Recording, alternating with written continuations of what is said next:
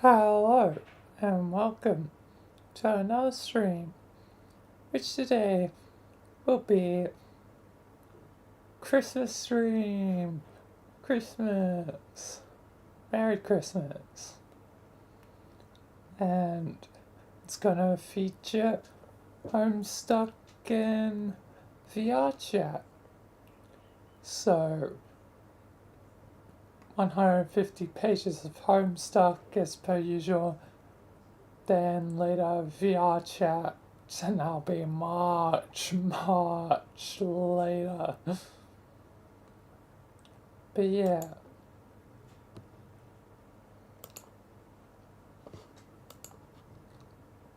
Either way, Christmas, so Merry Christmas all. I guess, ironically, Homestuck on Christmas, yeah, and all the references, Dave makes to, it's like fucking Christmas up in here. So yeah. That means also new things soon. New series that'll probably start soon. Quite some new games. But yeah. But that might all wait until after the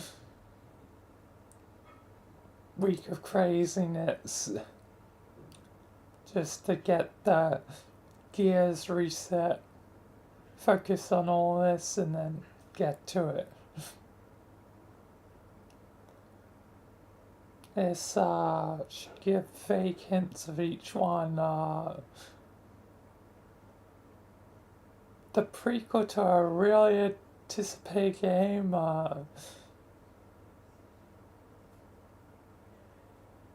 Choices in Zombies. That's the second one. One I'll just say outright because it won't matter. Yakuza Kiwami to get the upgrade, and it didn't even work. Hooray!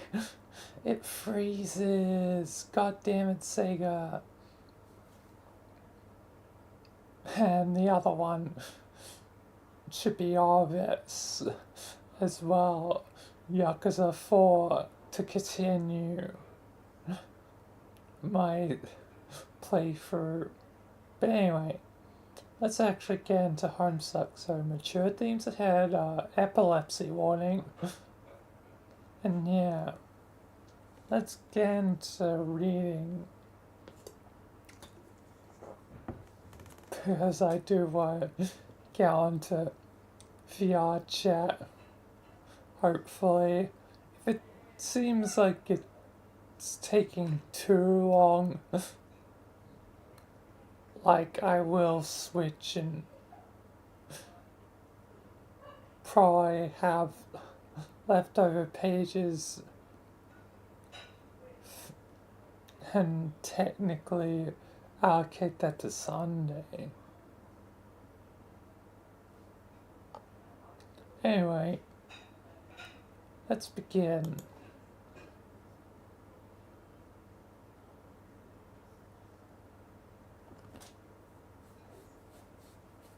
So the report is that I already said to some chumps I'm getting max fatigued repeating it. I'm on Earth, we need to be god tiers and die on slabs and junk.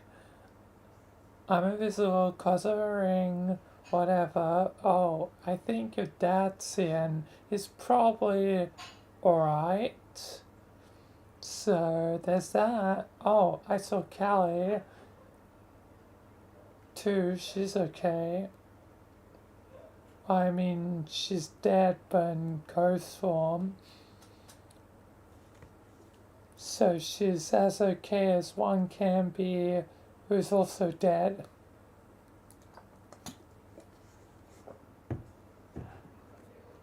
which is apparently just fine. So the lesson of the moral is you can be fine and dead at the same time.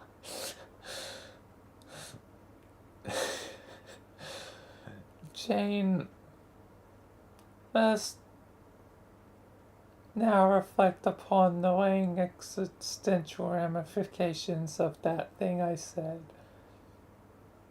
Yes.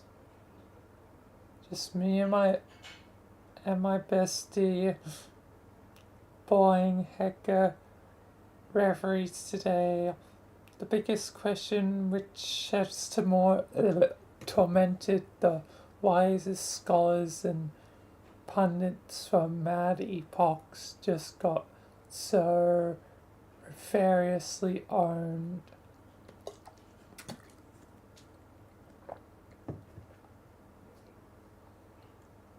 Hey, Kelly also said she would send you a B-Day thing. Did you get it? She must have sent a card which to make yourself, so maybe you're going to do that now.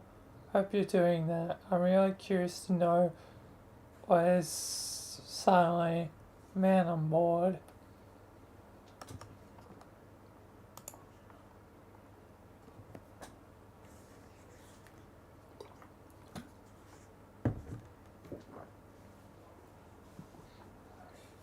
Like we got all this big deal crud to do and I can't even talk to no one.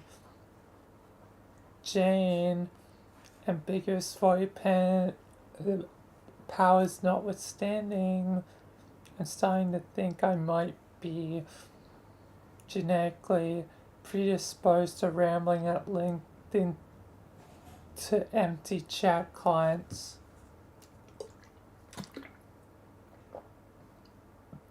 Well, hit me up if you see this. Maybe I'll try to text Fafetta, my dear precious Fafetta.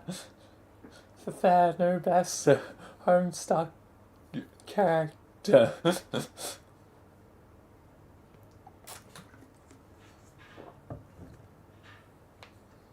I know she would never ignore me. Swoon.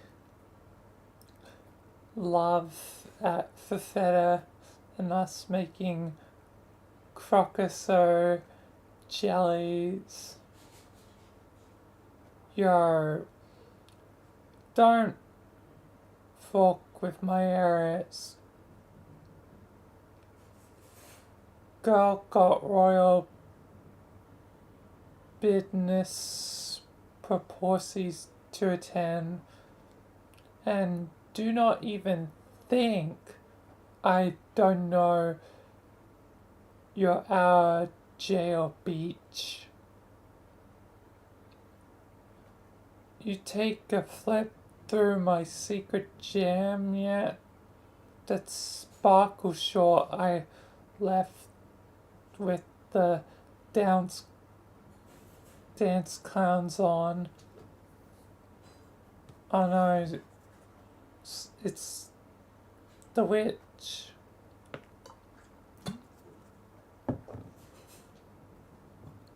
The wicked witch of the west, or the wicked witch of the... I can't think of a good thing. Alchemize Carpy's Juju. What the...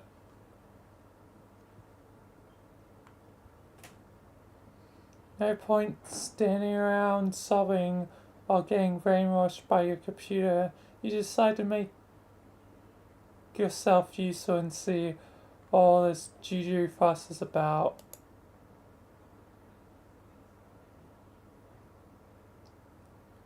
You got a green sucker at a cost of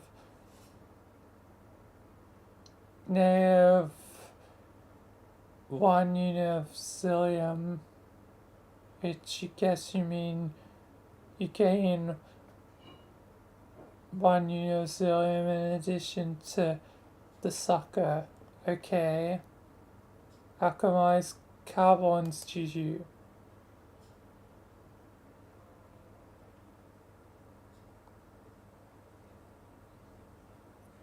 You aren't a big fan of the guy, but since they're supposed to do something special together, you figure what the hell.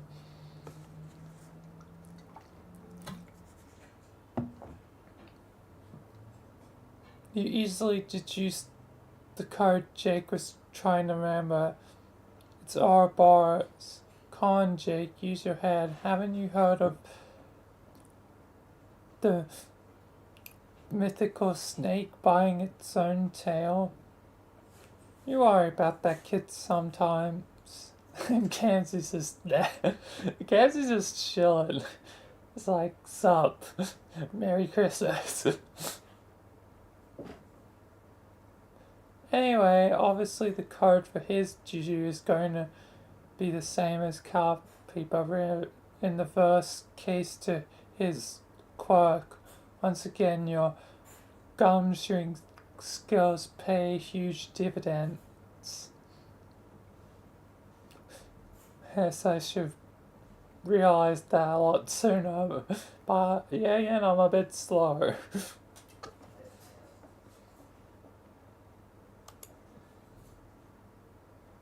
You got a red sucker. This one, unsurprisingly, yields another unit of Zillium.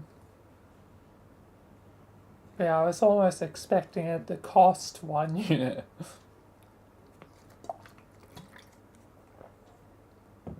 Salmon Jujus. Suckers. Yes, suckers. What's so magical about these things? You guess you're supposed to lick them, but what magic could possibly happen if you lick these? And what's so special about having both of them? Jujus are so mysterious. Like they seem to be attracted to each other like magnets. Oh, very strong magnets.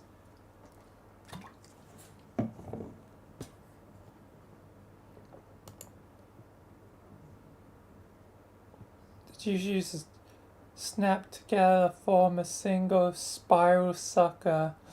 The urge to lick is suddenly overwhelming.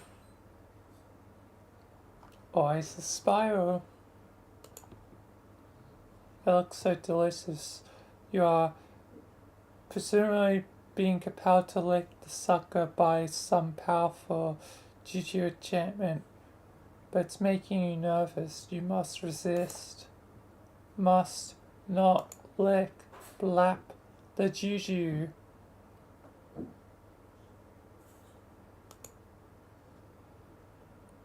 Engage.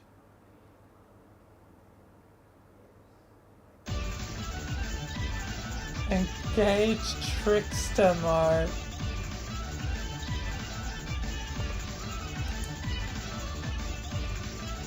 Why?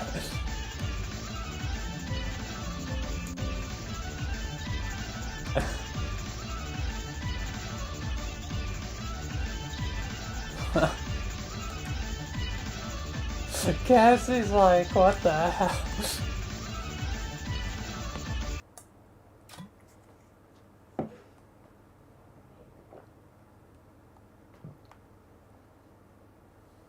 Blossom.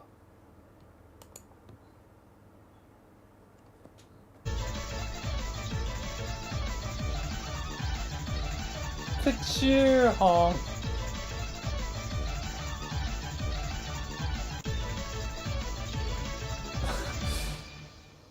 Jeez. End of Act 6, Act 5, Act 1. Yes, and now we're getting to the ridiculous. amount of hacks.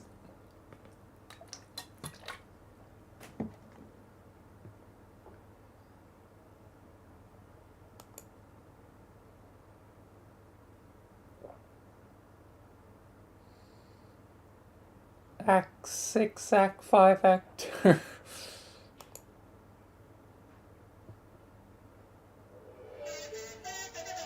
What the?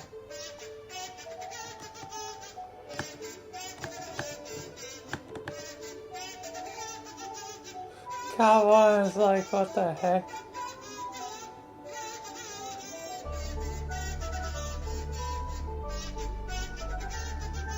I'm also like, what the heck, punk? What the bloody hell is happening?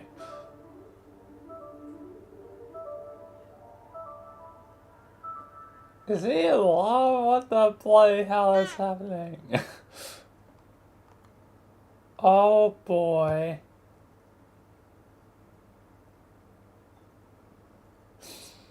Even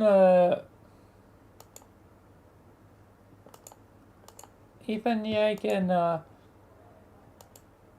the symbol has changed for the application. What the bloody hell is happening? This is where that one controversial thing technically happens, doesn't it? Jake! Jake! Jake! Jane, is that you? Hi, Jake. Jake, it's me, Jane. Hey, Jake. Know what? I love you. Isn't that great? Jane, what the hell happened to you? I always did love you, but I was too afraid to say so.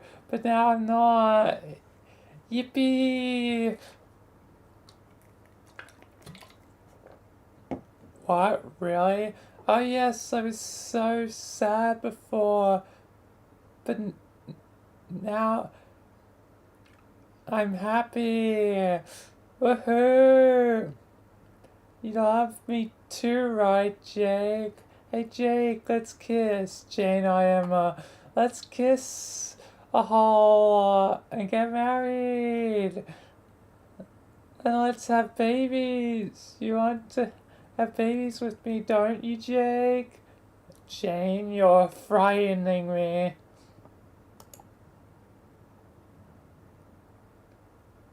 What? There's no need to be scared, you silly goose. Because I'm happy and I love with you.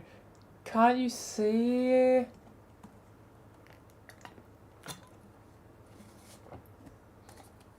No, Jane, you're seriously scaring the shit out of me.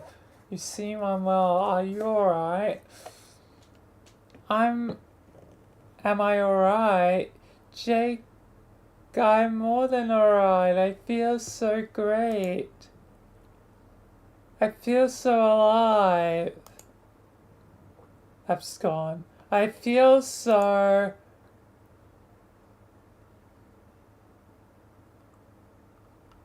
peachy. But it was something different initially. No.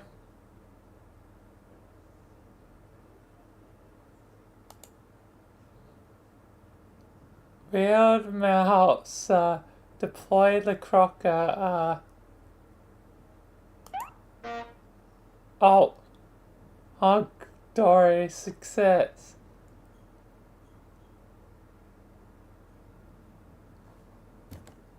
Oh boy.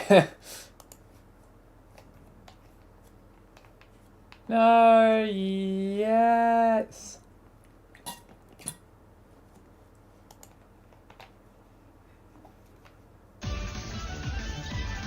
Help Jane investigate. Dancing animation too strange and vaguely unsettling to display at full size. I can't click on it, so it looks like a butt there and someone dancing.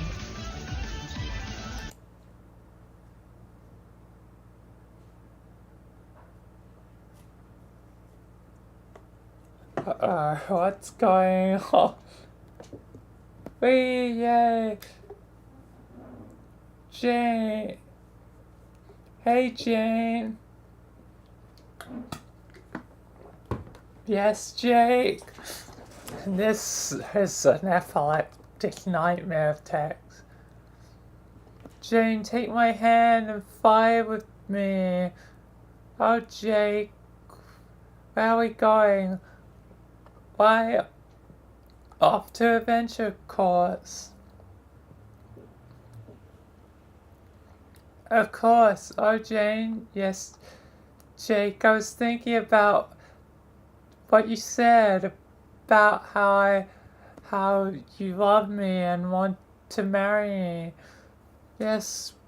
What about that? Let's do it. Let's do romance with each other.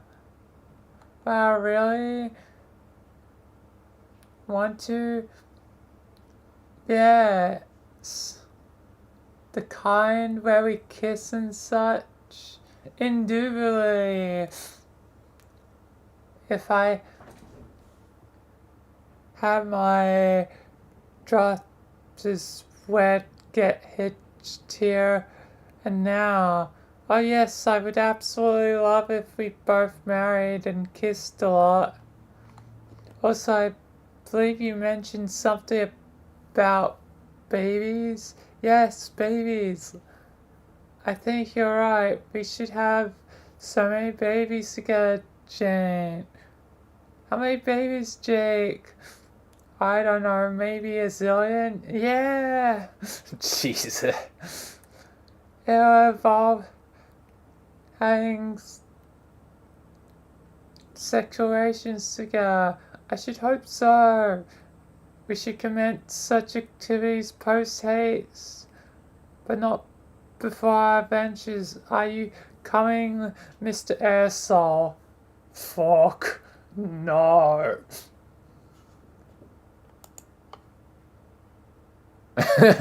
It's like, I'm out of here. Bye. Oh, yes, you are. Hop in, buddy. Oh, wait, it's Jake doing it. I thought he was like absconding the fuck out.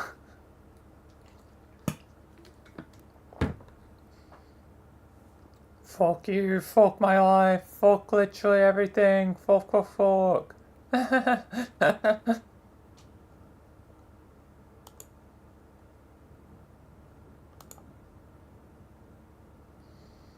Roxy,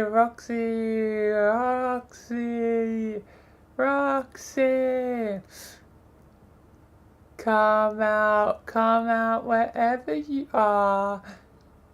We have candy. Do you like candy? Don't be silly, Jane. Of course she likes candy. You're right. Everyone loves candy. This is gonna be a bloody nightmare to read. Is there any way to change the settings?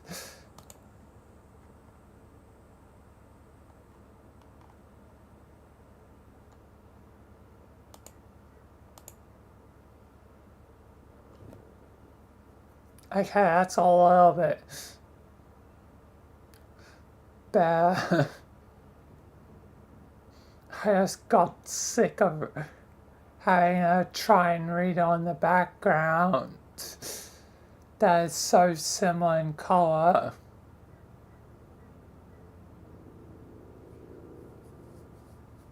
Anyway, I was like, you're right, everyone loves candy. What's the matter? Don't be shy. There's no reason to be shy. Look how happy we are. Oh, yes, it's so true. It turns out we solved all our personal problems forever and we're in love. Yes, we're gonna get married and have many children. Yes, would you like to come to our wedding? You can be the bridesmaid. Yeah, heck yeah, just another bride. But Jake, there's supposed to be only one bride, and that will be me. That's true, Jane. But what if Roxy was happy to me as well?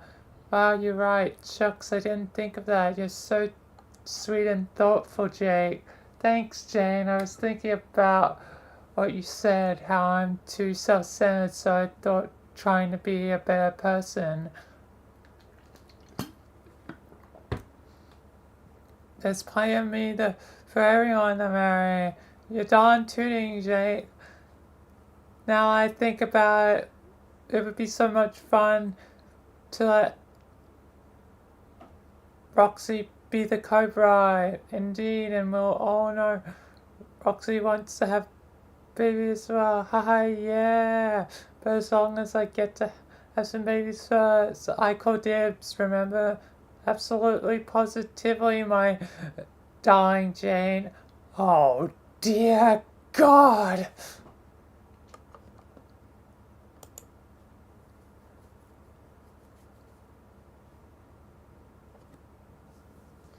Jane, I think Roxy is playing hide and seek with us. Jake, I think you're right. Oh boy, this should be a blast. You there, man in tall rumple hat. Have you seen our friend Roxy? What's the matter, fella? Cat got your tongue? Yahoo! Roxal! Ollie ollie, oxen free. Where has my BFFs gone off to? Short, short, short.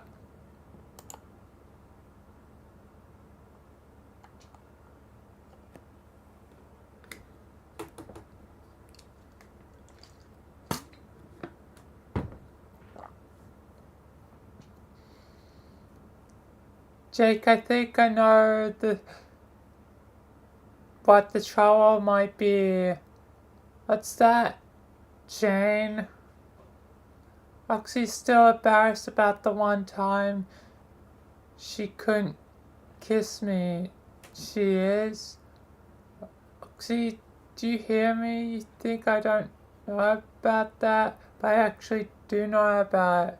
Dirk told me once. It was a secret, but it's perfectly fine. There's no need to be unhappy at all. I'll let you kiss me right now to make up for it. That way you can overcome your own personal problems and everything will be wonderful. Oh yes, let's all overcome our personal problems and grow together as better human beings. How does that sound, Roxy?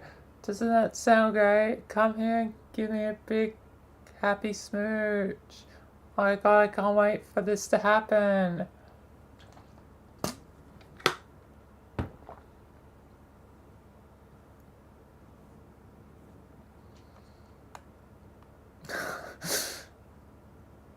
Bowich, please help me. My friends are completely insane.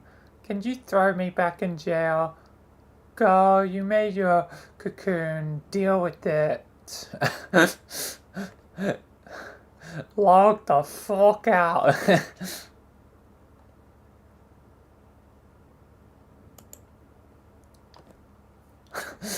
Jesus Christ.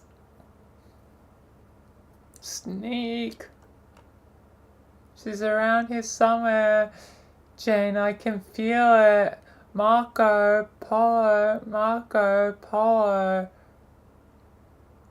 You stupid shorts, that's not how the game works. Oh god, it's the What Pumpkin. The most dangerous thing in the world. Marco. Polo! I'm so bored. Bump.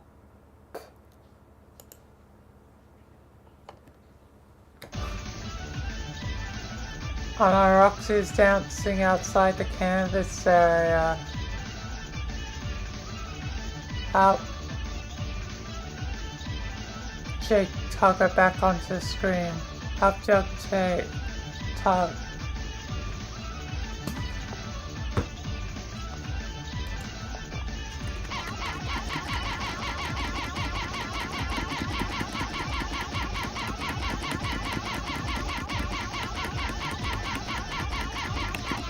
How long will this take?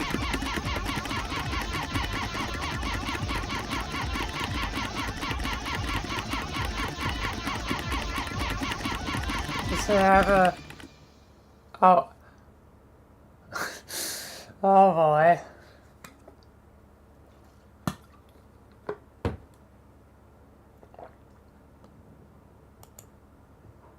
Oh boy.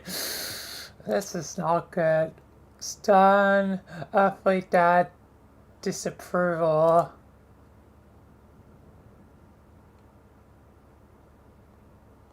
Oh, this is getting out of hand.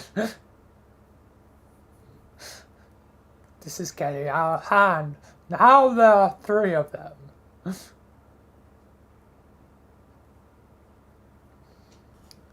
Let's not worry about saying the things back to normal down the line.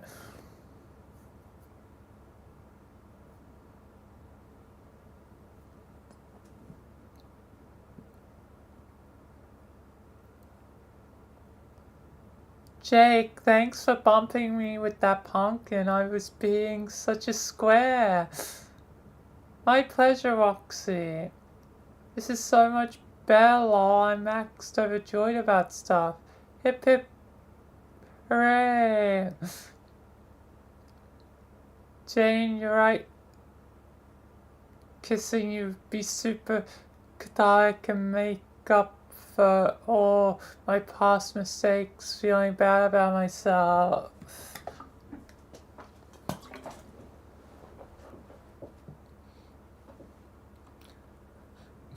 Doing the overjoyed thing for a while is gonna kill my voice.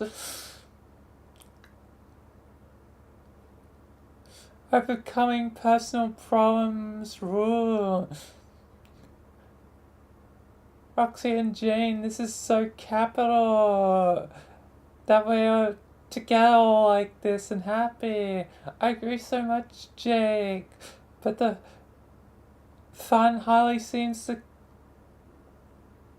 complete without Dirk. Oh golly, you're right. Let's go see him straight away. Well, hey, hold up. You guys. Before we go see Dirk or get triple married plus babies or whatever, I want to make a pit stop.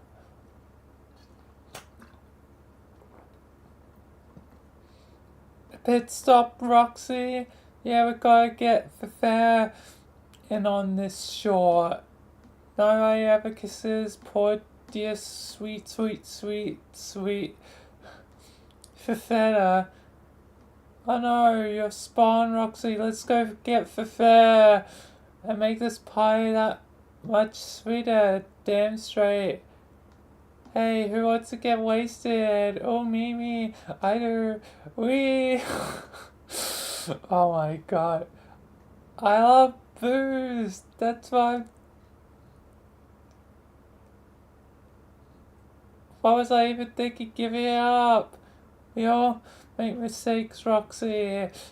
Yes. The important thing is that we learn from them and then solve our personal problems by facing them head on. Oh, yeah. Can you please just leave me here to die? a chance, wise guy. You're the life of the party. This is it. This is my punishment for doing evil, terrible things when I used to be people. I guess I deserve this, and yet nobody deserves this. Nobody.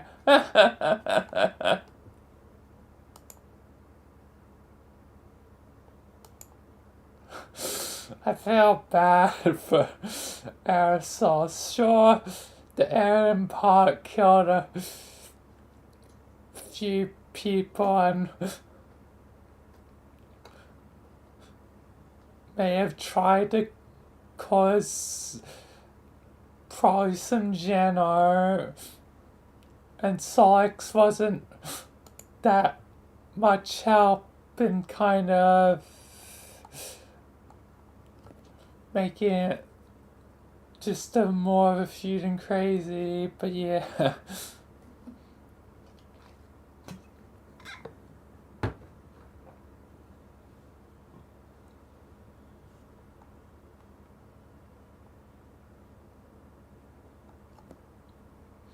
So, hey, the unholy combination of Nipan and Pfeffery.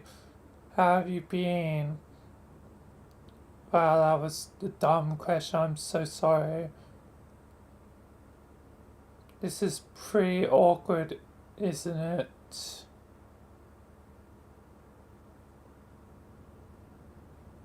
What was that? Fork. I can't bear a goddamn thing with these flippin' idiots doing their candy giggle rampage. Can barely even hold my own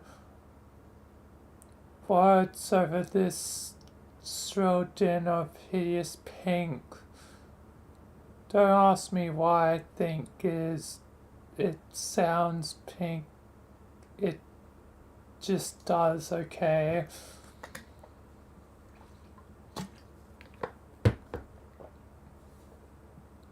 Anyway, I guess I've been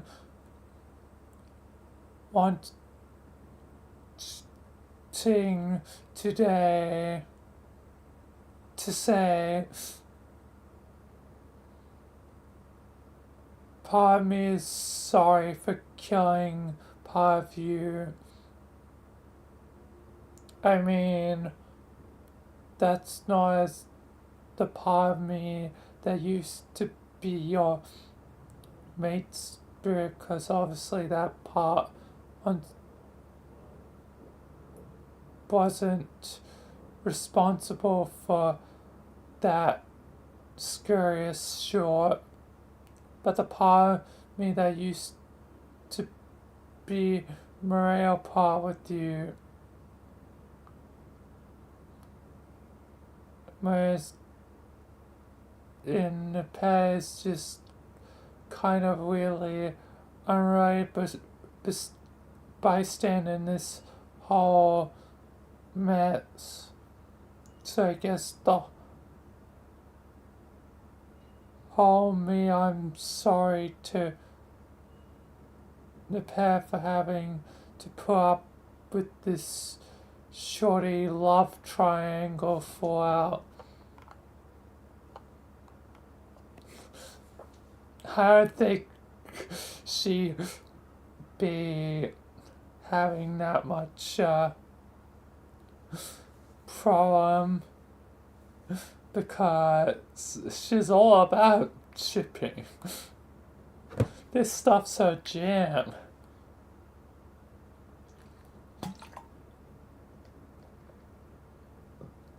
This is absolutely the shortest apology situation I can even fucking fathom. Can't get some legitimate feelings of remorse off my chest cause the chest has contradictory feelings to and the recipient is the amalgamation of the wrong pie and someone who could not give a bloody shorting fork about this. Never mind, this reconciliation has been an absolute disaster. Can we at least come to terms on a sound policy of fork Gamzee?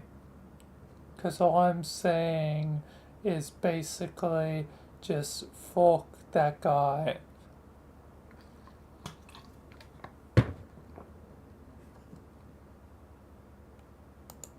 Everyone hates Gamzee.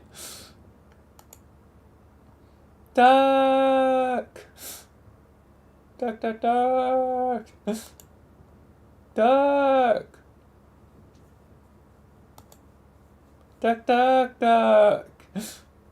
Son of a fork. Did I say anything different about us, Doug?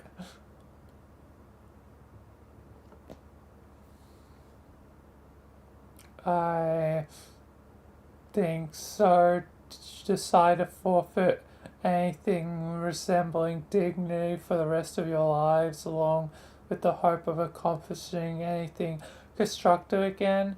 No, you silly goof. The difference is that we solved all our personal problems. Roxy, are you drunk? I mean, in addition to being high on something and magically insane.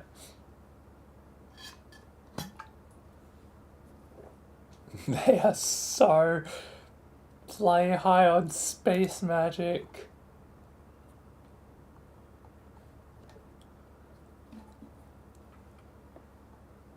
The only thing I'm drunk on is the feeling due to face all my problems is instead of run away. Plus, also maybe a little alcohol. But that's it. Hiccup. Solved all your problems. Yeah, you guys look like you're in great shape. It's so true, you should try it. Try what? Solving up pros. That's what I call problems now. Fuck off, my problems are fine.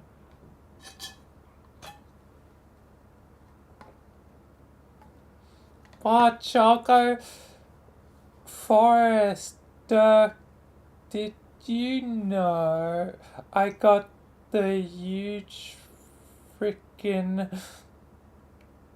crunch on you? Yes. Oh my god, it's so good to get that off my chest. We should get married, Doc. You wanna marry me? No. But we're all getting married. Everyone is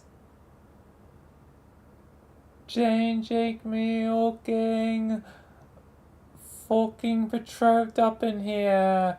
Not to mention some Babs in the works. Implying that sex happens. Roxy. Even if you're bringing out random ass confessions in any way constitutes solving personal problems, it does not like that was ever a secret. I always knew you liked me. You told me practically every fucking day.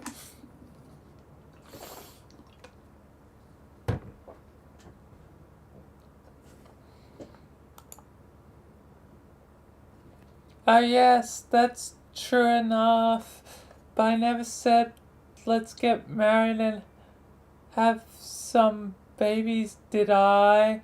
No, you actually just did that to a number of times. Oh, I did? Well, this time I got a wing ring. Come here, Australia. Put this fork on. No. That's what. Get out of duck, run! Run, duck, run!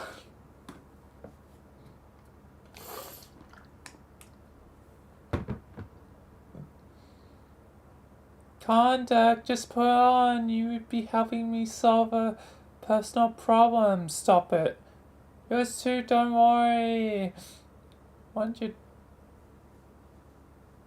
dumb pros to get the fuck off. This won't solve any problems. And you're all fucking morons. Flip spin.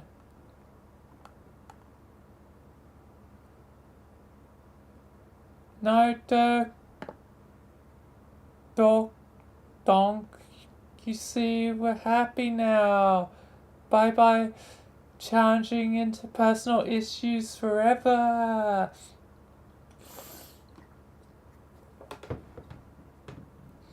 You're not happy, you're demented. And how exactly does it solve any of your problems getting all candy up to go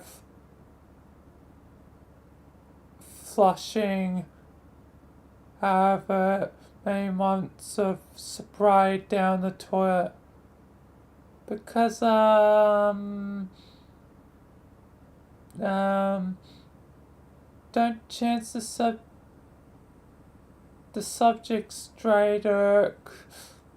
You gotta kiss me while I was dead. That wasn't fair. Help me rectify this problem of mine where I have no recollection of our sweet snog. No way. Dutch, bring now. Bring the makeouts. Get away from me. I have a sword.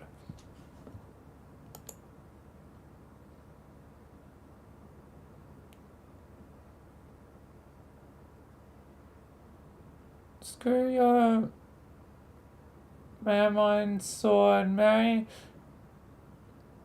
me as a and have my babies.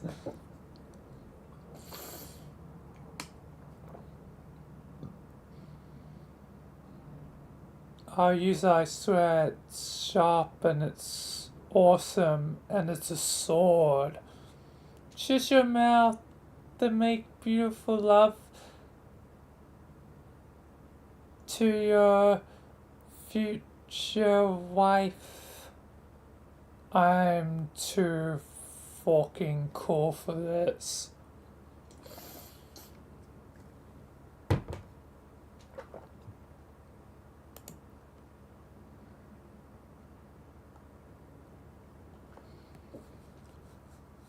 Mr. Bro, listen to my advice. I think you should just go for it. This is coming not only from your mystical guide, not only from an alternative version of yourself, but also from a dude with a fucking spectacular bod. We both know you're never going to be happy under ordinary circumstances. You just do not have the right kind of think pen to sustain that emotion. Look at me, I needed to merge with the sway guy with horse who loves horses in order to be happy. Gosh damned horses, Dirk. I think about them all the time while I flex and it makes me smile. It seems that similar extreme measures will be needed for you as well. Whatever. Poor Dirk. And they kiss. Yeah, dog!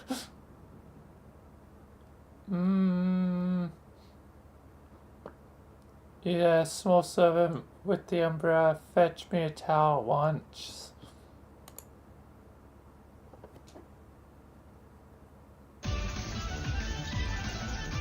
Help Dirk escape to the side.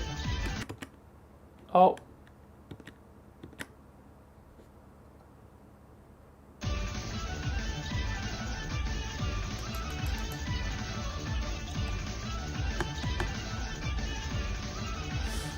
Mashing it makes it go to the next few things. Yay, whoopee! Yeehaw! Come on, Dirk, dance for us. Oh yes, please do a dance. No. Dirk, don't be a prude. Stop being a silly. Tie us and cut that rug. Yeah, Dirk. Do the robot. No. Yeah, Earth. Let's see you clap and laugh. No. Dirk, do the mashed potato. No, I see cabbage patches. Do the cabbage patch, Doc. I know the cabbage patch. That's the VR chat. Default dance. Absolutely not. Haha, dude, this is heavily ridiculous. Your brain is so impetuous. Not even this asshole candy magic can line you up. I'm so motherfussing amused by this. Shut up. No, Dirk is right, just give it to the feeling. Good and drop probs. I'm afraid he can't. Hyper Sugar Roxy. His mind is as dense as my muscles are strong. By the way, would you like to feel my muscles, Roxy? Oh yes, Plux. God damn it.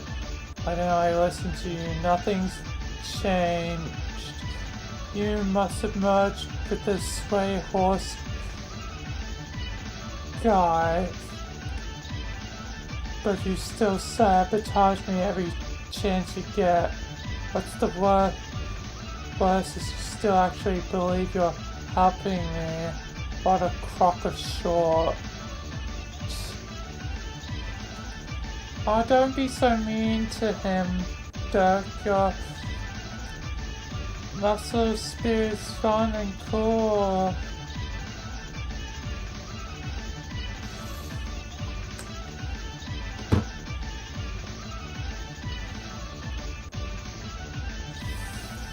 Oh my god.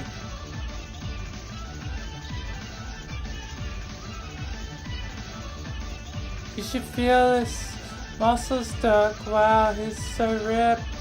The swoon. You heard the woman, Dirk. Quit stalling far over here and touch my goofed on muscles. For the last time, I'm not touching your stupid muscles.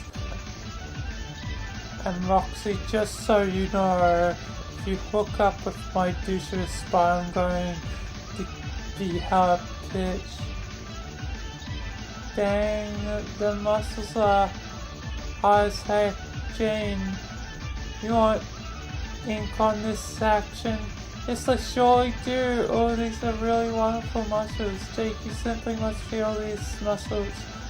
Bob, howdy. Think your doppel, who's it? His freaking cut. He's truly a man's man.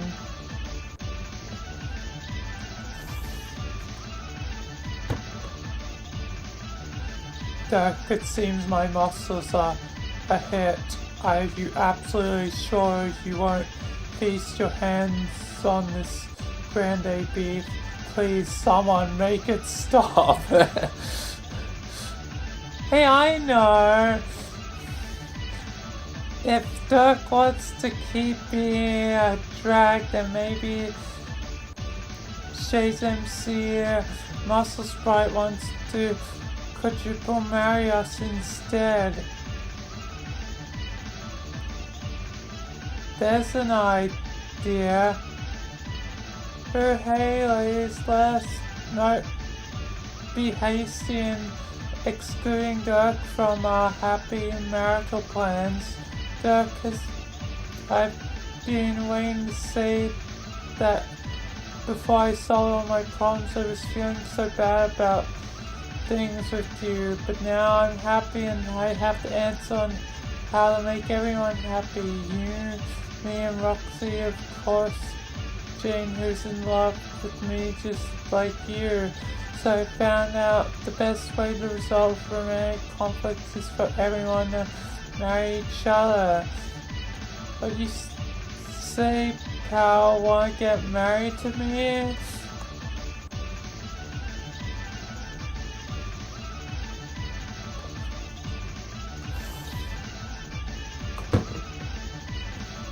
Jake, I'm not marrying short, and frankly,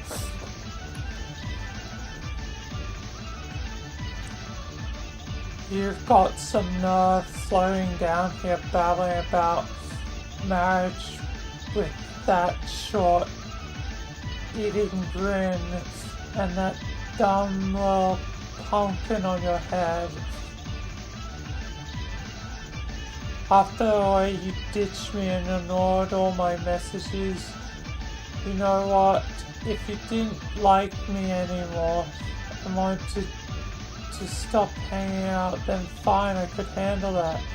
But to just completely shut me out like I don't deserve an explanation, that's just cowardly. Why couldn't you just man up and talk to me? You act like I don't have feelings, like I'm some kind of robot. Well, you're wrong, I do. And I use those feelings by starting to feel like you're actually kind of an asshole. So whenever you were so afraid to tell me before, you're fucking sugar high. Don't worry about it, I'll save you the trouble. It's over, Jake.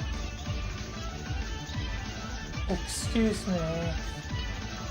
Yeah, unsavory concoction of raw gin, peasantry,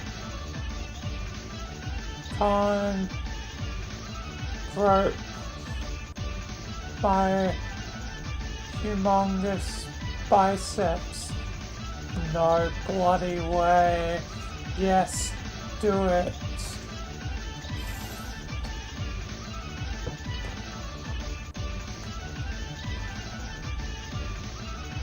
Pecus, why are you acting like such a bold sniffing toolbox? What the hell happened to you? And why are you wearing that guy's lame glasses? Take those off. Even you have more style than that. Alright, no takers then. I see a pair of grotesque Philistines blustering through the same coarse ignorant style. What about you, Miss Unpalatable combination of Feffery and oh no. What?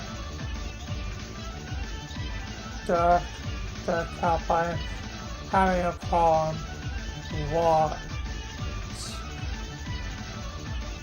A part of me is having a very strong emotional reaction which I don't like. It's a part of myself I'm ashamed of. What part? The troll part. It did something shameful once. I do not find such emotions to be an acceptable feature of my new existence. How can I make this feeling go away?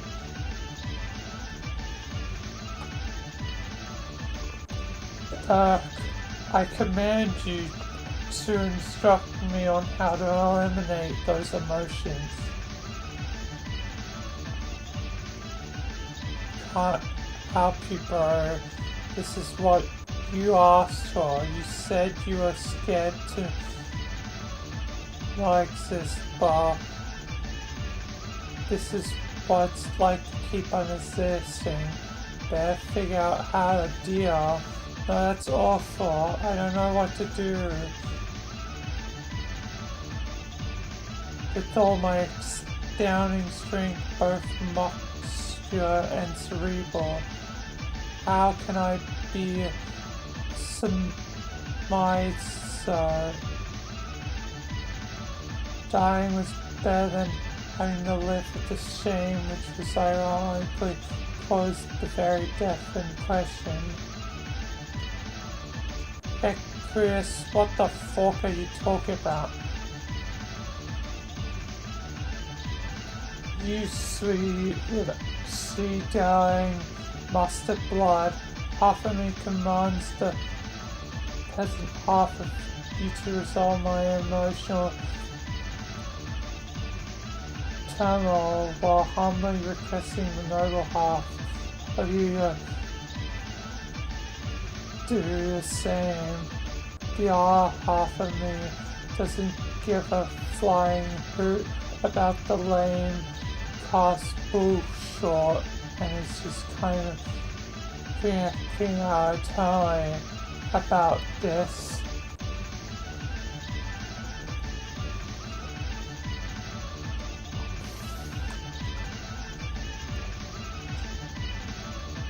This is madness, just listening to this song while reading a very long page.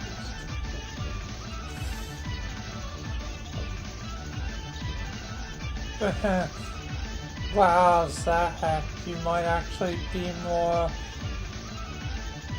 a mess than me. I'm fucking impressed.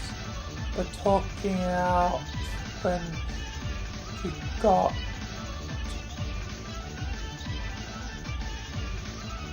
aims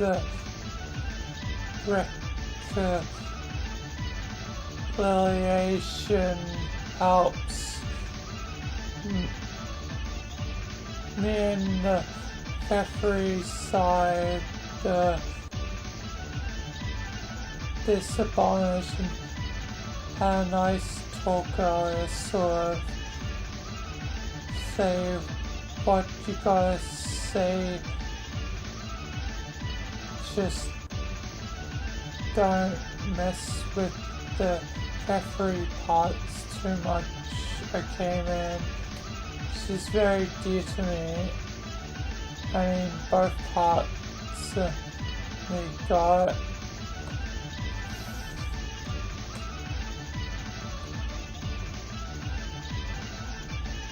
You're right. I must speak to her in the pair. I swore that I would protect you, but I failed.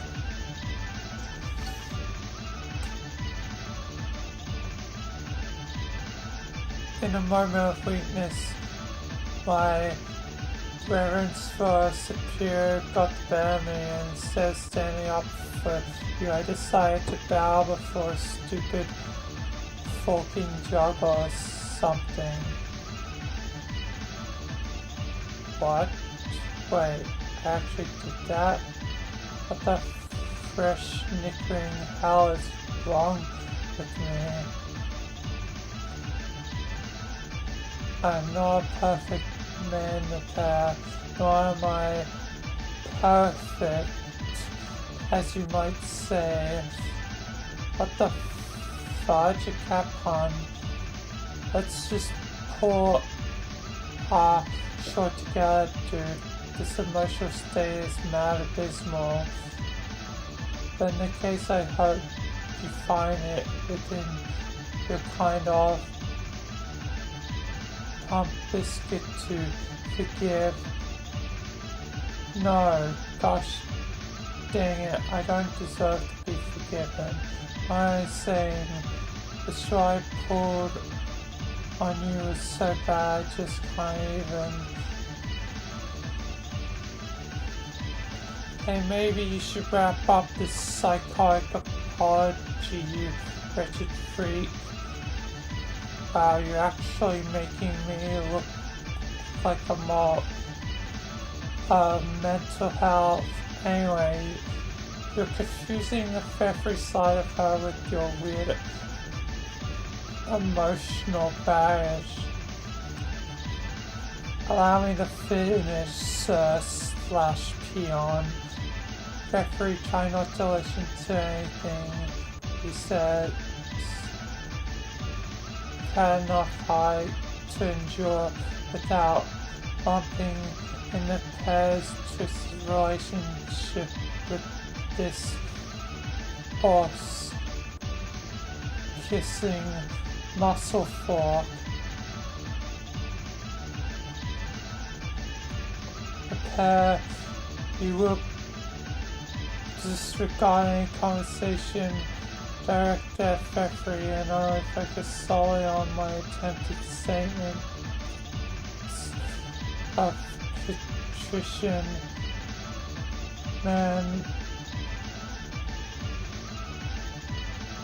what right do you have to order the pair to do anything, let alone listen to your conflicted whining? Seth, can you believe this guy? Do not address Pfeffery while I'm talking.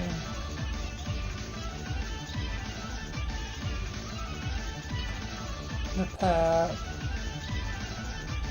It's confusing the pair, who's critically and absolving me of guilt, even though I probably don't deserve it. For your absolution, I take back my advice.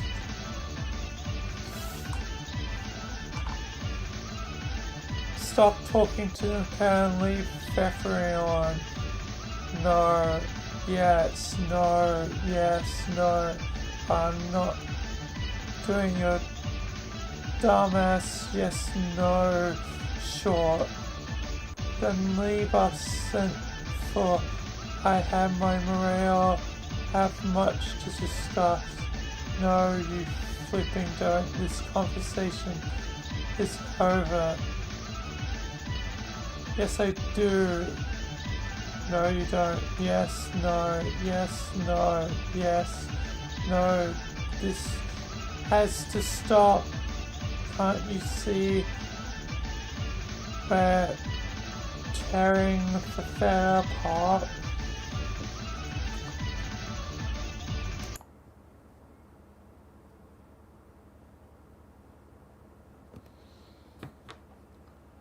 Oh, I think it's gonna explode.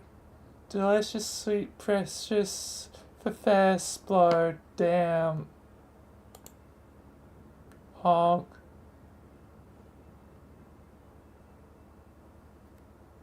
Alchemize. I'll alchemize in just a sec. Just gonna quickly go AFK. So I'll be right back.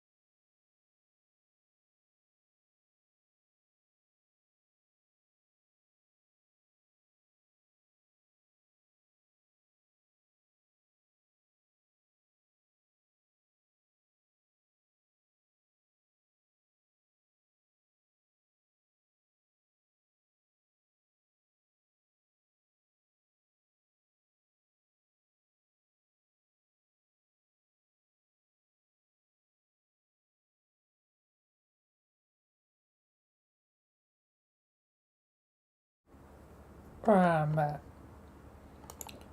Let's continue.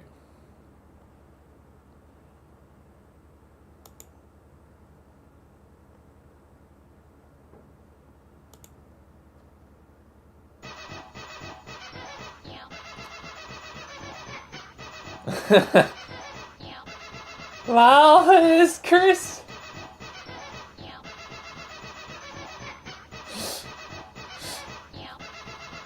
This is really perfect timing, huh? Merry Christmas, all.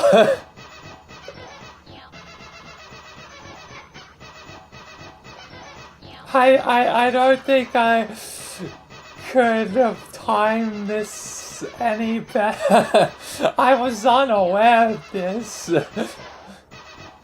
But sometimes the universe just works out perfectly. Oh boy. This page isn't even on technically Christmas. It's like a month after Christmas. Anyway, enough of Christmas.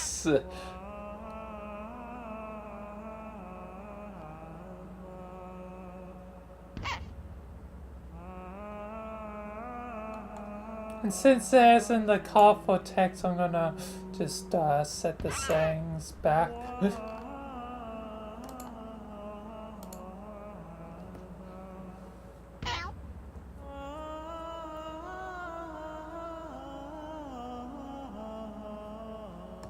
Alright.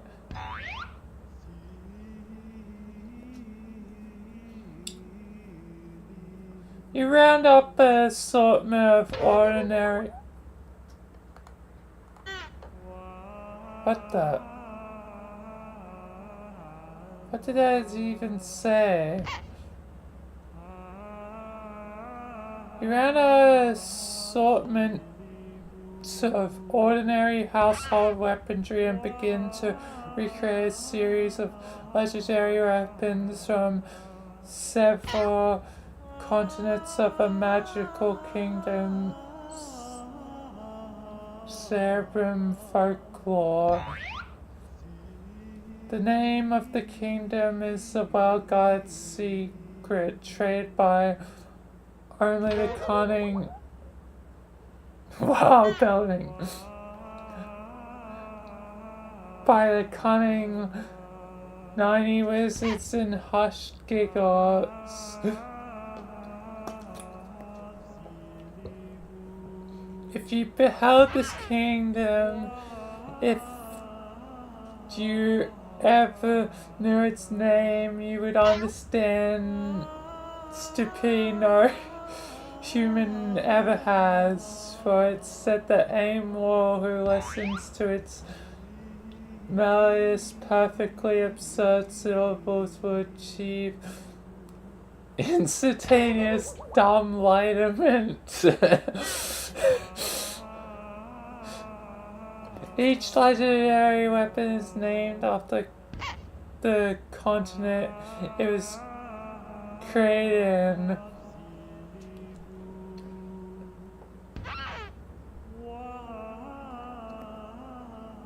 But no one in the kingdom knows the name belongs to what continent, not even the wizards.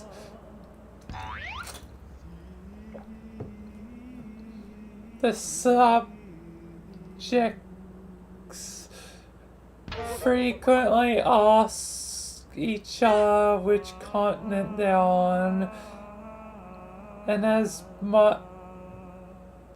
such, every conversation tends to sound like an Alcon constellar routine. Some have even speculated that the Von Villain conjure are the kingdom's mirthful messiahs, but this is a matter of heated debate amongst the variation of bologna scallops.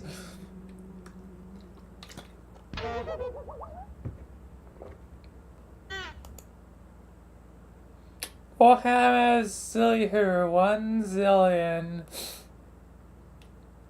There she is, forged in fire by the smiths of Pippermop, commissioned by the Sage Lord of the Basil J. Fightum in the realm of the Snarkly Fuzz McGovern. You make the Warhammer Zilliher.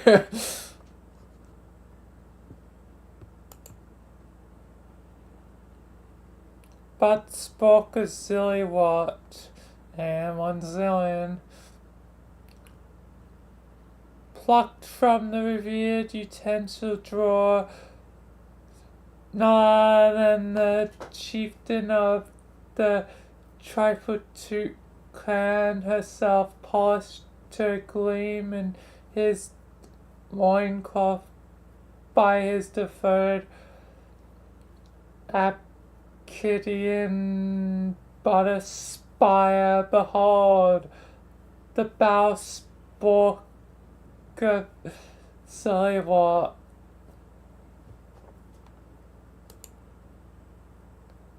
Flintlocks of silly how. I'm just not gonna by saying 1 zillion every time. It's always 1 zillion. It's silly. It's so silly.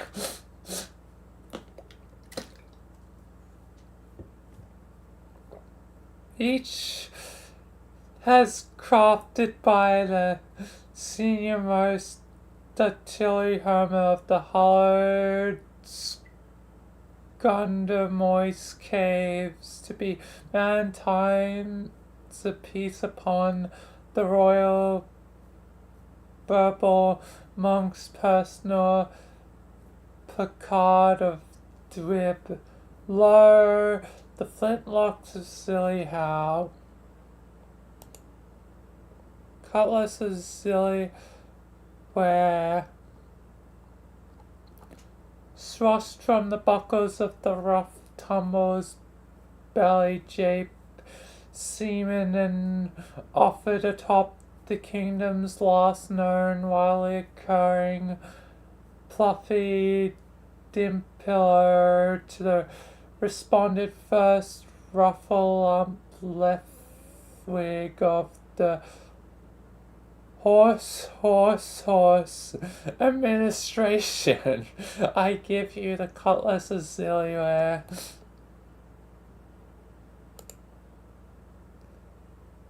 Blunderbuss of Silly Y, cast from the most priceless sippy clink ores mined from the famous swooping volcanoes, owned and credit by the distinguished Maximilian Hot Pockets Puckashaw Jr. So we got like a Maxifier, hell yeah. It was called in a chance spring where virgin horses bathe, and yeah, this is just Dark Sword. I kinda just like and then immediately back to happiness. This is a silly witch. Flippy dippy do bump bump shred double floppy mumble scurry noodle scoop pizza bubble pizza bubble mip mip mip. Check it out, the Thistles of Silly Witch. Silly Waves. Silly Waves saw her.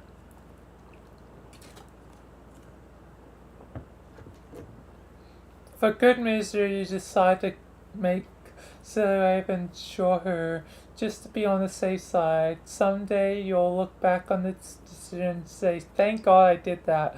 What's next?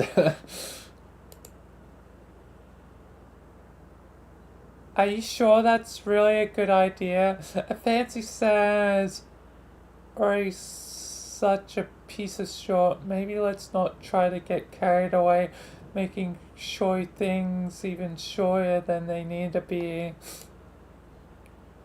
You make a zilly Santa. I guess that's fine as long as you only make one. It's truly Christmas. Oh God. Oh fuck, you made a bunch of silly Santas. Christmas. Wait. Oh my God. Okay, so I think we moved this along, don't you? Hello, fucking teens.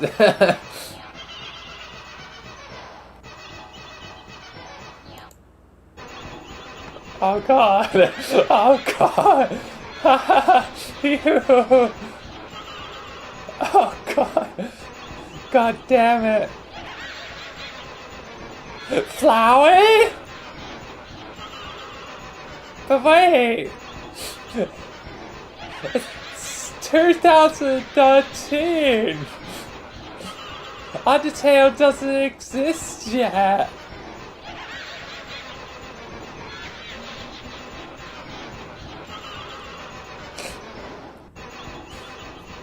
God damn it, we're just gonna zoom in forever on this sound, aren't we? Okay, we're done here. What happens if it completely zooms though?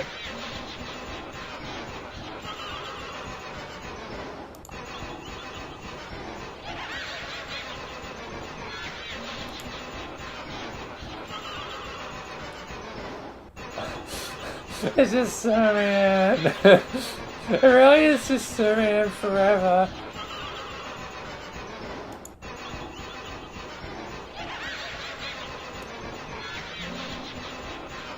I'm turning it down for myself. I'm gonna turn it even more down for stream.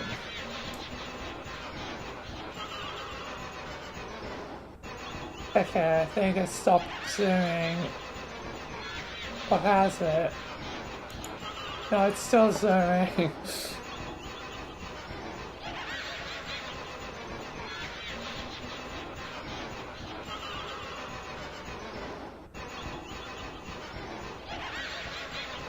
Nice nose you got, Santa.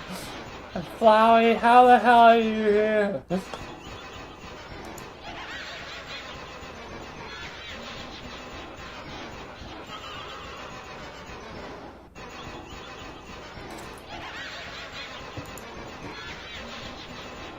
Does it become like really pixely if I just continue away? Flower, you're like 2 years early, man. I know at this point Undertale probably was starting to maybe probably into maybe conceptualization, maybe. Oh, the end. I reached the end of it.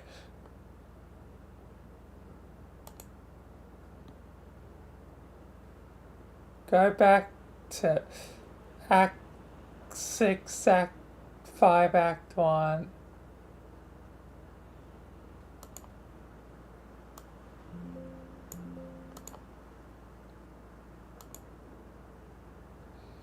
Okay, I can probably reset the sound at least a little. The return to the safety of Act 6, Act 5, Act 1. You finally slip out of the fabled peach birth trance of the jerk blocks and cease cracking in the sandwich throws of the goof jester tongue, stubborn though they are, though they were last never speak of Act 6, Act 5, Act 2 again. What the fuck? Just what? What? No.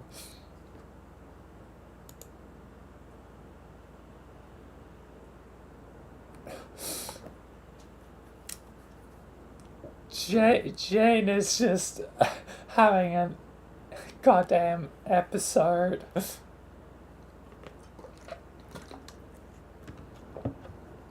I can't blame her. I can't blame her. Please don't type in the narrative prompt. You can't fucking do that. Do what? Go backwards. This isn't backwards, stupid. It's forwards. After all the tricks to short happen. I mean, backwards by an act. Or an act. I hate the things I'm forced to say and acknowledge it as real because of you. I can go back all that acts I want. The acts are kind of meaningless anyway. Besides, tricked mode was getting obnoxious. No, it wasn't. Yes, it was. No. Yes, no. Let's not do the aqueous yes-no thing. It was great. It was the best thing I ever unlocked from your bullshit monitors. Do not erase the only awesome thing I ever saw these assholes do aside from dying.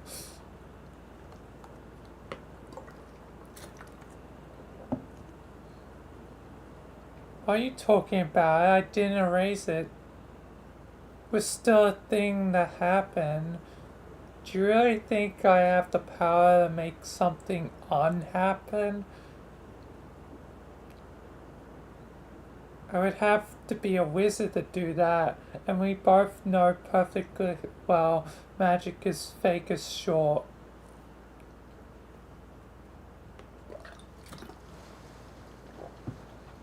I want to see more candy antics, you awful fork. Send me back forward to the next act. No way. What if that was the solution all along to Lord English? Just send him to the Candyland and make him watch candy stuff forever. Problem solved. The way to distract the Lord of Evil is just to make him watch dumb candy antics for eternity.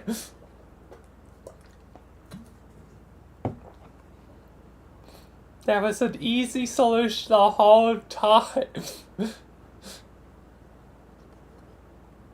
the narrator's now potentially being the greatest fool ever in Homestuck.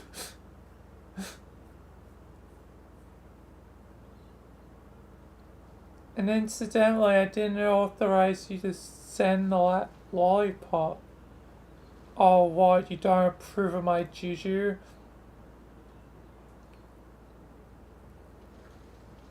Approve of kids doing something kind of like drugs and making dumb plans to get quadruple married and have babies? No, I don't approve of that. Besides, that's no way to make progress. You don't just give the heroes some cheap game-breaking candy, let them pass through the whole adventure, and their personal issues. That's some Deus Ex Machina short you're trying to pull. Yeah, right, more like Delicious Ex Machina. lame. Go back. No. I mean, go back forward. No. Go back forward to act, whatever. No. I want to see them finish their candy romp. No. Yes. No. Yes. No. Yes. No. You piece of short. Fuck you.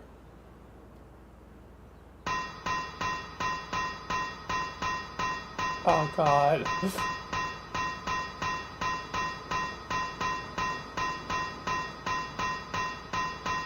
Can't quite read that text. It's jumbling around and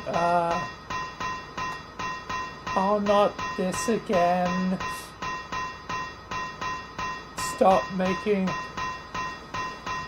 the thing go backwards. Why did Gamzee have to give you the crowbar?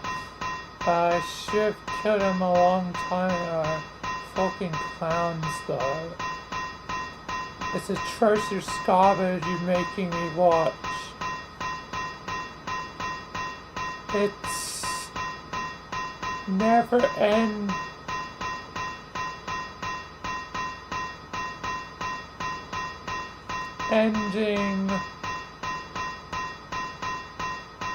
enough without making me go backwards through acts. You are literally the most incompetent arsehole at doing this. Whatever this is, whoever fucking live, put the crowbar down. No. Good grief, poor Jane.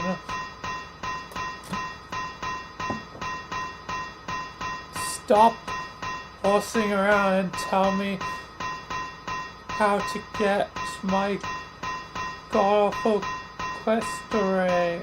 Oh, fine. The spoiled baby gets his ball again. Put the thing down.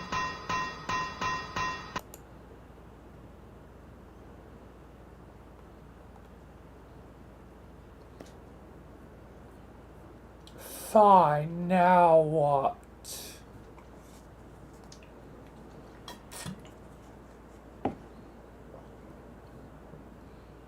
Carbon, first let me explain something to you. I guess it falls on me to teach you these life lessons because as pleasant as the idea is for both of us, I'm the closest thing you will ever have to a father. You see, teenagers are sensitive and beautiful creatures. Oh, not you, you are repulsive. But most teenagers, I mean, you can't just force them to sell all their issues with this sane, psychotropic game power-ups. They're going to have to face all those issues themselves, or they will never learn and grow as people. Who cares? Oh, you don't, but human beings do. The journey itself is more important than the destination. The struggle is what builds character and teaches us about ourselves and about life. Bullshit.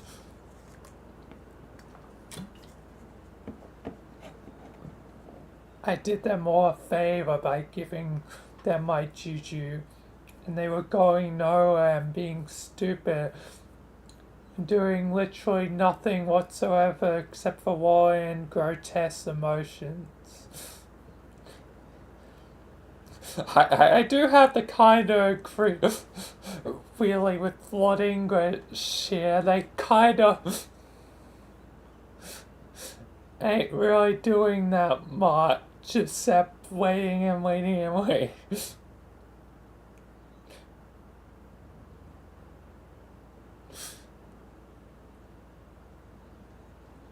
But I guess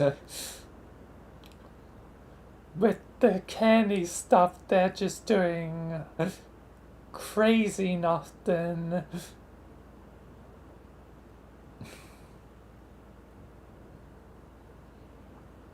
Look how much great stuff they got done because of me.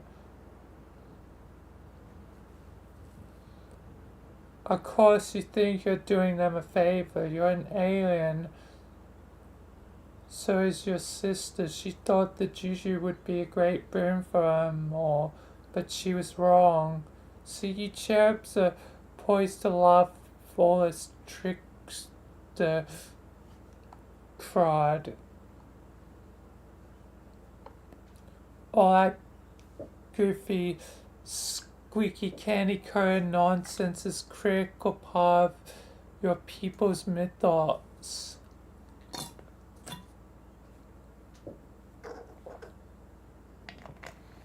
The sugarized silly junk sort of embodies a unified field of absurd platonic ideals to the cherubim.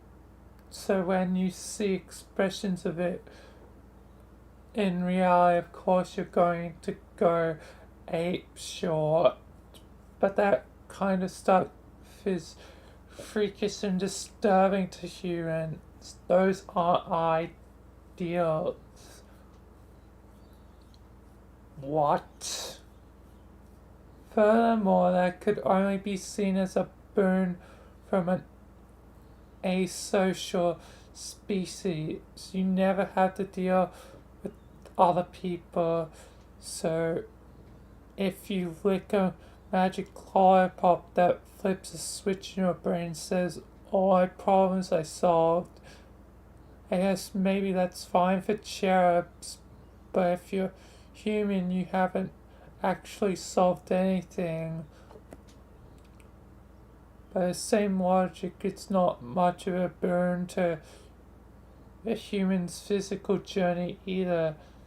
Using an item that lets them start maniacally powering from point A to point B isn't doing them any favors. I have no idea what you're talking about.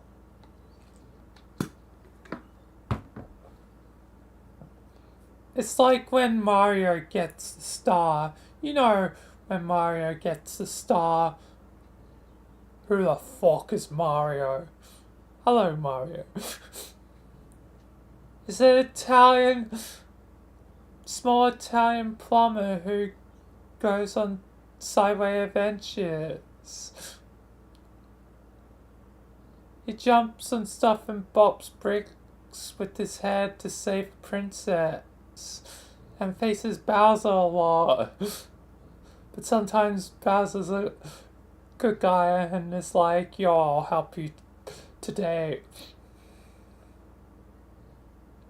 And sometimes there's in one of them there was a guy called Diamond. Because of course, if Mario's brought up, I'm gonna mention goddamn Dimension. Give it, you know, here's my goddamn YouTube profile picture. What's Italian? What's a plumber? Never mind what Italian is. It's just kind of the guy on I'm half Italian DNA. Fine enough. And a plumber is a guy who fixes load gapers.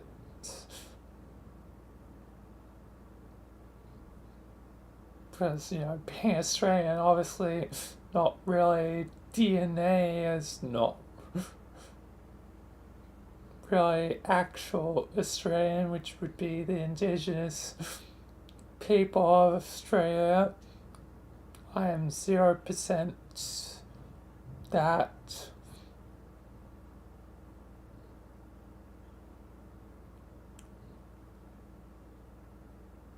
what's a locator? Sharp. Anyway, sometimes when Mario's running sideways, he gets a star that makes him magic and invincible. Oh, you mean becomes Trickster Mario? Yes, but less stupid. So for a while, he starts. So for a while, he becomes flashing, hyperactive, and nothing's challenging anymore. He starts barreling over mushrooms and leaping over pits as fast as he can. And then gets to the end and jumps on the flagpole, and that's it. Mario wins. But the point is, he didn't really win. The Magic Star was actually devastating to his development as a human being. Why? Because he skipped over many critical trials on his spiritual journey. Mario needs to stomp on all his mushroom. He needs to bonk those bricks with his head for the sake of his personal growth. By using the star, he is denying himself many powerful moments of catharsis. I don't know. Maybe Mario isn't the best example.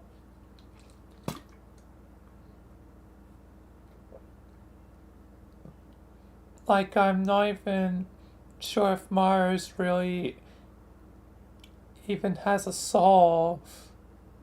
He's kind of like a one-dimensional friendly cartoon plumber. So maybe this stuff doesn't quite apply to him.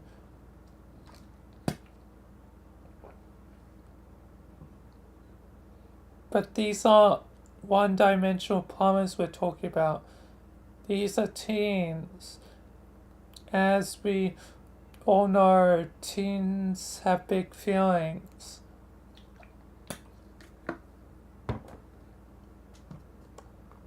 I can't take any more of this. The discourse with you has been more grating and unpalatable than usual. You said you helped me speed up my quest, but all you did was trick me into hearing another conversation in which you indulged yourself to an extent which I cannot even believe. I'm going to hit things with my crowbar again. No, don't. Jane is still nursing a wicked hangover, you ask. Then be useful to me.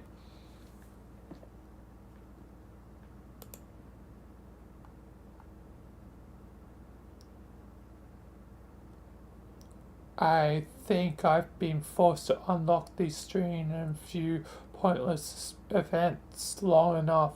My quest is dumb. I want to know how to get on with the real adventure. Has it occurred to you that your quest in its limitless tedium and thankless busy work was designed to facilitate your personal growth?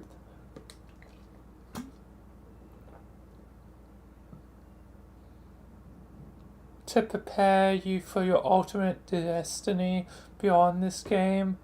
No. Anyway, didn't you say one time I was incapable of growing? Alright, but has it occurred to you that it might have been designed to fork with your head and serve as a punishment for being such a horrible little short?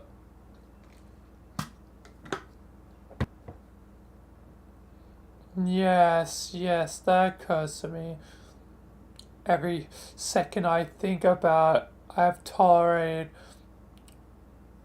many aggravations and I am prepared to tolerate many more if it gets me closer to triumphing over you in this moronic game.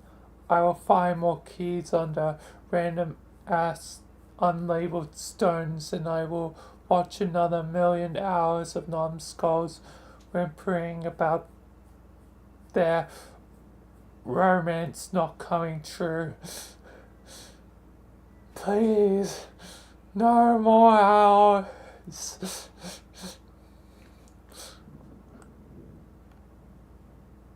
I will endure more of these apparently ludicrous acts,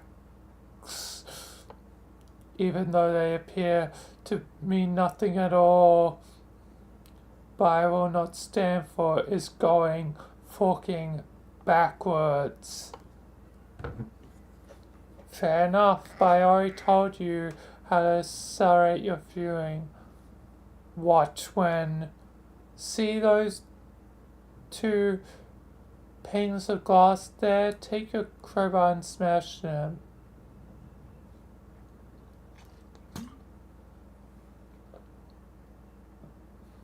Yeah, I forgot. Is that the only way to go to what's next? So that I can put my plans in motion? Yes, you should be pleased by the irony. Smashing the glass will cause you to reflect upon a lifetime you have yet to spend breaking stuff. Is the irony not fucking delicious?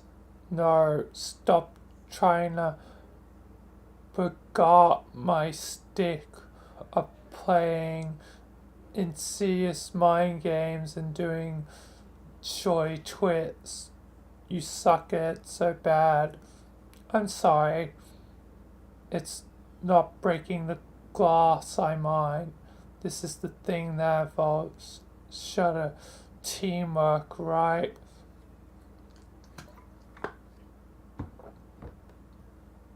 Yes. You're gonna have to turn both keys simultaneously. It will teach you a wonderful lesson about life. Fuck. Don't act like you aren't secretly having a great time there with your new friend. You're practically the ringmaster of your own little dark carnival by now. And you're loving every minute of it. Don't deny it. No, I'm not. Similarly, you'll have to face the fact that literally all your adventures are about learning the value of teamwork and friendship. The two razor sharp edges of the mighty Excalibur, which every hero should keep in his gaband, even shy heroes like you. Fine, I'll do it, but only because the alternative, if I talk to you for even one more second, would be so much worse.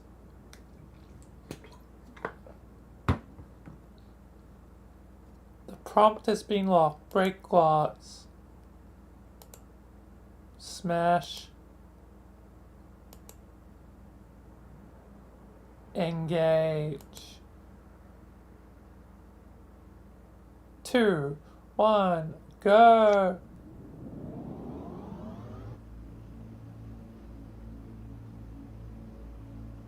Oh.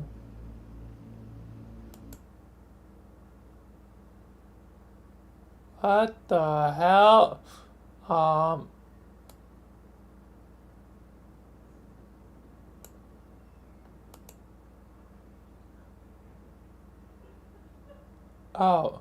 This puts me to the other side of the page.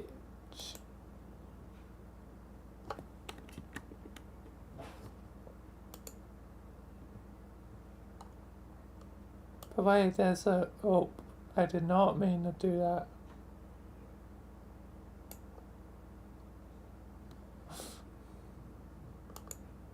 Whoops a daisy.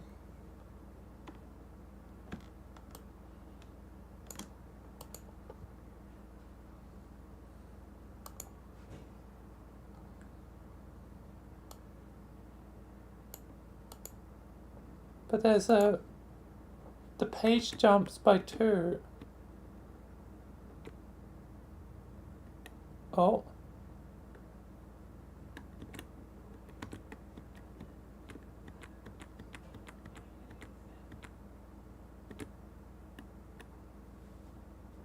Weird.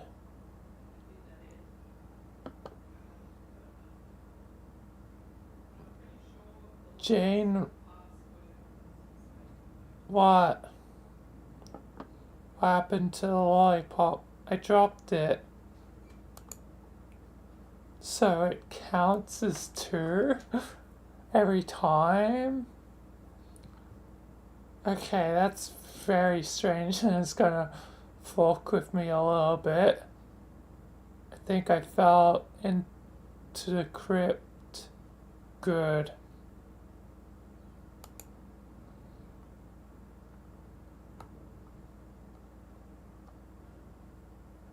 It's definitely gonna fuck with me a bit.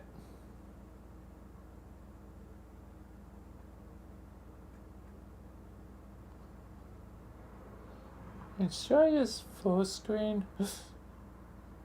this, or should I get this back as normal? I should probably fix that.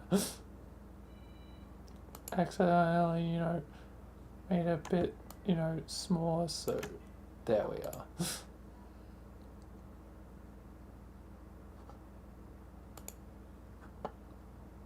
Anyway, Roxy, you know what?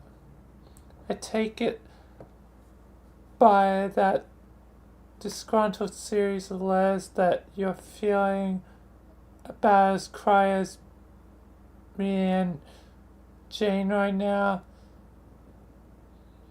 Yeah, Jake, welcome to Hangover City. Population, some extra chumps besides me for a change.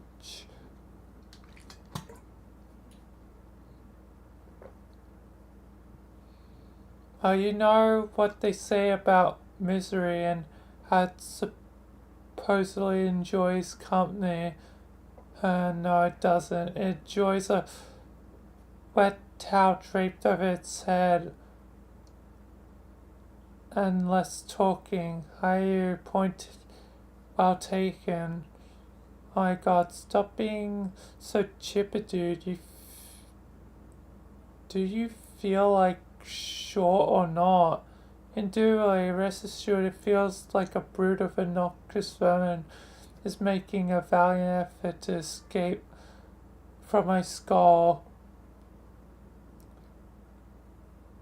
Lol, Jake English with the hangover, everyone. Slow clap.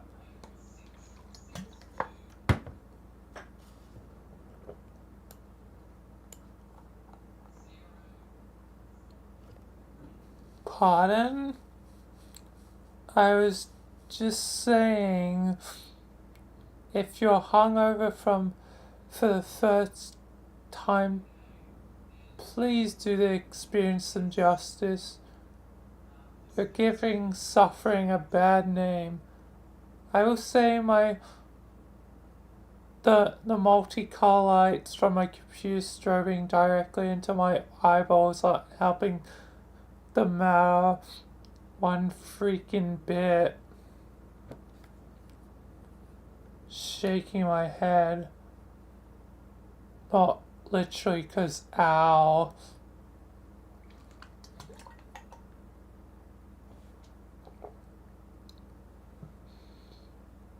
Jake, here's some sage advice from a veteran of substance abuse and its deleterious consequences.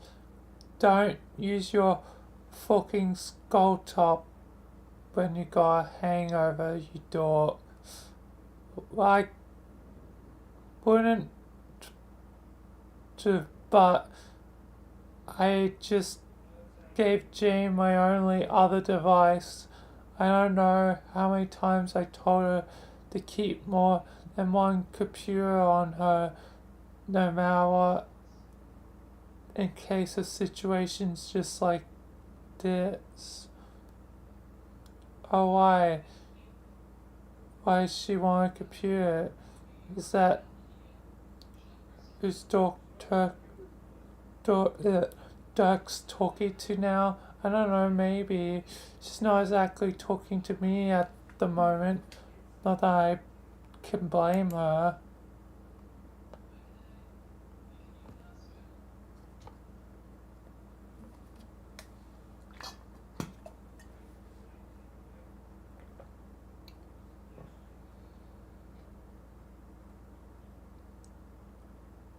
So, best birthday ever?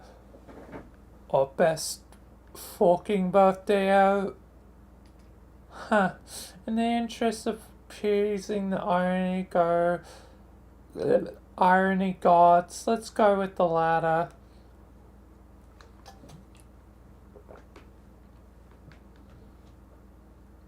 Overall, I played in ruin your party. Sorry about that.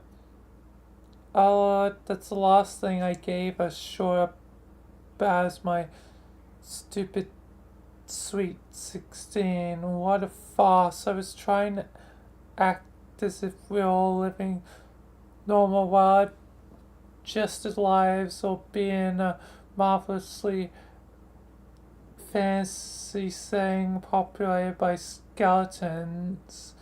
And if we just had some cake and or some hats and I blew out all the candles in one big puff, we could all pretend the problems we had with each other would magically stop existing.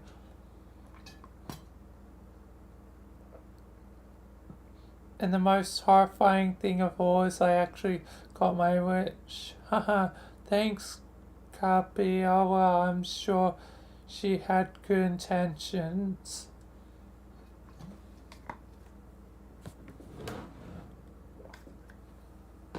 Yeah, I still think I've been a pretty lousy to you.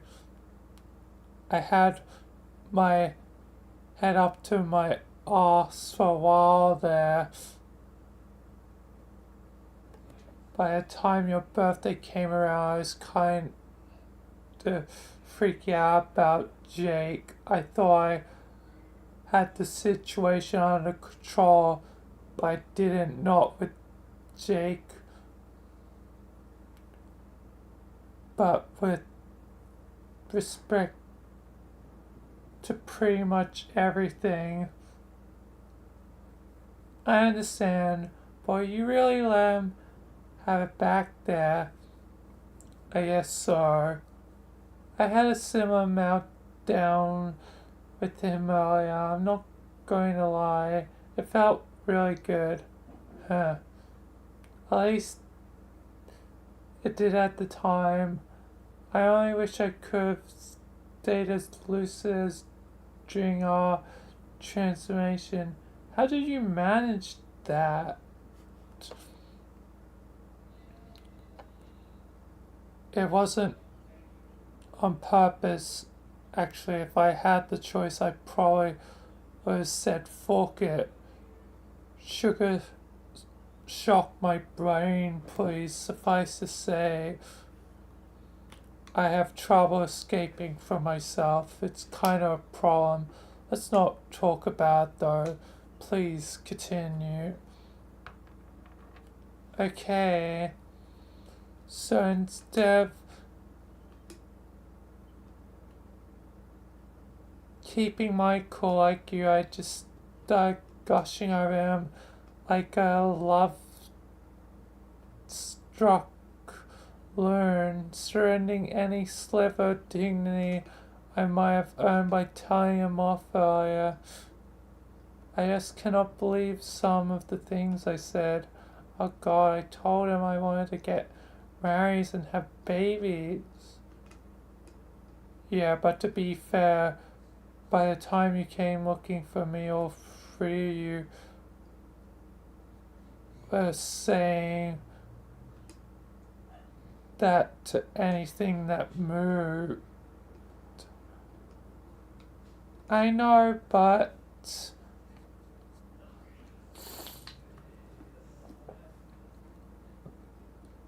it's one thing to write off something you say in an altered state of mind, but what makes the mission so mortifying to me is I actually meant it. I'm sure he must know that by now. I feel so humiliated, I just want to die. I want to ask him to shoot me right here if he could bring myself to say a word to him. Somehow I don't think he's up to the task.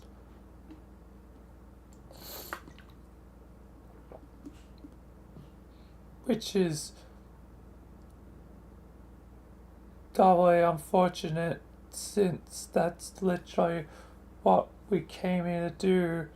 Speaking personally, I probably run this sword through my own dick before I can bring myself to kill Roxy, even for her own good. So, and the chips are down, I guess that's how much of a badass I really am. Oh, we're all such winners. Yeah, our Moxie's off the fucking charts.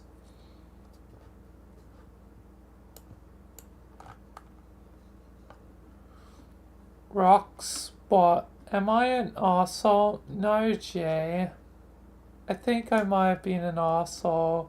All my friends hate me now. Are you sure I'm not just an arsehole and never actually realized it? Well, maybe you're an arsehole sometimes, but also it's always on accident. Most people are accidental assholes a lot of time anyway, so who cares?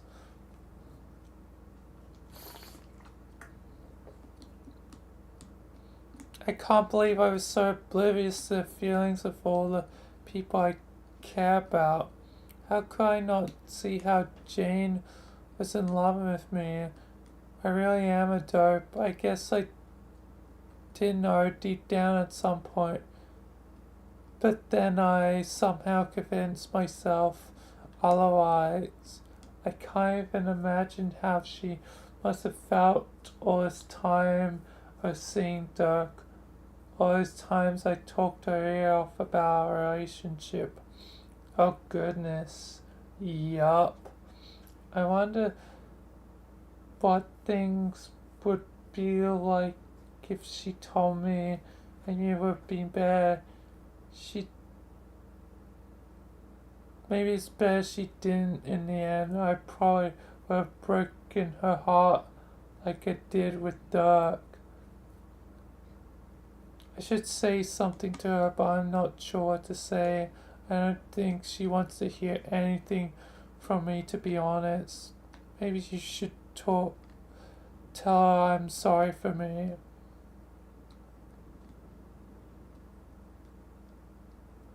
Why can't you just tell her? She's right there. I know. She's obviously so mad at me. I can't bring myself to say anything. I'm also just really fucking chagrined over how I treated her.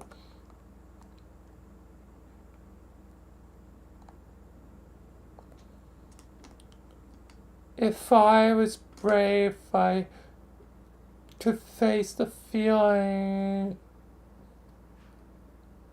and just talk to her and try to make us square.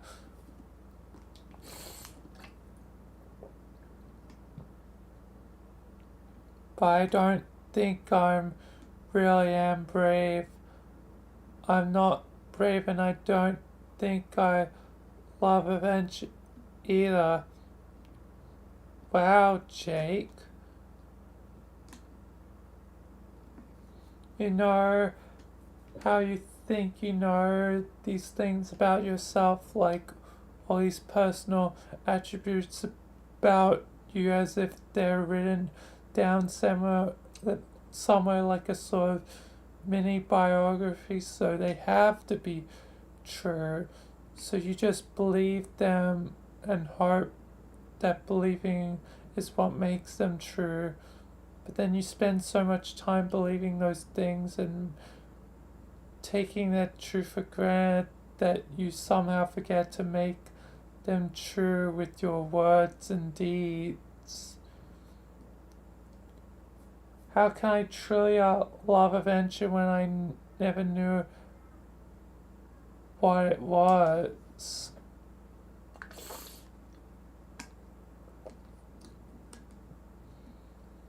I don't think it's raiding tombs and clobbering scoundrel. That stuff's fun and all, but it's not what adventure is. Adventure is, it's something else. It's doing the things I'm generally afraid to do, but can't because I'm a coward. Okay, stop showing on yourself. I'll tell her for you.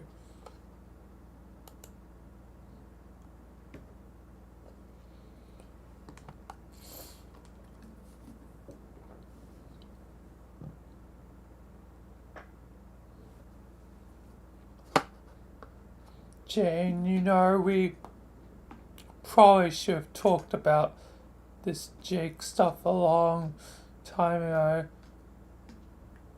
Tell me about it. I don't know if I was kidding myself for those years that there was a conflict of interest between us or what. Same.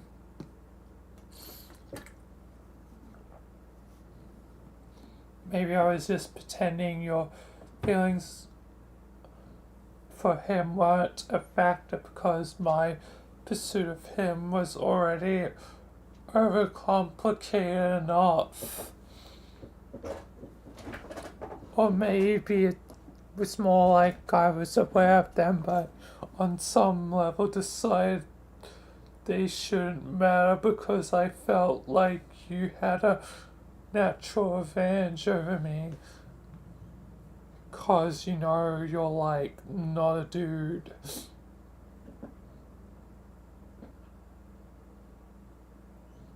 But I always felt you had the advantage over me too because you're you.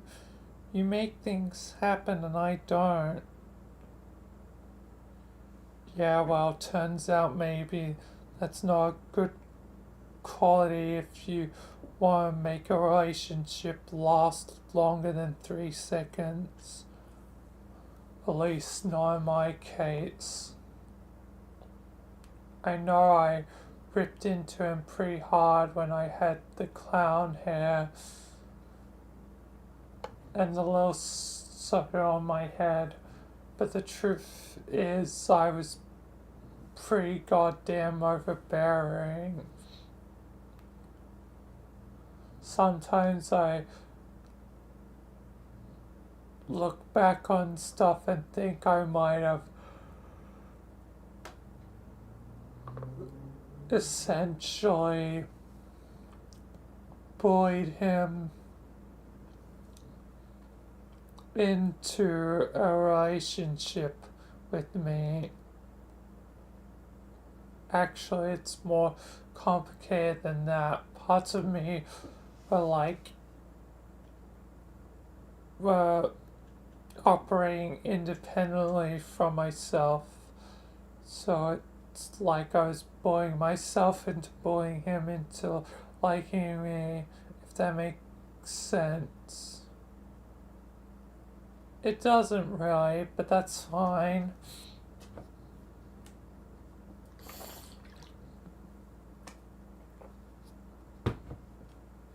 Anyway, my insanity scanned him right the fuck off. There were times when I basically treated him like short without even realizing it. And I regret. I should probably tell him that, but given how I just called him an asshole while wearing orange suspenders, I'm probably the last person he wants to hear from. Clearly, we both used some poor judgment looking back.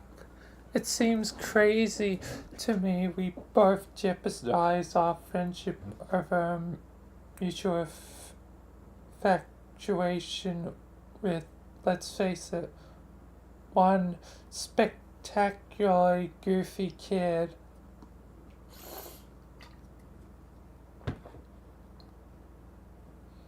Can we both at least agree we may have overrated the allure of Jake English? Yes, maybe if we could talk to each other about him, it would have helped, like, talk about why we felt the way about him. At least maybe it would have helped us knock English down from the ludicrous pedestal we put him on.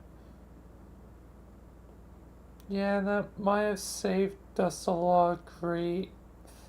It's not like I hate him now, even though that's probably what he thinks.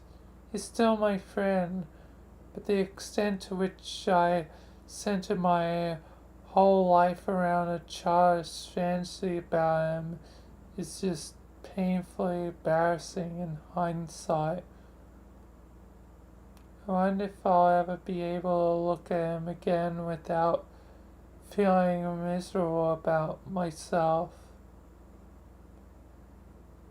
So does that mean we're both totally over him now? I can't really tell.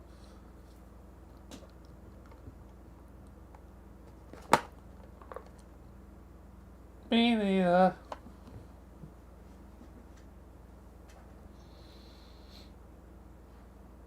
I guess the real problem with the cliche was too small. Poor Jake was the only viable romantic target. I mean, considering our respective orientations, maybe we just never knew enough people. Perhaps, or maybe we just don't need anybody as this thing other than friends, I mean. In the interest of appeasing the bitterness gods, let's go with the latter.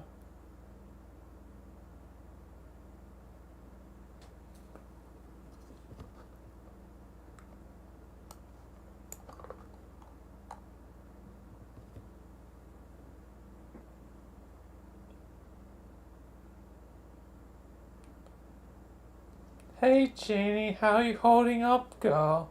I feel like garbage, but otherwise fine.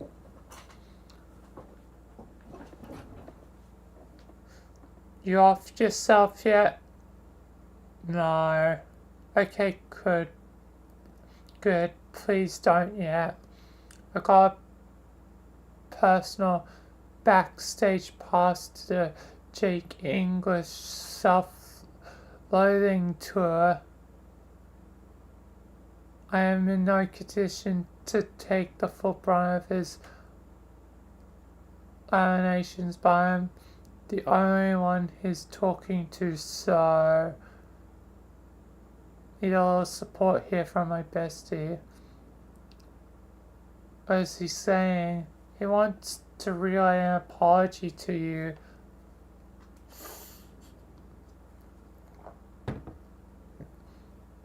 Because he thinks he's not brave enough to say it like 10 feet away down his stone bed and he thinks you're pissed at him.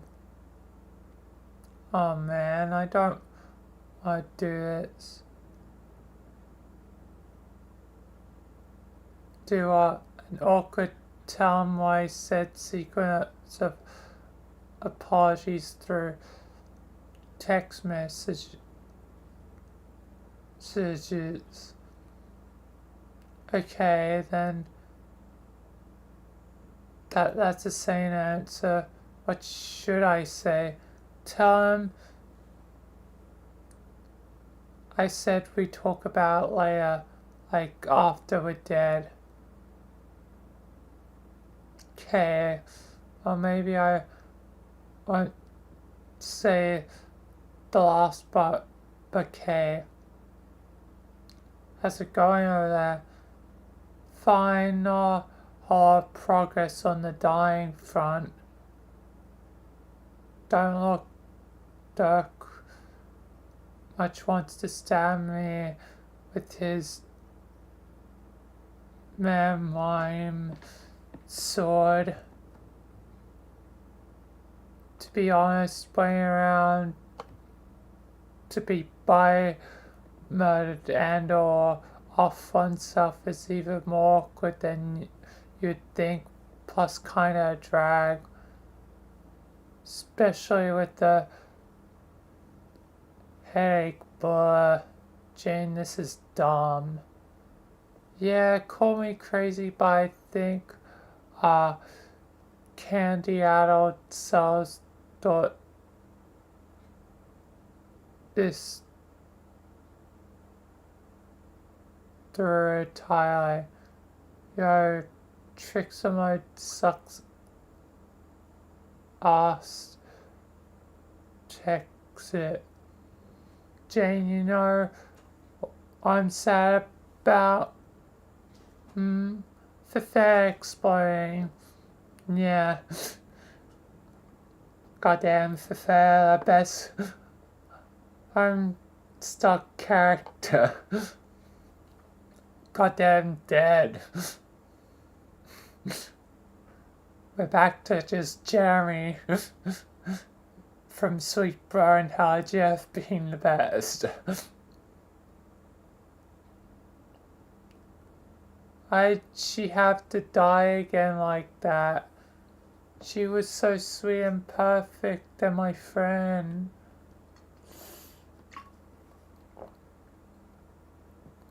She would always just talk about the funniest things from her life as two trolleys. It always lifted my spirits. I curse or something, Jane?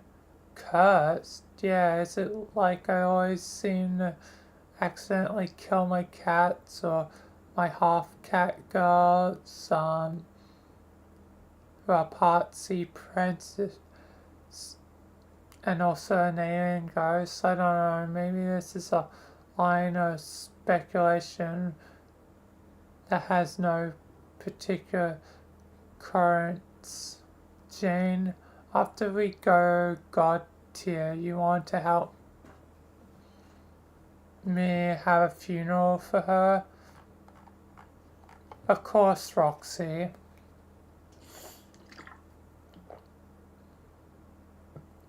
I would like that. I always wanted to go to a funeral. Is that weird? Maybe that's weird. I don't know. I mean, like in a especially morbid, gothic kind of way.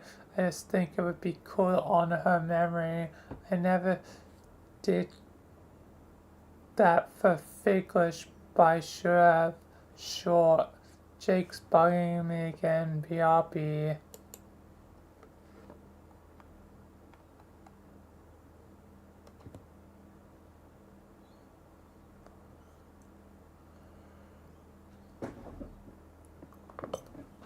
Yeah, Roxy, while you're at it, do you think you could relay the same sentiments to Dirk? I was thinking about all the stuff he said to me while we were all tying in the dance, and yeah, I really was being a prick when I ran away to Lomax. He was right about everything. I should have come clean about wanting some space. Damn it, Jake. After your whole bravery spiel, you want to relay double apologies through me? I know, I'm so terrible. I'm sorry. I'm just not feeling up to those conversations yet. My head's killing me. Grandma, why did your sweet skull-based computing technology have to be such a brain fucker? I can't do it. Why? 'Cause I'm sort of kinda not talking to Dirk either. Why not? 'Cause of reasons. Golly, but you're talking to Jane, yes? Yes. Seeing as she's presumably talking to Dirk, and you're relaying my apology to her, why don't you relay my apology to Dirk through her? Oh my fucking god, Jake. Jake, no, Lamau. Why not? She'd probably be a sport about it.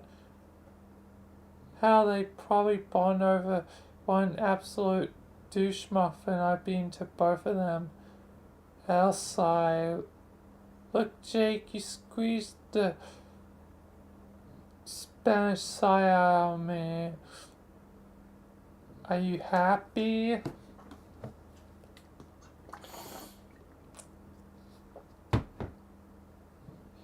And if there's some heavy business you're having trouble addressing with Dirk in person, you could get Jane to relay him a message for you as well. Jake, no, Jake, that's so. Alright, I'm gonna tell Jane, like, pretty much what you said, but only because it's so fucking dumb and hilarious.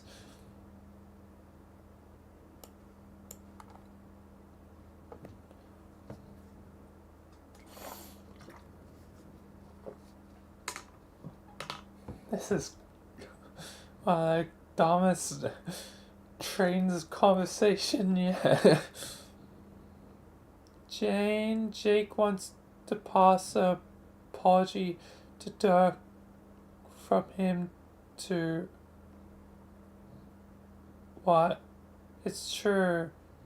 This is just getting silly. He wants you to bond over this douche muffiness. P.S. Douche muffin was his word, not mine. I'm being hella impartial about all this. We were already sort of doing that. Oh yeah. Wait, don't tell him that. That would be mean-spirited. What are you and Dirk saying? Oh, nothing. Anything about me? No, just some stuff we should have talked about a long time ago. Gotcha. Also, he wants me to tell you to give a message to Dirk from me too while you're at the Crockett switchboard is lighting up today. Why does Jake want you to give Dirk a message through me? Because it's ridiculous. Do you actually want to say something to Dirk, but can't at the moment? Not really. Well, I don't know.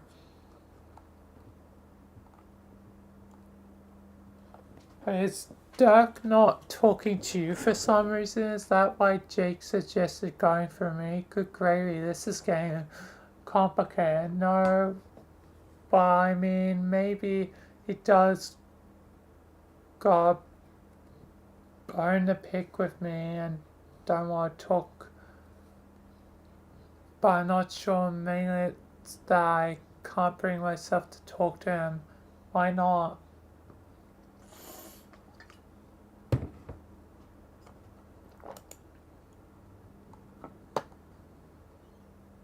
Hello, Mr. Jack.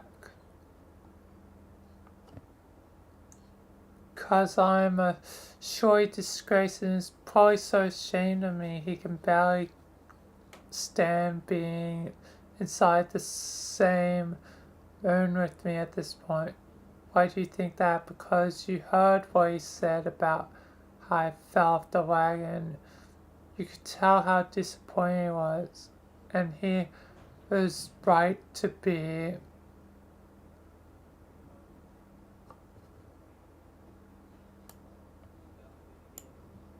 But you weren't in the right state of mind, though.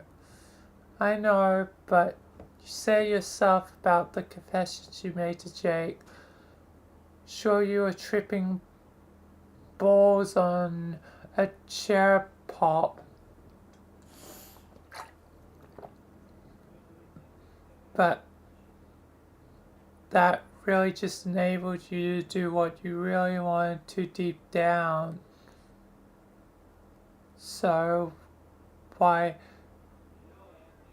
do the moment Jake snuck up and owned me with that magic punk and I was like, yo, let's get smashed at my place.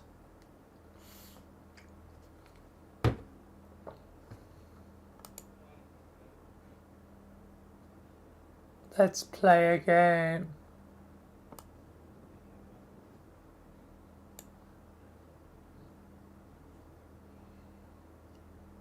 I hardly wasted a good second before giving in, and here I thought I was actually over that.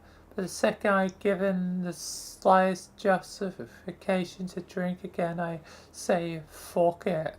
So it turns out I didn't stop wanting to, like I told myself, but I still wanted to while pretending I didn't per some bogus tough guy, like I thought I was better than the problem, or maybe I thought I was too cool and too strong to admit it was actually really hard.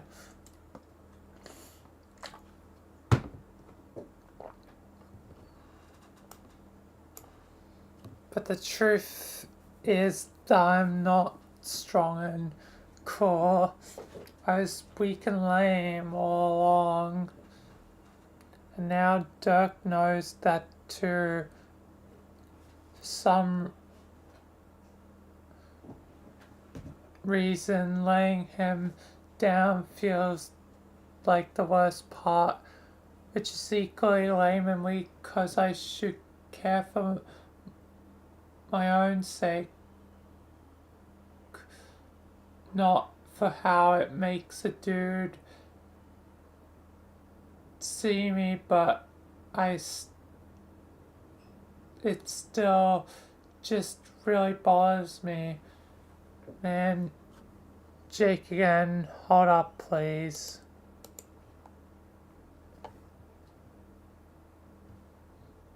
Your motherfucking welcome. This time it's from Gamzee.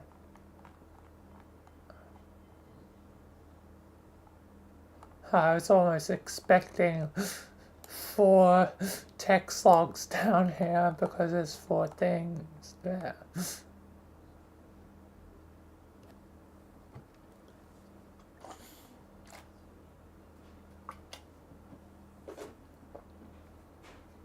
Also, I need to remember, is it?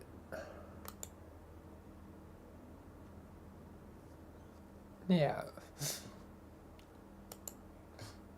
15 more pages after this, alright. Approximately. Technically under, but yeah. Just there's a lot of special theme pages. Anyway. Roxy, Rox, what is she saying? Talk to me, Roxy. Please don't leave me hanging here. I can't take it. I can't bear having two of my closest chums hate me and then having you shut me out on top of that. Okay, sheesh, Jake, calm your micro thoughts. I'm here. There you are. I'm sorry for being a pest, but just see how Jane's there pecking away at conversations with you and Dirk, and it feels like you're kind of leaving me behind. No, Jake, nobody's doing that. I am probably being paranoid, but I've done such a bang up job alienating my other friends, so you're the only one I can talk to for now.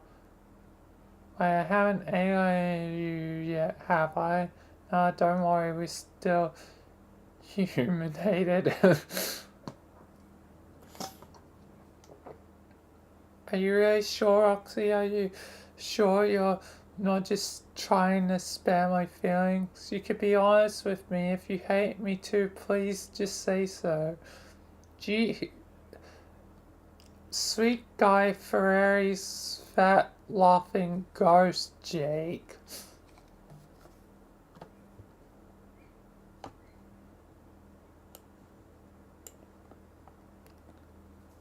No, I don't hate you, I promise. You're still my bro, goddammit. Okay, phew. Then talk to me. About what? I don't know anything. Well, are you talking with Jane? My drinking problems. I see. Would you like to talk about them with me? Maybe I could help. Damn, Jake, like, it's cool and appreciative in theory, but this is some kind of heavy short for me. I really don't know if I can do double duty on my alcoholism with you and Jane simultaneously. Oh yeah, that's probably not the best way to go. Yeah, probably not.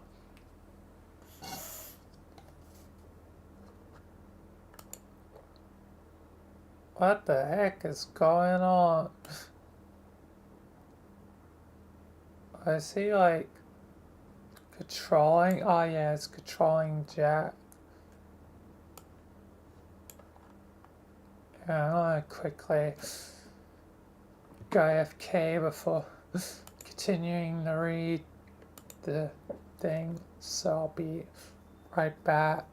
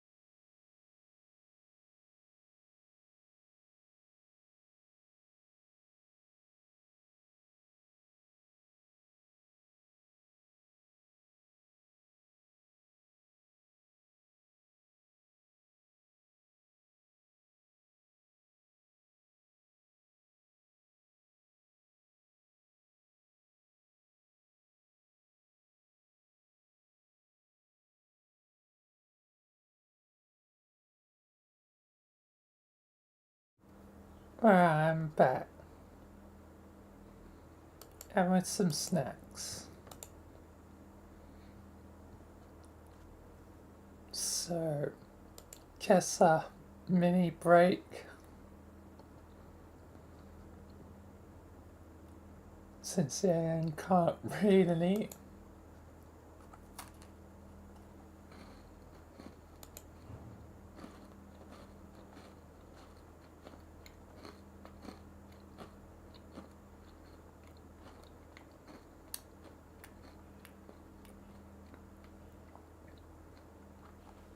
There was so many albums for a while.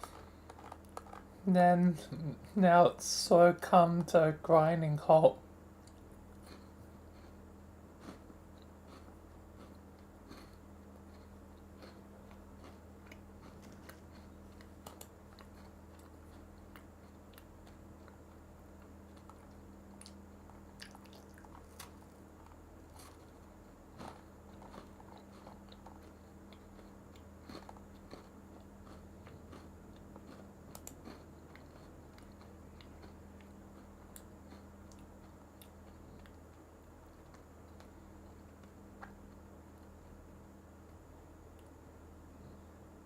Guess I can always just play my favorites.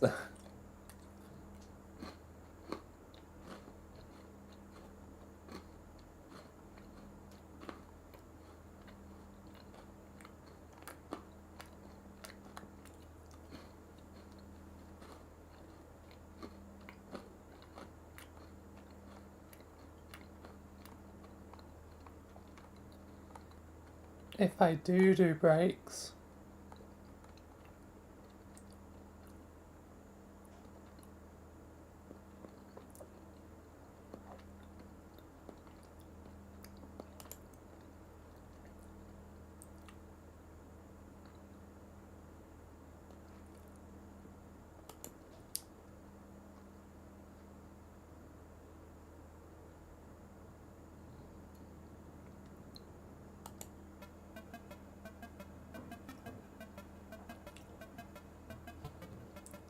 Core of Darkness.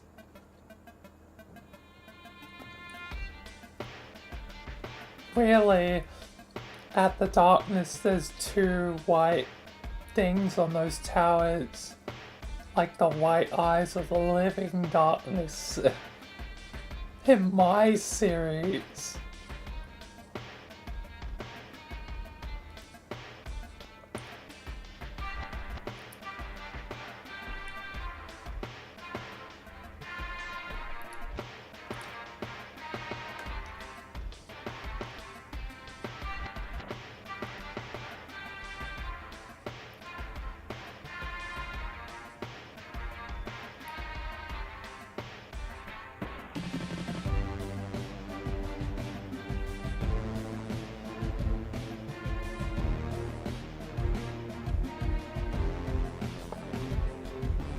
Hurry.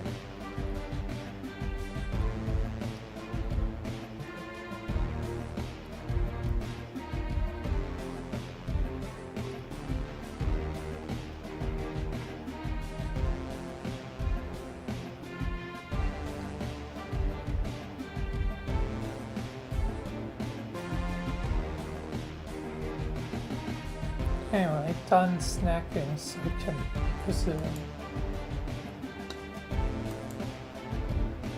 Goodbye, Core of Darkness.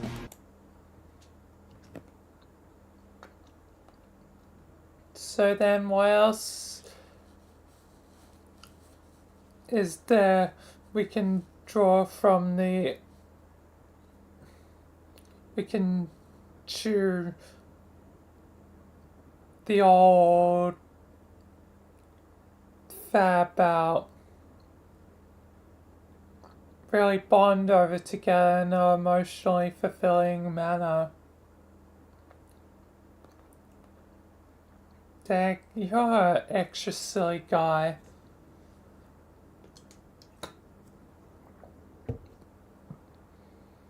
Well, don't know, Jay, why don't you tell me something you think you're thinking, and we go from there. Alright. So that was a doozy of a kiss you and Dirk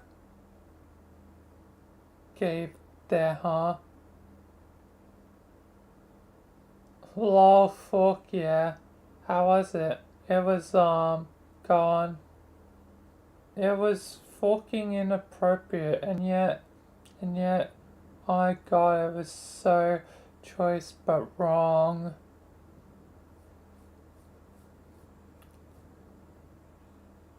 Yeah, it might be, slime brother and sister.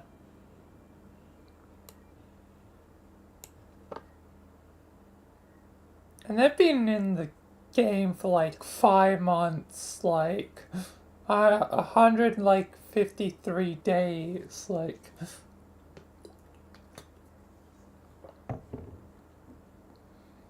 Yet haven't done seemingly the slime ectobiology thing. Wrong,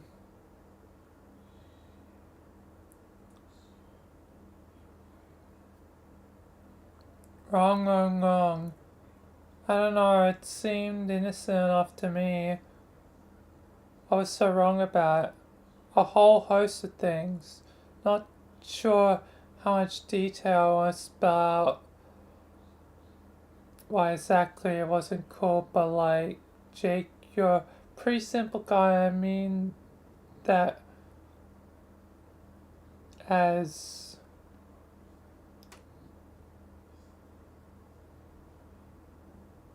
love ways as possible. What?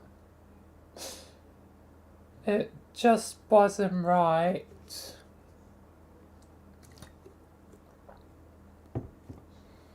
No disagreement there, by like I said, I'm here to talk about whatever you feel like. Okay, this is just another embarrassing thing from my past.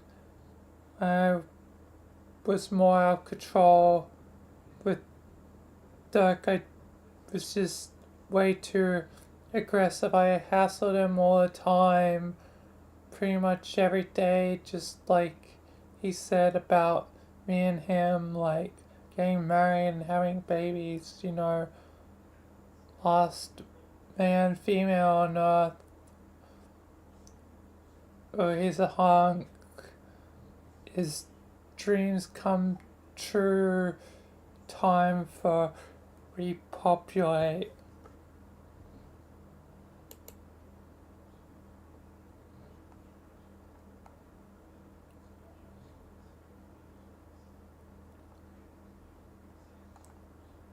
Yes, so not cool looking back on it.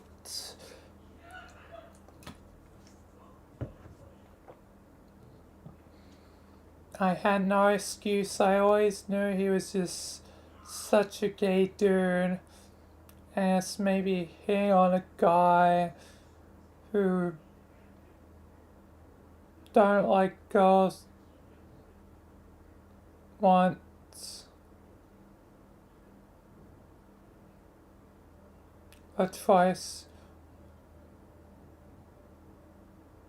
Maybe it's alright or even firing, but after so long it was probably just pissing him off or messing with his head or something.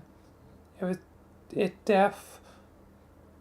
wasn't what I wanted to hear from a friend, let alone day in and day out through garbled drunk texts. So when I fucking harassed him into kissing me, it was just bought some low rent show I thought we put behind us.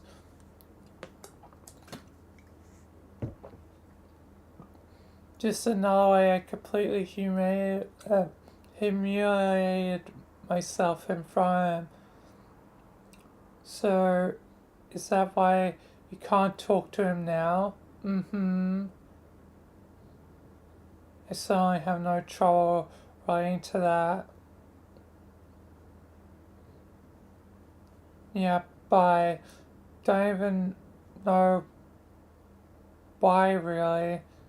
He's like tuned to Max about everything, but there's something about him that just makes it hurt to feel like you let him down.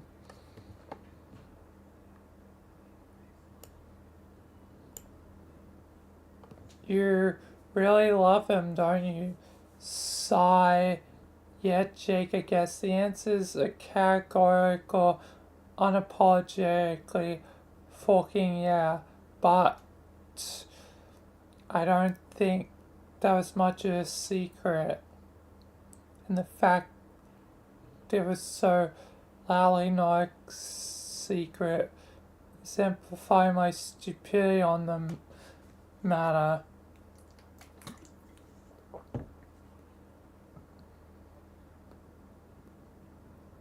It's fair to say I never come close to feeling as strongly about him as you. I envy you, actually. I actually worry at times that I just wasn't capable of feeling that way about anyone, and maybe that's why I was just meant to be alone. And you ain't missing much. Love is a brutal, short ninja with turds for nunchucks. Be grateful that your stank ass motherfuckers flipping out of nowhere near you.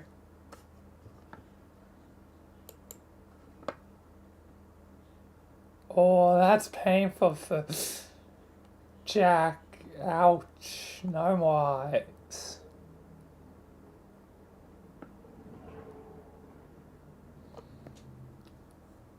I noticed you nearly slipped that wedding ring on his finger. Oh god, that ring.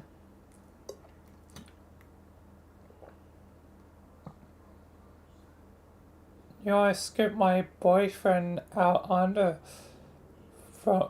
out from under me in one fell proposal. I did I from under air? Wait, no, I mean Wonk so Tony. Well, now wait a minute.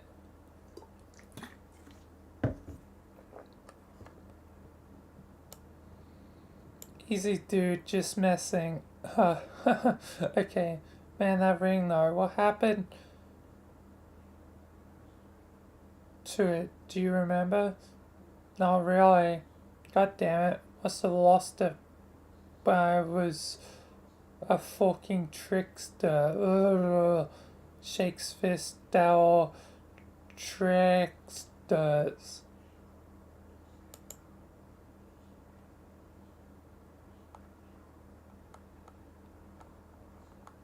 Oh, damn.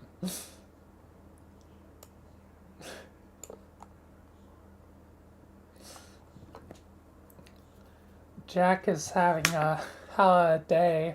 The other Jack.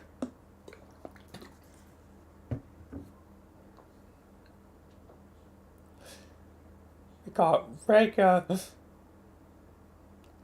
Well, we got the OG Jack. Well, that was another Jack. So we got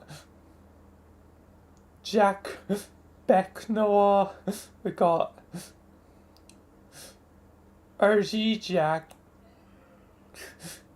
That car cat light. And we got Blind Jack.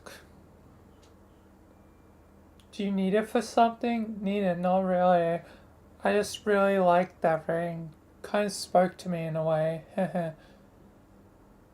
Wanna know something lame? Yes, the moment I first saw that ring, I was like in my head thinking, someday I want to give that ring to the person I marry, whoever that is. Dawn.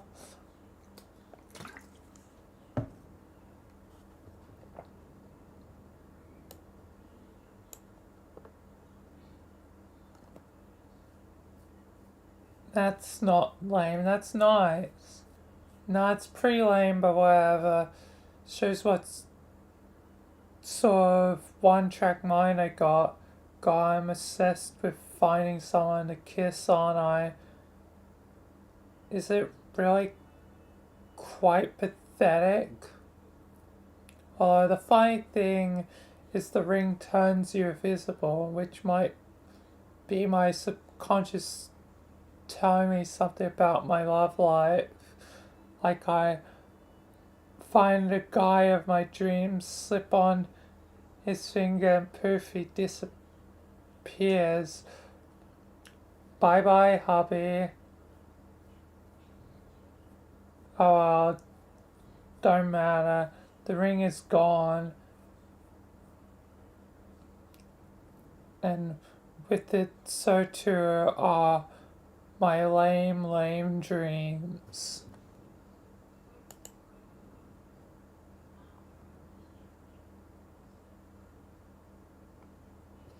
And now it's suddenly just going to. I guess it's just going to Jane now.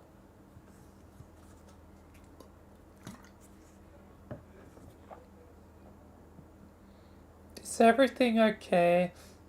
Yeah, just wanted to make sure I don't hate him like you'll do, which you don't even. I see. So I'm just talking to him for a bit to help him not feel bad. Sorry. That's okay. You're saying. I was going to say why I finally quit drinking. I mean, if you want to know. Yes. Actually, once you did stop, it made me finally realize it was a problem for you for a long time. And I didn't say anything at the time, but it made me wonder if I wasn't doing the right thing before by failing to point out you might have a problem, or just going along with it and participating in lively band anytime you clearly had too much to drink. Was I being a bad friend? No, it wasn't your responsibility to fix my short. Anyway, I think I made it hard for anyone to come at me like it was a real problem. I was always joking around so much and having a good time, like kind of overzealously so, that I probably just made people feel like a shorty wet blanket for even mentioning it.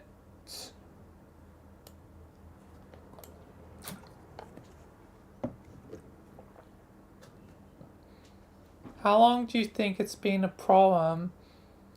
I don't know, it's hard to say exactly when I started getting really carried away. Just at some point, I discovered a lot of my mum's centuries old booze in the house, and I didn't have much to relate to except her books, so I felt like drinking was a way to be more like her or be closer to her, kinda. And there was nobody around except the silly chess people,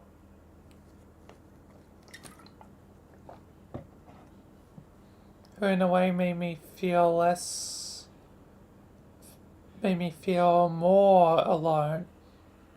Because they reminded me I was the only one of two humans left, and the other was an ocean away. So little by little, I got out of hand. And one of the only things I had to look forward to was the idea that the game was supposed to be able to bring my mom back.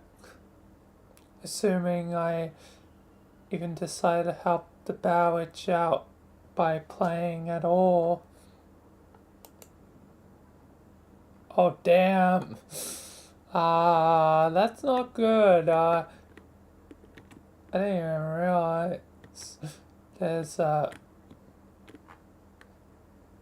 explosion.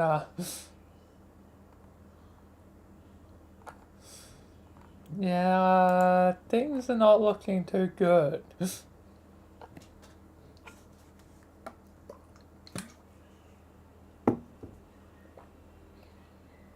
You guys might want to get on with the dying thing.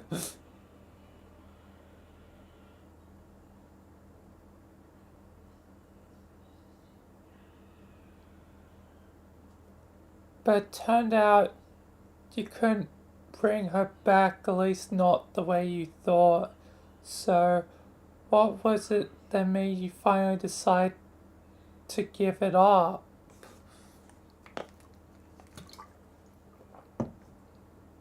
Well, that's pretty much what it was when I first went to Lopan.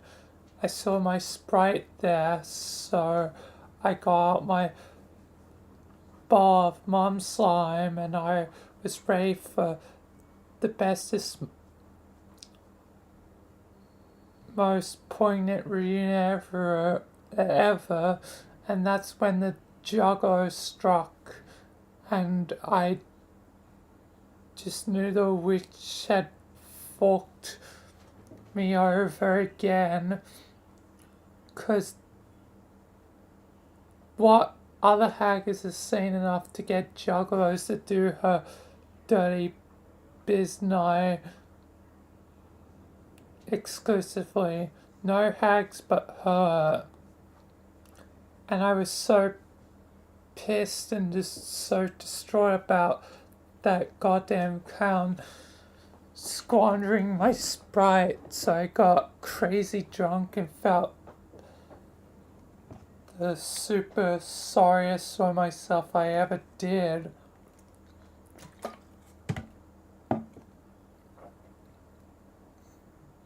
But little did I know there would be a lovely silver lining to that debacle.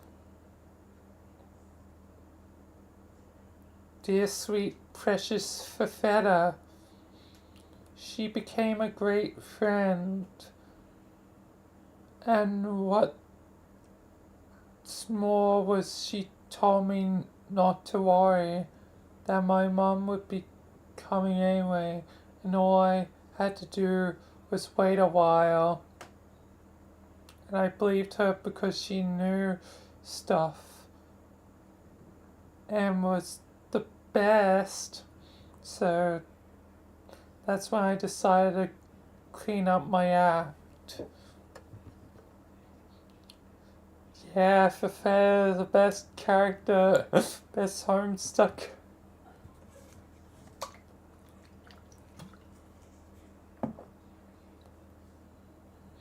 I didn't want her to meet a sloppy embarrassment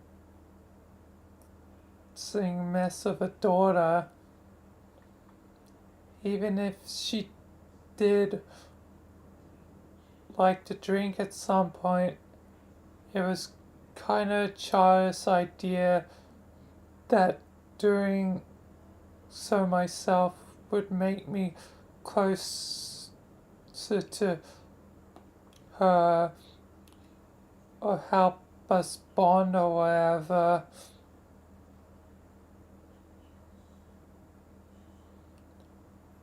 Anyway, I think I might have overestimated her drinking habits. She sure didn't look like no drunk. Oh, Jane, did I mention I saw her in a dream today? No. She's real young though, like our age, and she looks so pretty and happy. Not like a girl with booze challenges. I think her fave color must be orange, just like Dirk. She was wearing the same sunny orange nightie. I caught a glimpse of her in very briefly another time. And she also called me Mum? Huh? Huh is right. You know, I'm really not sure if she's actually my mum. But I know we're totes genetically related somehow. I just think there's more to it than we know. I guess we'll find out. Wow.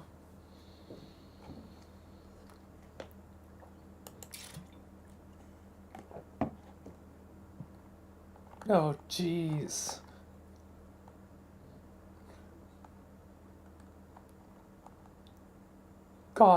Goddamn Jack English with a crowbar.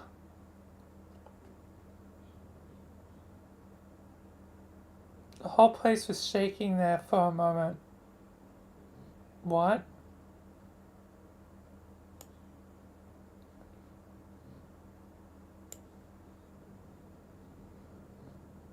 Roxy, do you know if Jane just felt that rumbling too? Yeah.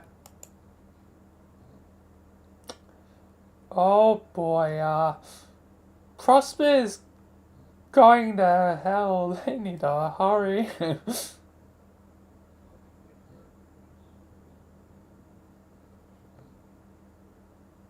Is it still going on? No, it stopped. What do you think it was? I don't know. Maybe an earthquake? I'm not sure if these moons can have earthquakes. Doesn't matter. Some sort of prospering lunar anomaly, I guess. Probably nothing to worry about. They need to. Maybe it was like tidal forces due to gravitation. Or the tensile forces from the big ass chain. Yes, let's say that's why it was.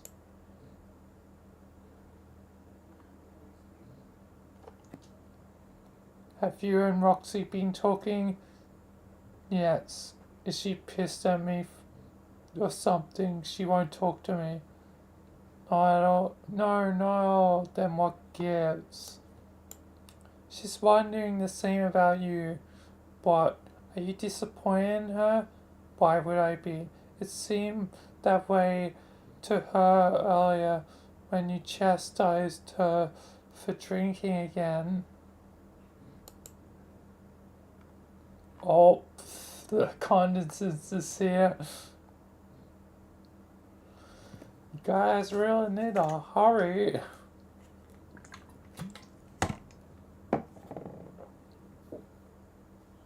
Oh yeah, I was upset she fell off the horse or the wagon, the horse wagon, whatever. The thing you ride around when you ain't drinking. But so what? There was cotton candy in her hair and she was being stupid. What do you expect? There was a moment of indecision. I'm not mad at her.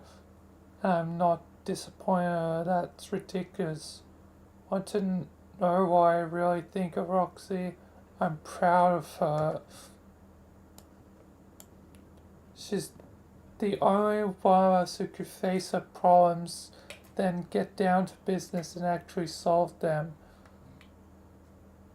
No endless hand wringing or suffering in silence or any of that bullshit. She saw she had addiction and decided to fucking fix it just like that. She's probably stronger than the other three of us put together.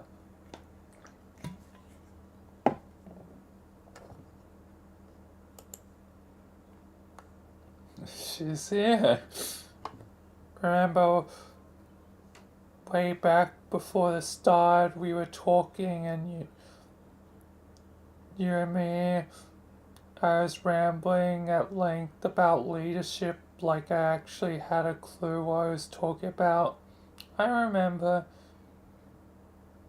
You said I would be the leader of our team in name and spirit, although I never really felt it. Yeah, that's kind of a point. I guess in a way I was right, but not how I expected.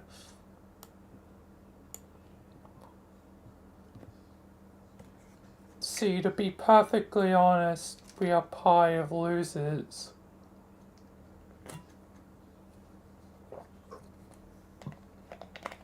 Heroes make short happen, but that's not what we do or what we're even supposed to do. We wait for literally everything. We wait for other people to reach out first so we can fix our relationships. We wait for these legendary heroes to arrive and bring competence and promise to a futile session. Even our lookouts. What are we waiting for? To kill ourselves? For someone to come along and do it for us? It doesn't matter. As the four nobles of the void session, we do what we're created to do. We sit around on our asses waiting.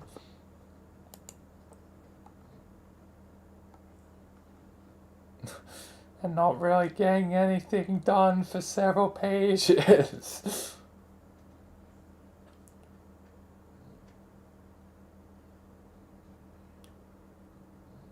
It really kind of sucks that it's just nothing happens. We all design for a session that was complete utterly in a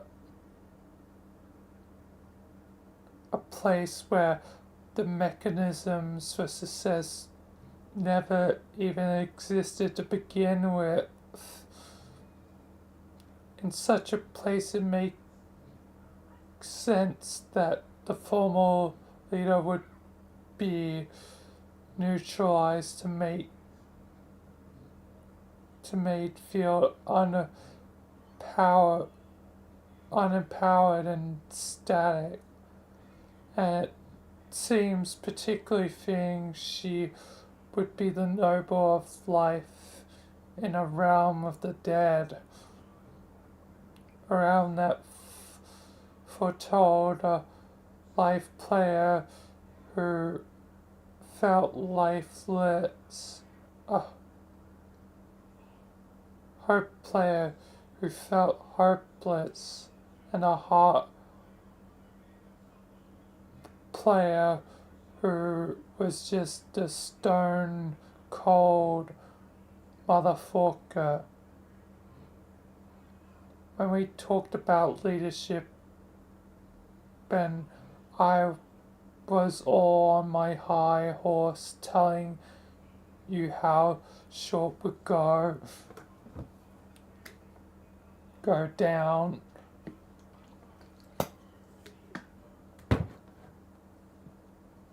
I also said I would be the one pulling the strings, remember? I'd be the functional leader of our party, and there might have been something to that in a different session. But was a man of action in a place where action itself is intrinsically fruitless. It occurs to me that by some tragic flaw in its design, our session was meant to be leaderless, and I feel safe concluding that, except for a feeling that's been gnawing at me, is the feeling that would make perfect sense if a session like this had a dark horse leader, a leader who was invisible to us all along, seemingly a void player to lead a void session. Roxy was the leader all along.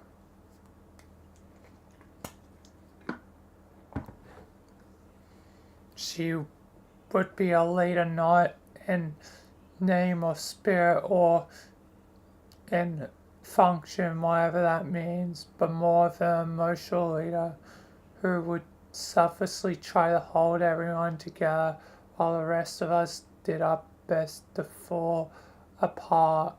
And Roxy has been that for us every step of the way, going unnoticed and on to appreciate it. Think of how much short she's had to put up with from all of us. She never complains, never turns around, never makes about her problems. She works her ass off making sure we all stay friends. If that isn't a leader, I don't know what is.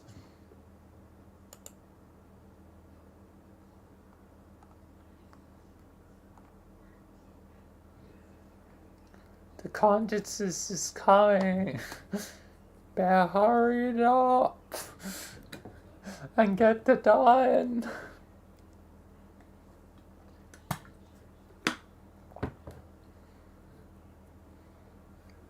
So that's how crazy it is for her to think I'm disappointed. The truth is, she's the most amazing person I ever knew. She's everything in a human being I wish I could be, but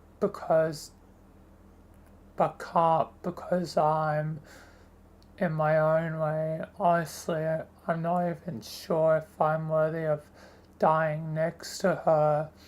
I think she probably felt bad for hitting on me all those years, like I was getting fed up with her or something.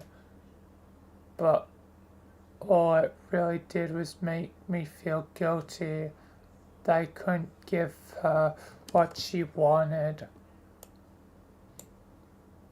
Like, settle down and have a couple with our goddamn kids with her someday.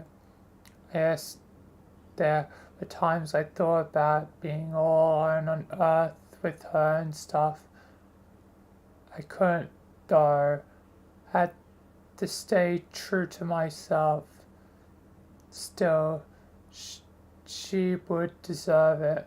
I deserve to get all the things they wanted more than she does.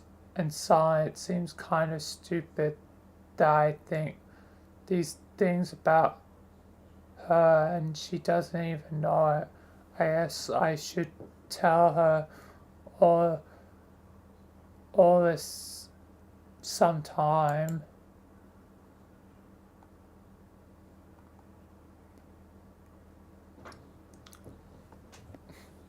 They need to hurry. 2 people hunting them.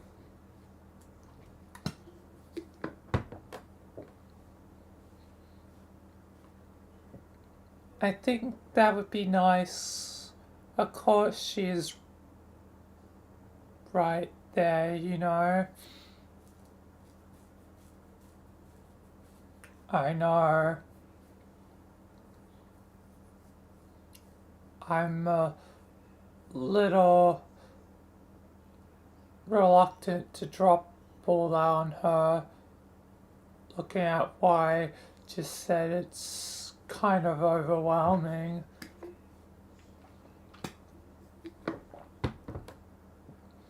I feel like, in a way,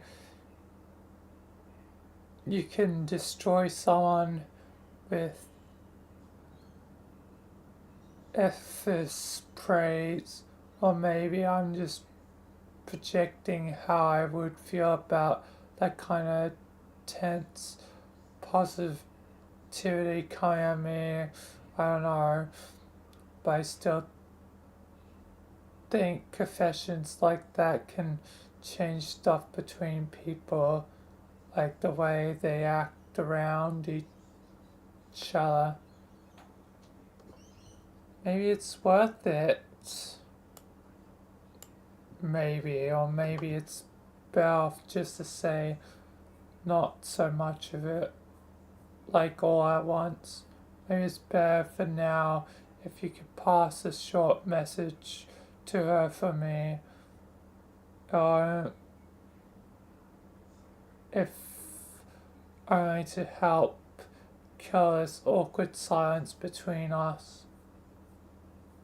Like what? Could you just tell her I love her? No way, I mean, not in that way though. More like, Dirk, I know what you mean. Okay, good. Yeah. More like a sister.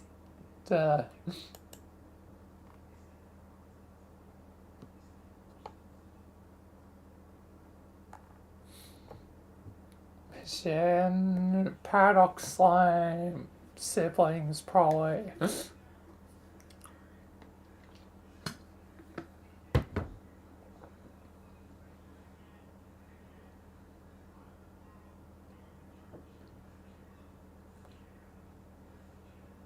No, I don't. That would be a weird mixing, no, I mean.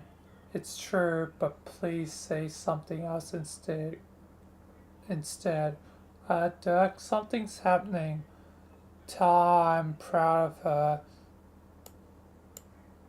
and submersions is everything I wish I could be. I wish I could be as nice and loving and selfless as her, but can't because I'm too busy being me. Dirk! Oh boy. The tremors are back. Big time. That's weird. I can feel it too this time.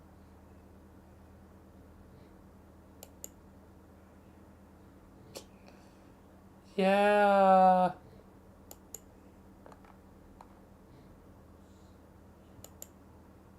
Might need to get going.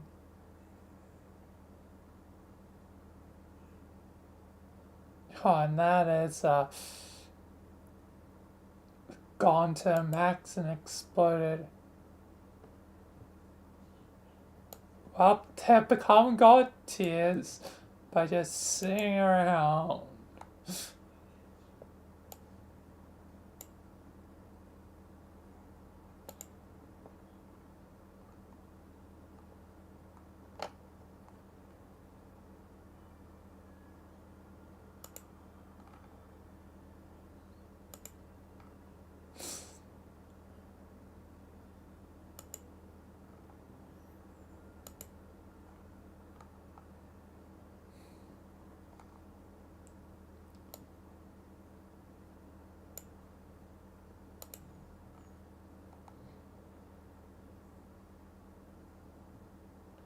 Yes, now they probably on a fight.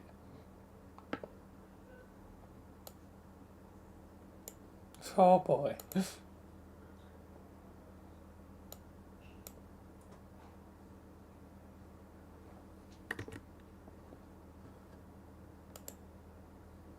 And there's a Act 6, Act 5, Act 1 times 2 combo. Anyway. Didn't notice that. How long has that been there?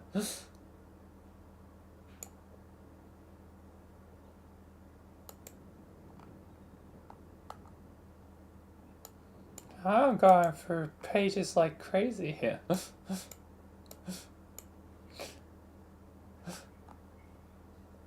A text to read. Oh, yeah, yeah, Jade, yeah. Zap.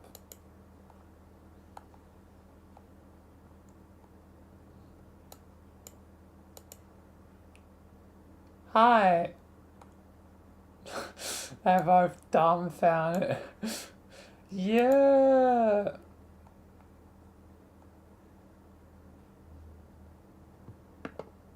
Are you Jake? Yeah. Hi, Jake. I'm Jade. It's finally nice to meet you. Yeah. You must be Jane. Me? Mm-hmm.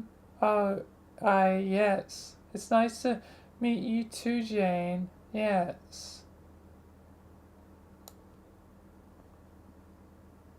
So, Jake?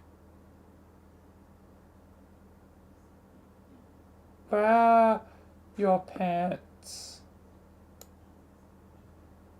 Ah. Springtrap times 2 combo. What are we doing for that? I guess it's not that kind of Springtrap.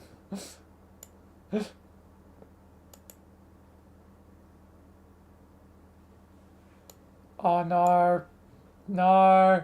No.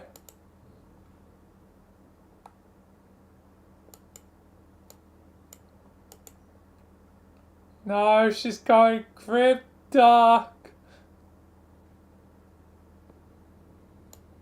No. Bark.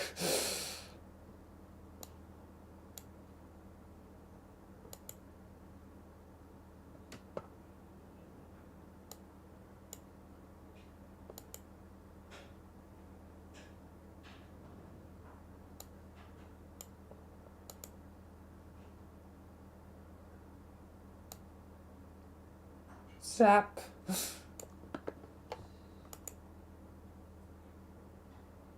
Uh-oh, that's not good. That's not good. That's not good. Ops. Obey. Guessing that's... I accidentally did the thing again. Adjusted the thing a little.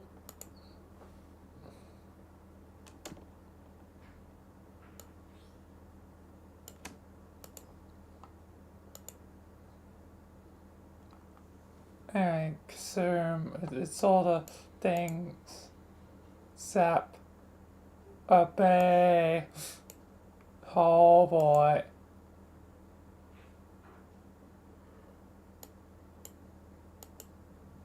Zap. Pow. Doof. There's some fighting going on. Zap.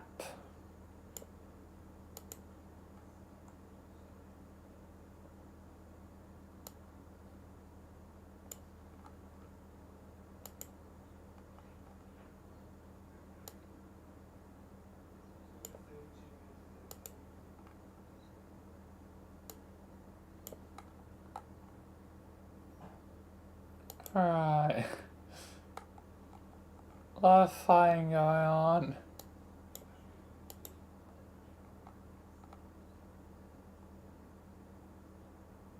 It looks like goddamn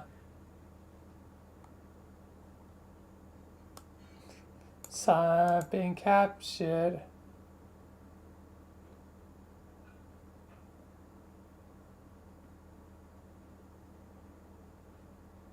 Goddamn, Roxy and Jake.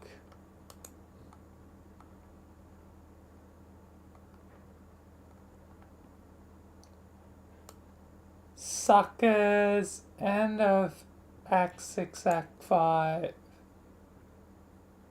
Act 6 intermission. 5. Okay, we're back to normal. Year 3, they're about to enter.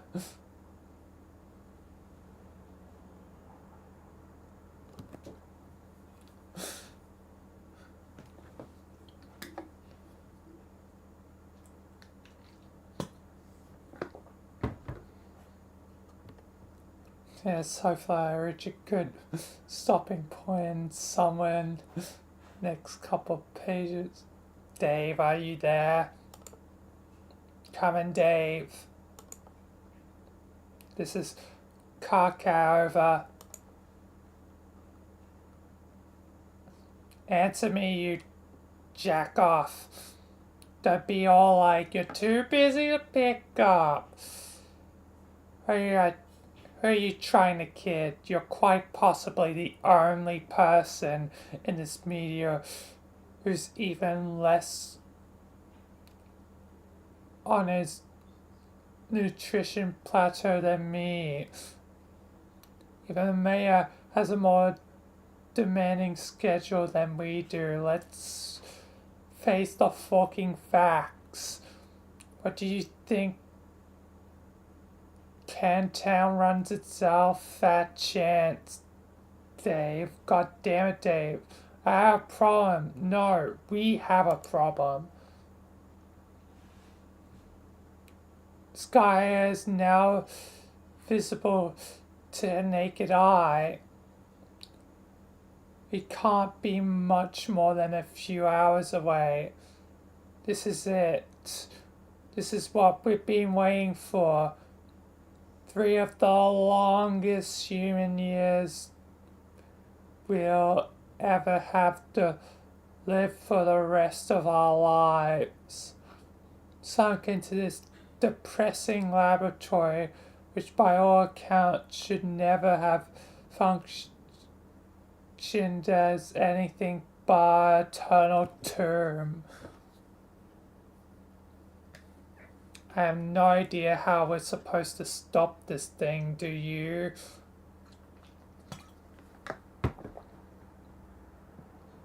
Oh wow, sending it blasting off somewhere at the speed of light sure sounded like a good idea at the time.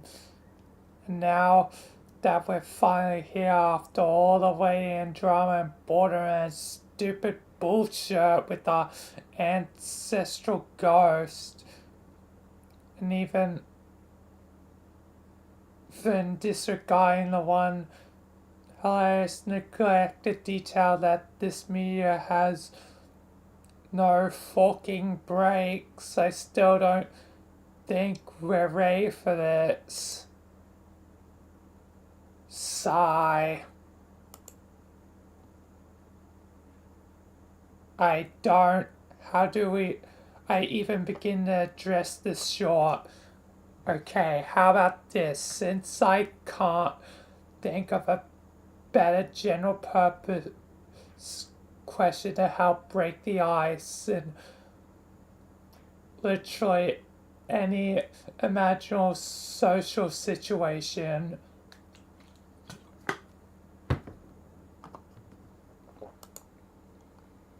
What the heck has happened to her Teresia?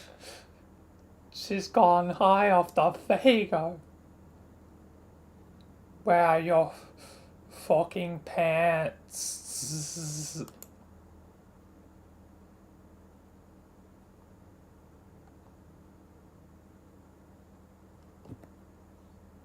My pants, what are you talking about? They're on my legs. I wasn't talking to you. Oh, Dave, we have a big problem here. What? I think it's time we had a, what you call it, an intervention for Rose. No, not for Rose. Why would I be talking about Rose? She doesn't have a major problem that needs to be confronted about by her friends before she flushes her whole life down the gate, does she? Yeah, kinda.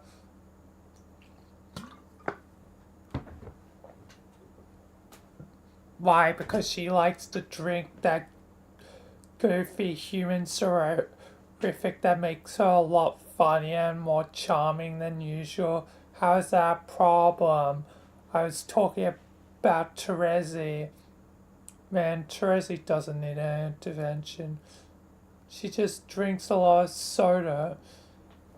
How can you not see that is a huge fucking problem?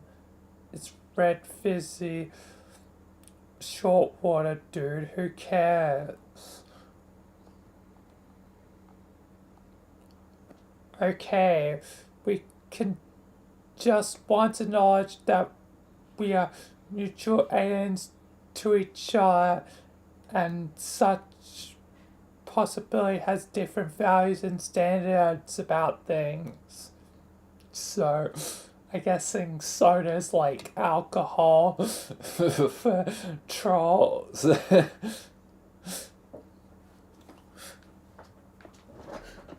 No wonder. It was basically like Gamzee was stoned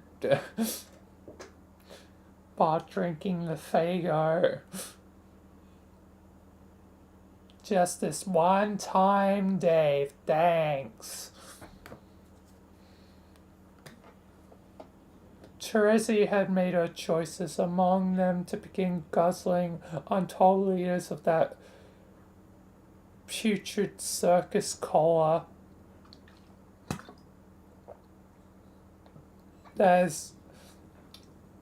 Think of it as like a rite of passage, like something that just goes with the territory when someone you know almost in perpetually begins turning into a juggler. Wait, fork. Maybe she does need an intervention.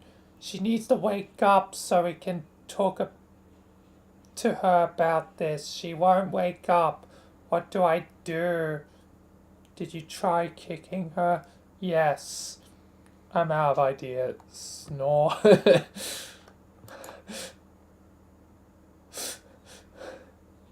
Click. Just I'm really on ideas. Alrighty then.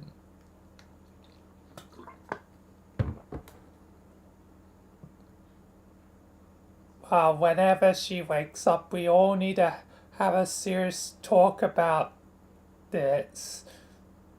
If she is in this condition when we get to a new session, it'll be a goddamn embarrassment, not to mention deadly. Need I remind you who's still following us?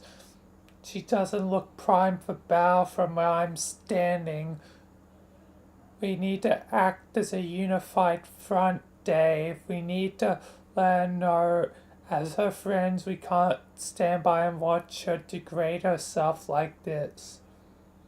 Man, I don't know. Sounds like you want to make this needlessly melodramatic. Stand by, I'm putting you on speaker crab. Speaker crab? Yes, speaker crab. Man, don't put me on speaker crab. She needs to hear from you, Dave. She trusts you.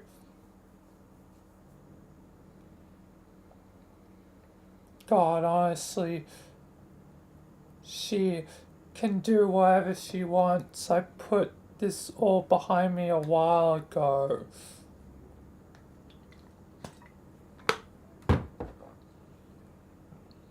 Why do you really want me in this conversation if it's just that you don't know what to say by yourself? Maybe it is, Dave. Maybe that's exactly what it fucking is. I'm sorry, I'm not a god tier. I'm not so fortunate to be blessed with the gift of gab like you. What?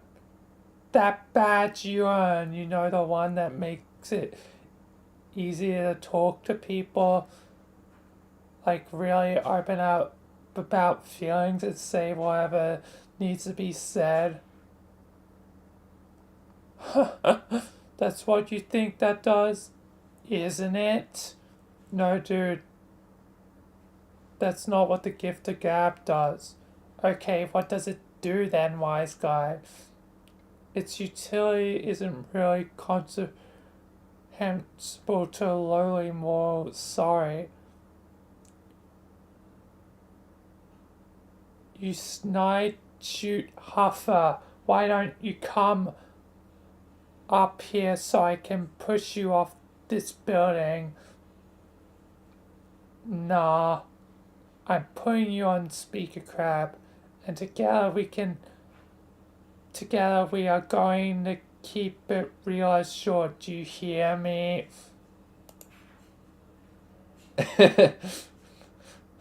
Davis, Wizard of Oz now.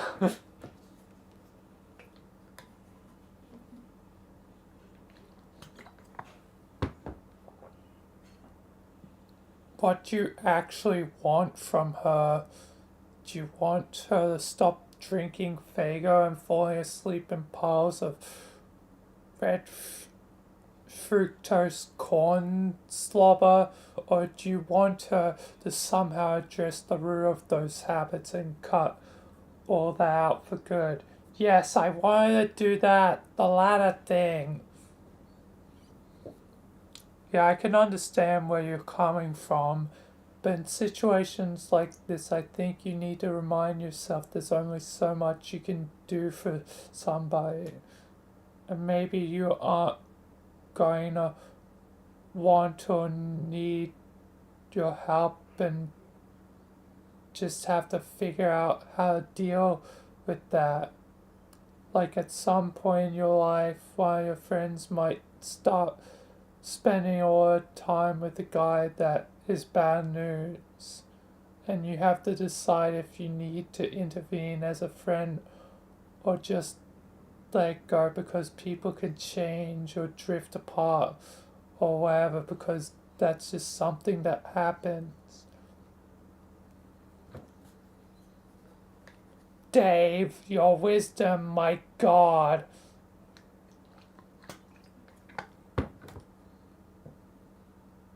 It's knocking my socks off. Holy short. Please tell me the secret to your wise ways.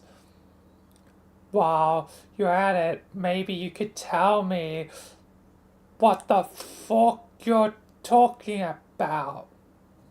Look, all I'm saying, there comes a time in every young woman's life where she has to come with terms with the decision to gradually morph into a juggalo while her friends and loved ones watch in dismay. Tracy is strolled through the dark carnival and taken a great brooding whiff of that decision's festive arsehole, and the choice she has made is all too clear. She's down with the clown. No, don't say that. It's true, man. You can live in denial for only so long, but as your bro, I have to say it like it is. She and Gansey, man, there's literally a thing. They are in the hate square together. Totally Kim Nemes Spades, dude. No, that's not what I mean.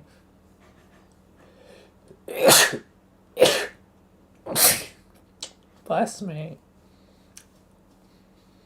I mean, I know that. Just why do you do you have to put everything so colorfully? I guess I do the same thing, but you always seem to take things to a different level of gross. Just please say short normally for a change, okay? Regarding Gamzee, yeah, I knew about that already.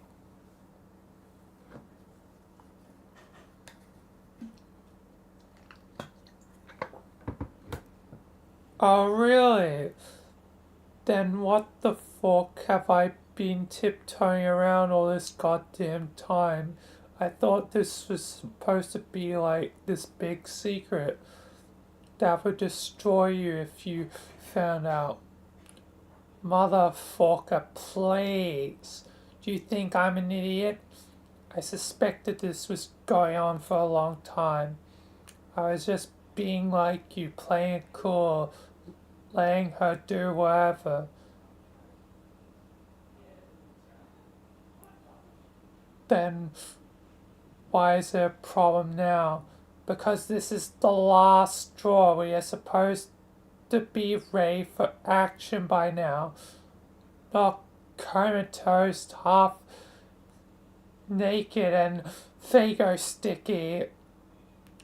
God, I wonder what sort of bullshit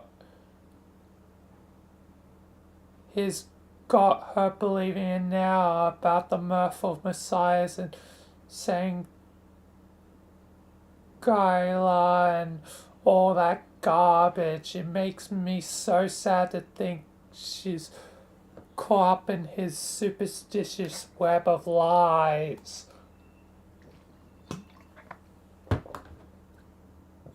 It's been awful watching the person I used to know slowly drift away from me to a point where she might as well be gone.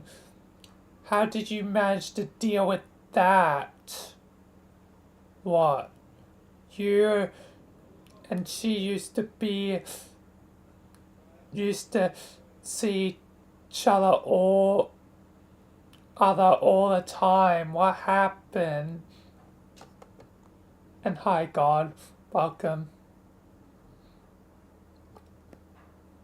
Like I said, I just put it behind me. She started sneaking around events and stuff, acting suspicious, trying to hide the fact that she was seeing him. Like, she was obviously ashamed of it and worried how I react. But it was how transparent that was going on, so I just said, that's fine. You can do your black rum thing with the juggler. It's your decision. But I can't keep playing along. I can't do the quadrant thing. It's just too weird for me. I know I try and I'm not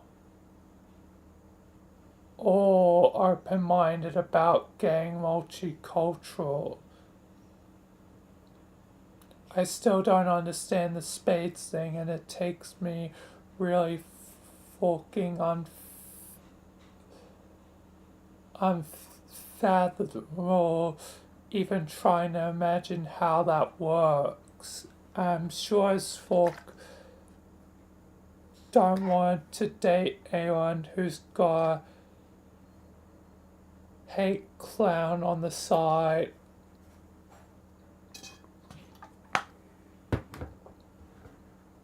So I said, no hard feelings, I still like you and all, do whatever makes you happy.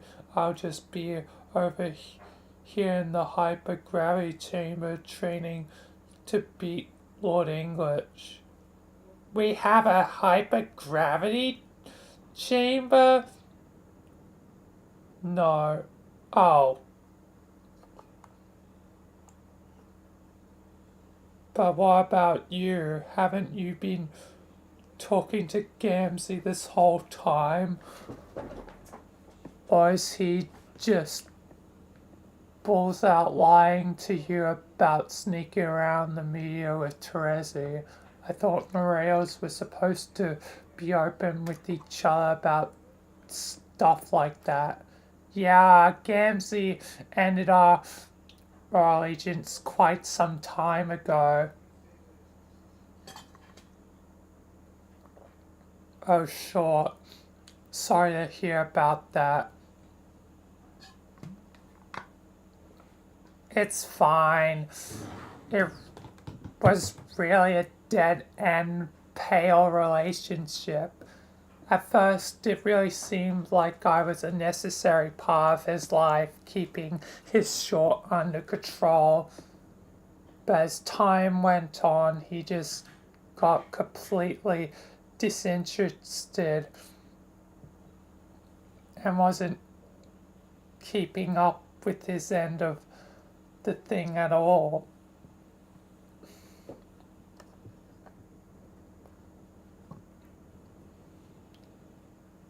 He started getting so unbelievably self-satisfied and prized like way more than he ever was before.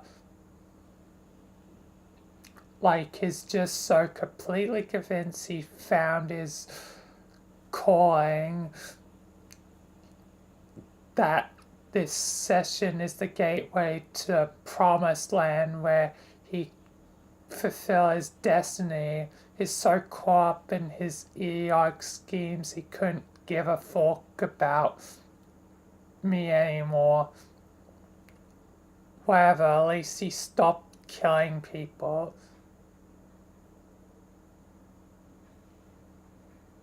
Amazing, I spent 3 years on this rock and never said one thing to the guy. I saw him once though, just a glimpse in a dark hallway. It was kind of like seeing a blurry purple Bigfoot with a huge boner. Oh god, that fucking god tier outfit. What goddamn faker. I can't for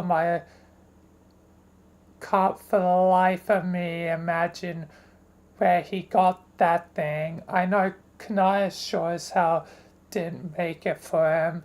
The man literally has no shame. Why is he wearing it?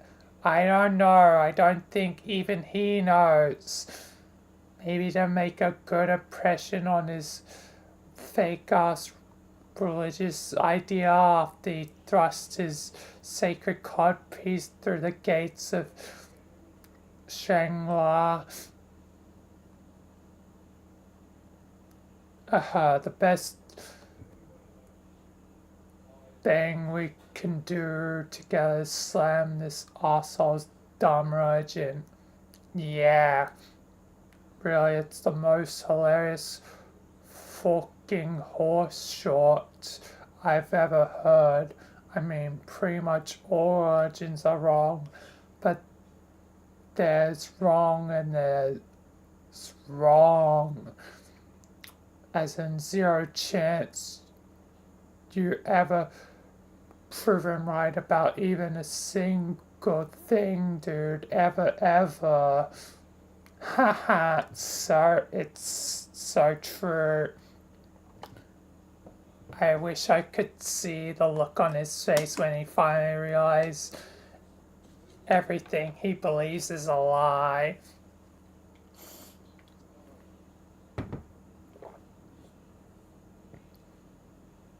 Be one sad clown that day. His bulge will probably deflate and make this high-pitched noise plus corresponding flatulence.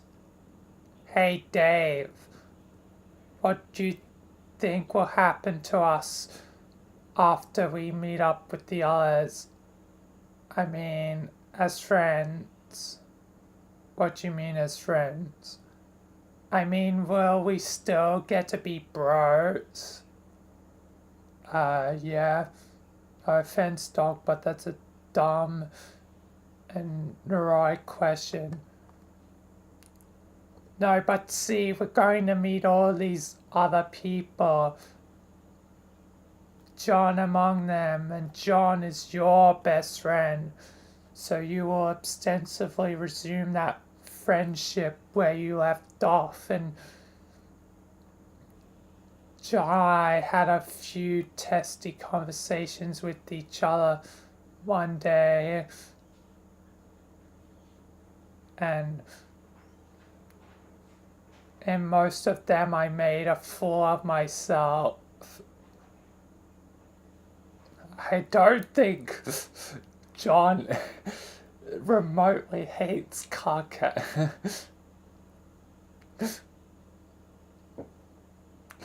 I guess we became friends that day, maybe, and the reality is that was just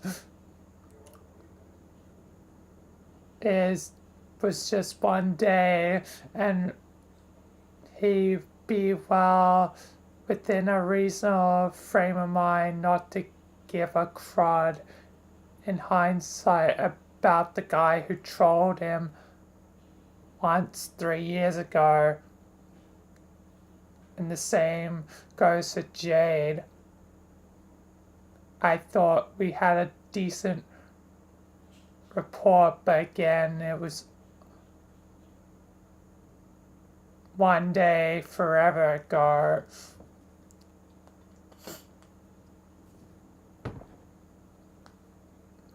She probably barely remembers me at this point, whereas that doesn't matter for you because you go way back with them. This is like a fucking heartfelt reunion for you guys. But where does that leave me? I can hardly call Gamzee a friend anymore. Who knows if my friendship with Terezi will even be what it was before.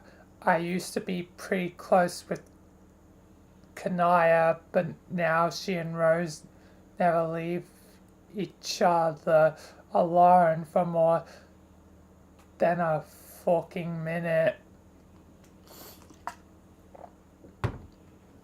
All my other friends are dead, and now we're leaving the dream bubbles behind.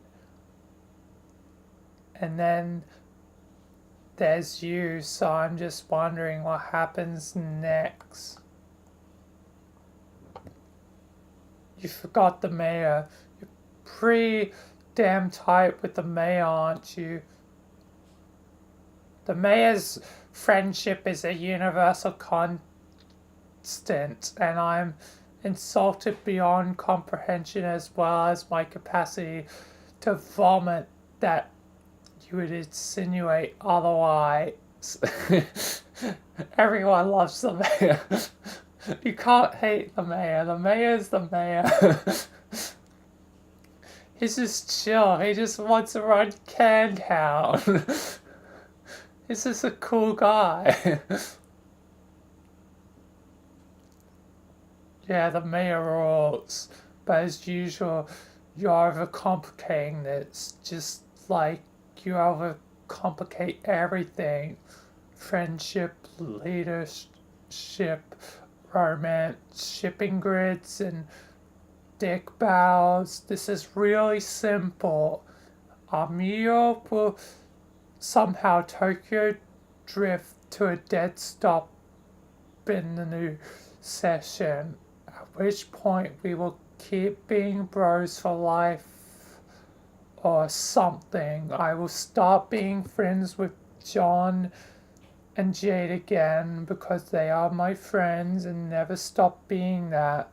John will also be your friend because he's cool and also a doofus who is easy to be friends with. Jade will be your friend too because she's nice and likes being friends with people. I can personally guarantee that she will be happy to see you. And as for the new people, I don't know about them, but they will probably be your friends too. All I know is two of them are my parents and two of them are John's parents, and ain't no rule that says you can't be friends with your bro's mom and pop.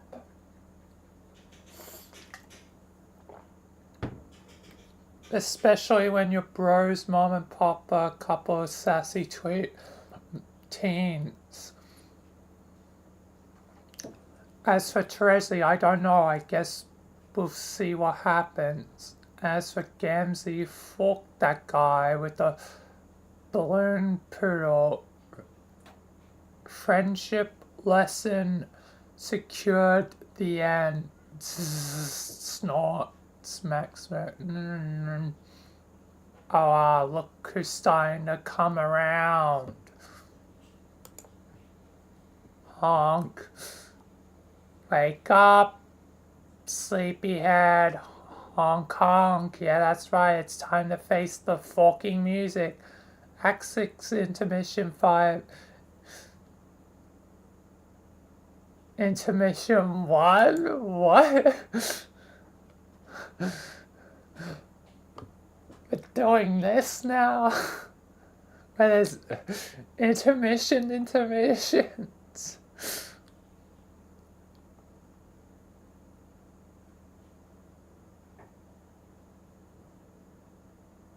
Hey, you computer man, I need more help. No, computer man, assist me with more hot tips. No. Yes, I'm having trouble understanding Blue Hat. This is a shameful exploitation of our arrangement. We aren't supposed to talk anymore once you left Earth.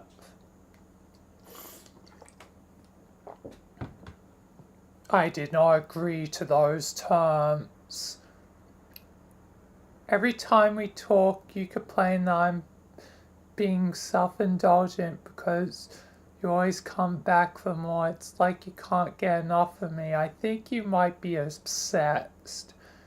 Give me more hot tips, arsehole.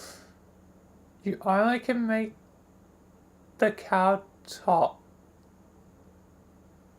That cow top so you could talk to me on the go, didn't you? No. Please don't lie. Who else would you use it to talk to in your solo session, Gamzee? I bet you haven't said one word to him through that device. You never even refer to him by his name. The clown has been an adequate peon when it comes to doing things I don't want to do. There's no reason to speak to him through my fun helmet. You should try to be better friends with him. He's basically ditched his best buddy for you. Who cares? He reveres you and you treat him like short. Yes, so you're off a pretty good start being a god, I guess. Thank you. Look, I said a polite thing, now reward me with what I want. Yo has very fast as a minion. He has been very useful, but I'm having trouble determining the abilities of Blue Hat. Yellow Hat, Blue Hat, and Blue Hat? You should come up with better names for them than that. Like what? Like, I don't know, maybe some cool mobster names.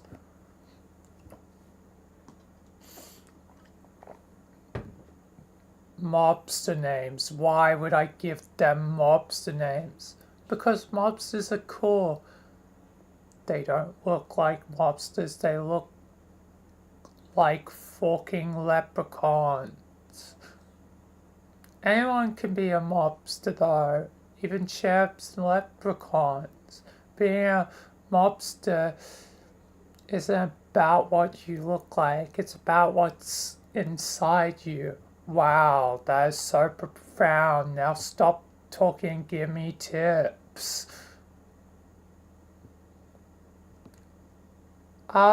These are only 2 things you've unlocked so far. Yes, I've conquered the second planet, and now I've traveled to the third. Before I conquer this one, I would like to know what Blue Hat does. He pretty much doing what he does. He seems to be stuck. Is he broken?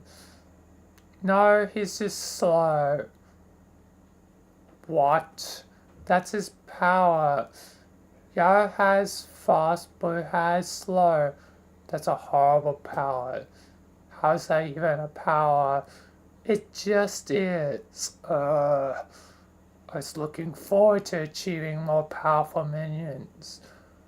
Not more mothering fools to take up space in my dark carnival. Do they get better than this? That depends on what you mean by better. Oh my god. Okay, we're done. Bye. End of Act 6 into Mission 5 into Mission 1. Wow, that was quick.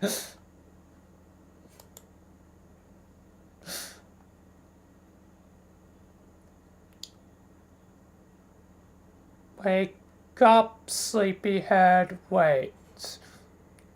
Why did I even say that? Staying asleep all you want, like I give a fork.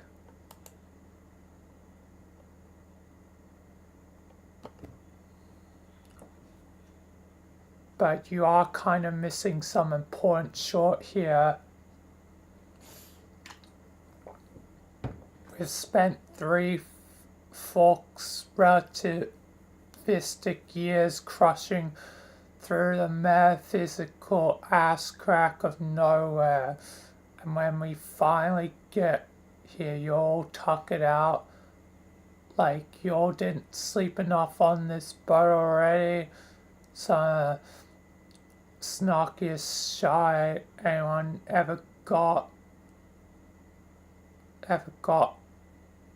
I owe to this friggin' boat.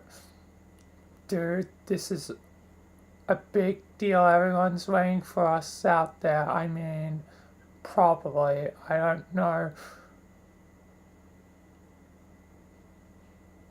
where we are. Some green hilly place with all these stone hedges sprinkling around.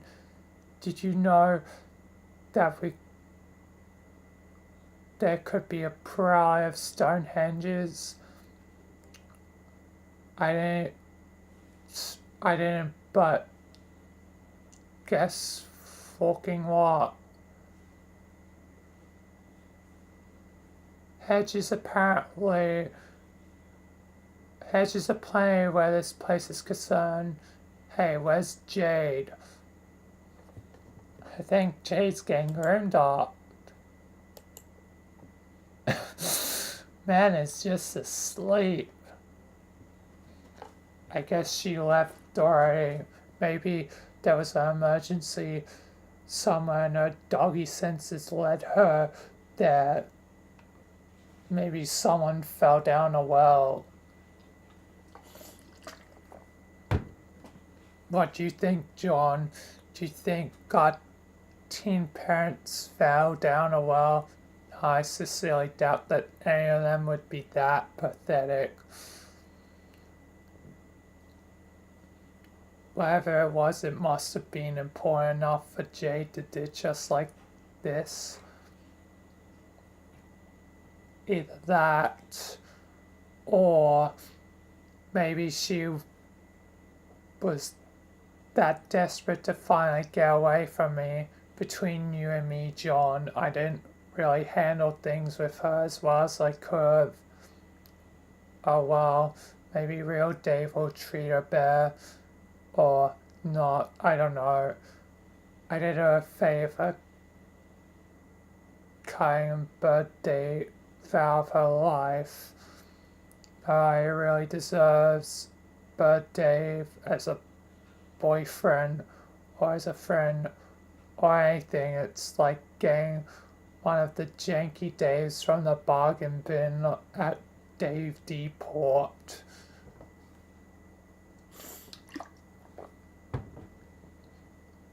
Or one of the markdown days the day after National Dave Day. It's like someone taxidermied your Dave and expected you not to know it's feathers. What feathers? Haha. No, that Dave is totally normal and okay. You should just go back to being bros with real Dave when you see him. I'll be fine. I'll just flap around and do my thing alone. I'm completely alright with that at this point. We had our ups and downs, John, but it was all cool to go on this road trip with you. There were sometimes, man, the times I'm telling you they were unreal. I bet you people would pay good money to see every second of the madcap stunts that were going down on this ship, basically 24/7. If Hawks could talk, wow. Haha, just joking. It was seriously boring as hell, but I mean, it was still cool, so yeah. Hey, what's the ring anyway? I've seen you with the ring, that ring before, and I guess I was just like, oh, John has a magic ring for some reason. No need to mention now anything, but where did you even get it? You can't even hear me. You've got your snooze on so hard. Ain't gonna wake you up to hassle you about no ring. I probably should have said all this stuff when you were awake anyway. Like the stuff about friendship. Fuck it, I'll just leave a note on my pad. Magic notes taped to your shoe or your college or something. My magic notes rule. I missed leaving them taped on stuff. I sure do talk to myself a lot, don't I? Why have I never made this observation? Rose like just now like, oh, I talk a lot. I would like to get to the end of that talking so I can move on to VR chat. At least it's only like 6 more pages. I probably needed to be a bird for exactly 3 years to finally have that epiphany. I wonder if real Dave ever had that epiphany. probably not, because he's not a bird. The bottom line is being a guy who's also a bird makes you think. Anyway, I'm out.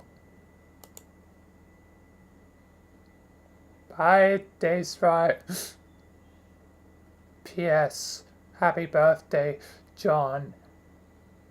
Have some more marks for the road. Act 6, intermission 5, intermission 2. So we're just doing this now, like random intervals between combos. I unlocked more gnomes. I thought they were leprechauns. I don't care what they are. Okay. I have now conquered 4 planets and have the same amount of gnomes under my command. Yellow hat, blue hat, red hat, and now purple hat. Congratulations! The planets are becoming increasingly difficult to conquer. I almost did not manage to destroy the purple planet within the allotted time. Unfortunately, the quality of the unlocked gnomes has not increased to match the escalating difficulty of my quest. It seems to be the opposite. These gnomes are short.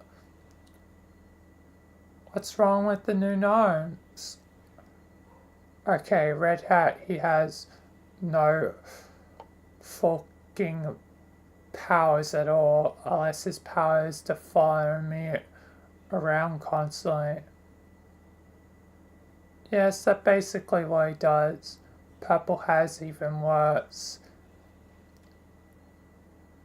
Is his power to dance around all the time while singing riddles to me. Yes, awful. Purple Hat's behavior is so infuriating. I have attempted to murder him several times, but to no avail. You can't kill Purple Hat. He's too lucky. That's also his power, being really lucky. What good does that do me? I don't know. Get him to solve a puzzle for you. Use him as a human shield sometimes. I mean a gnome shield. Oh yeah, that's actually a really good idea.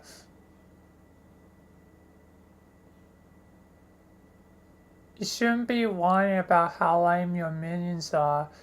As you accumulate more, your job is obviously to combine their talents and create ways to overcome the increasingly difficult challenges on your quest. Synergize your time gnomes. Make them more the sum of their pointy hats. That's going to be difficult. They are all idiots. I said it would be easy. Fine, I have no more questions for now. Hey, did you kill that cute turtle? No. But I see your past trail. You're standing there holding a gun and pointing at the turtle. Okay, then yes, I killed the turtle. Boo!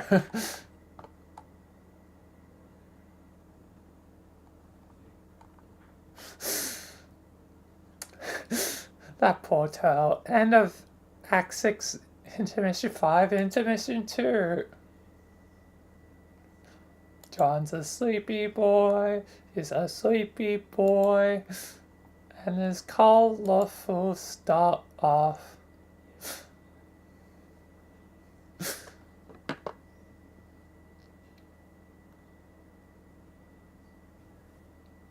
Alright.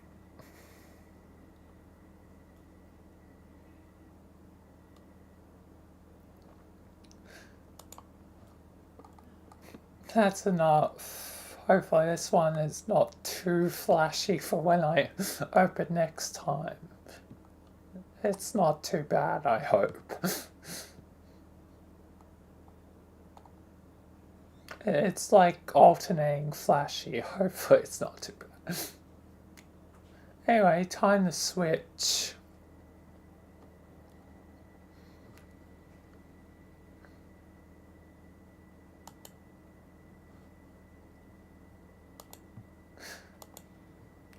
Switching gears.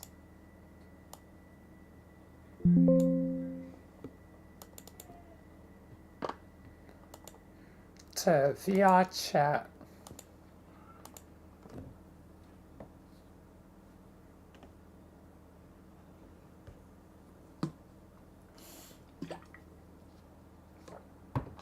Oh, I'll probably go AFK in a sec. Before I do anything. But I'll launch up the game.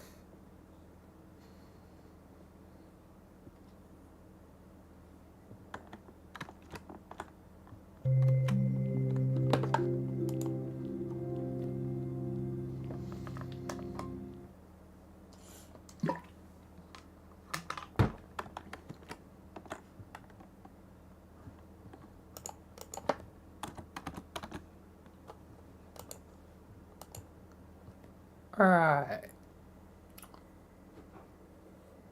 Into VRC.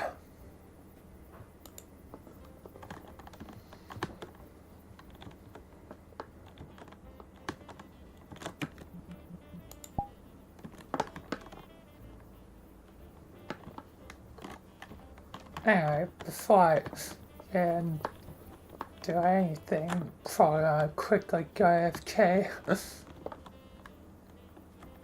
And then I'll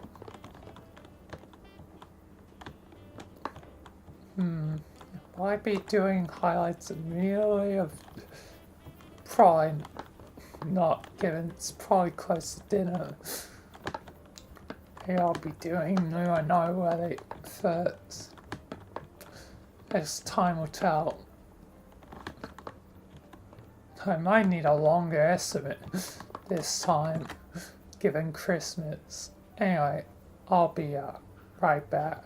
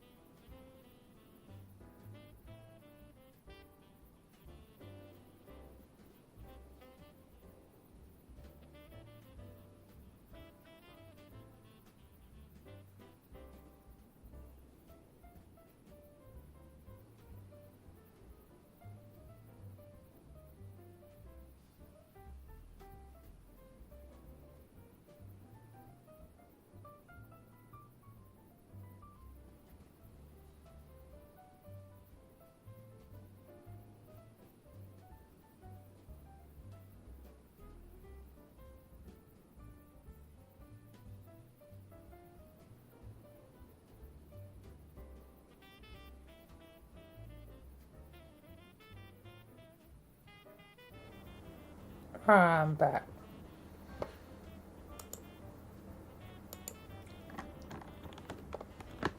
I think I am gonna probably do other things before doing highlights. It's probably gonna soon be a, dinner. So let's see what I can do in the meantime.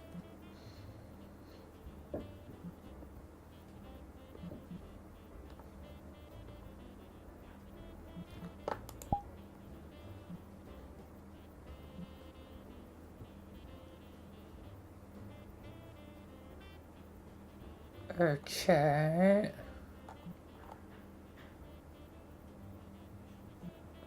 What is this?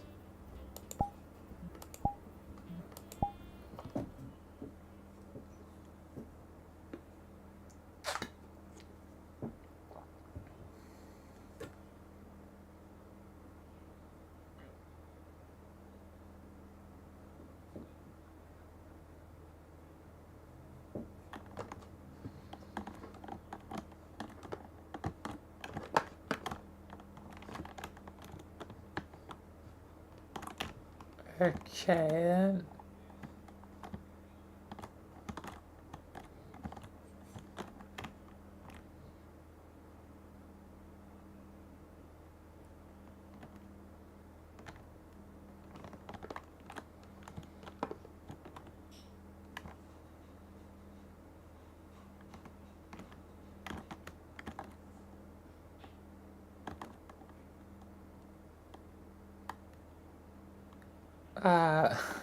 So it's like a urban legend, I'm guessing, but like a VR chat player. Oh, that explains the proximity chat message I got in a stream before. I was like, is that some sort of fake threat?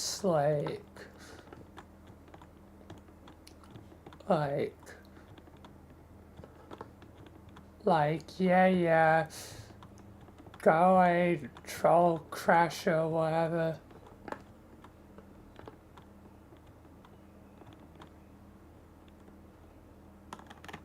Now seeing this, it's like, oh, it's, I guess a VR chat thing.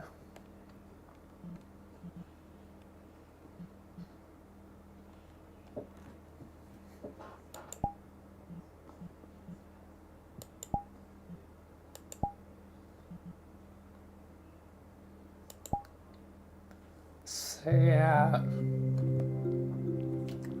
guess a bit silly. Like, goddamn, like the Interlope and Half-Life, like, oh my god, this thing is crazy. But it's not really that crazy. It's nothing. It's just, a game. I'm kind of going a weird way.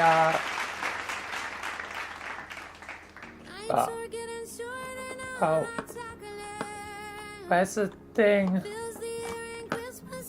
Okay, let's mute it till I can find the thing.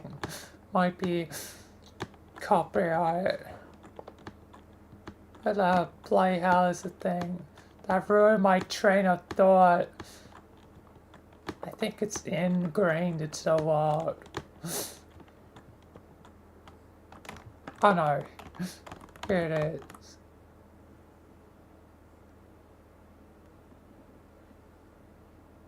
Wait, is that that's the lady who did Alan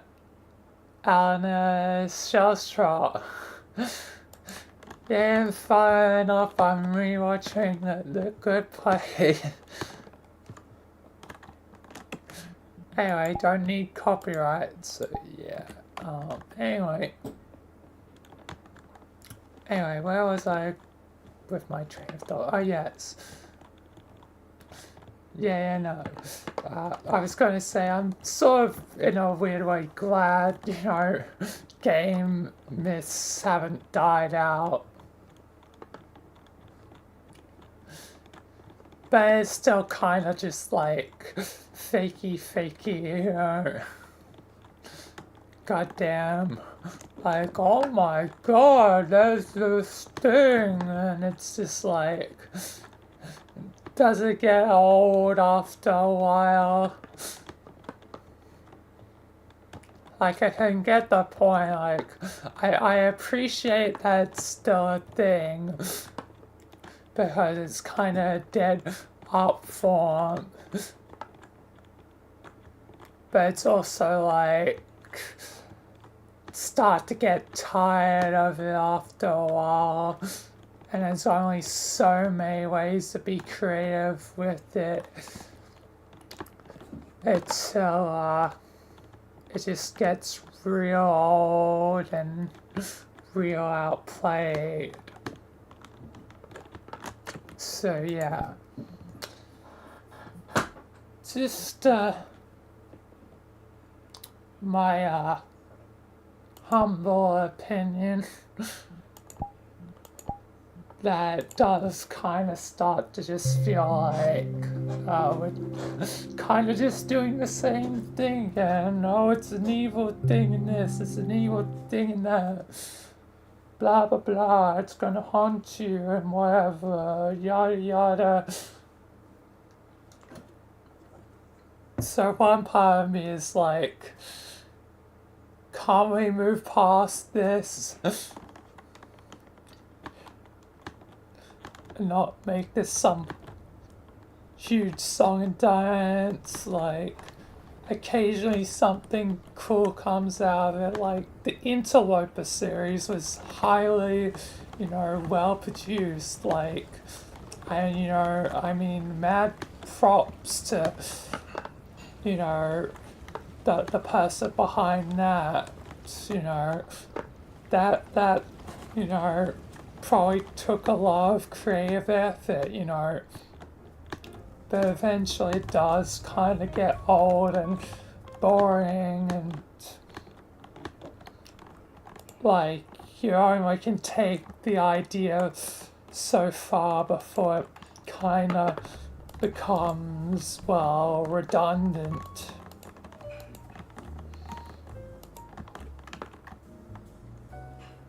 So yeah,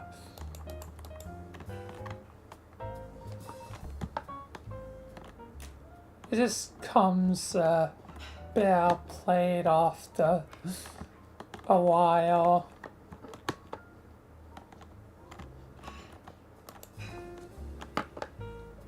Like, if you want to make something, cool with it, go ahead. That's totally cool and creative.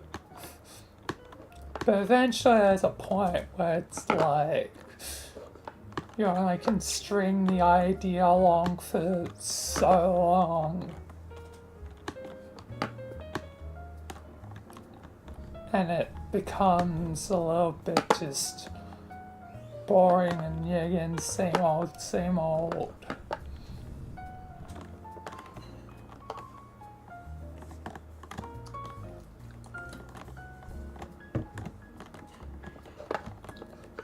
But obviously, if you got this idea that's got weight, obviously you want to try and make it sustain as long as possible, because you're probably getting a lot of attention and,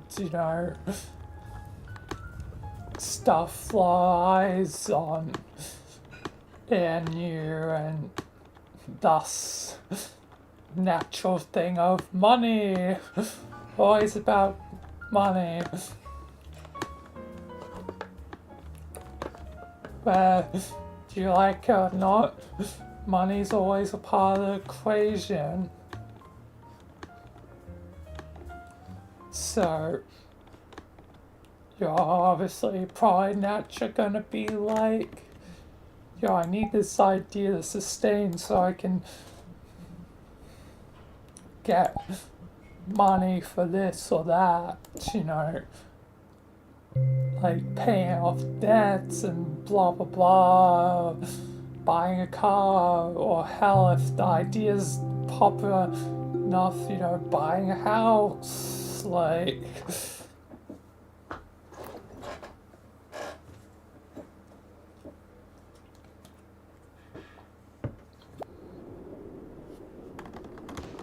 So, inevitably it just becomes a thing where you kind of have to perpetuate it if you want the best outcome.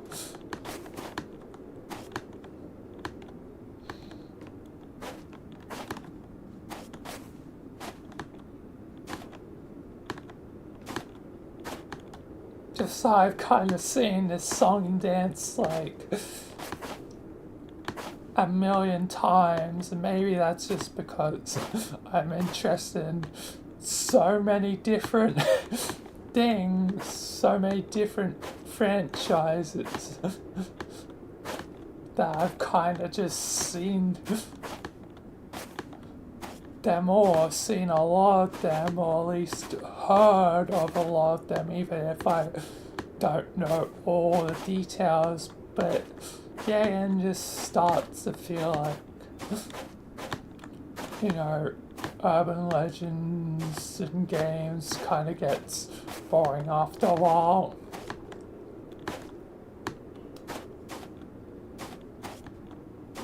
And I appreciate the art form continues, and I hope the art form doesn't die out, but it's in serious need of some revival. Something, I don't know. And this is Scuffed Map. I shall go for the mountain.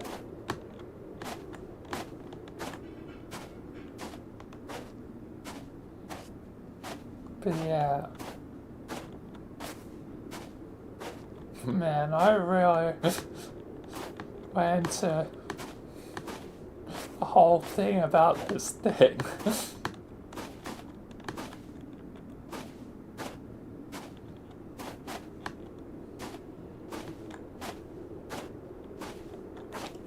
I, I really was just like, now I finally understand.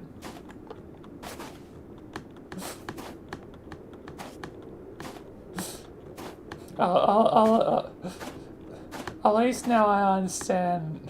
I'm sorry to that one person, even though they'll probably not be watching or probably never see this, but sorry, when I saw the proximity chat thing, I was like, is this a threat? Like a fake goddamn threat? Because it does kind of seem like that. When just said with zero context. And not everyone's gonna know the thing. And some people only come aware of the thing,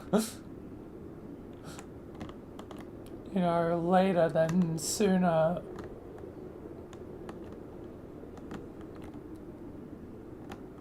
So yeah.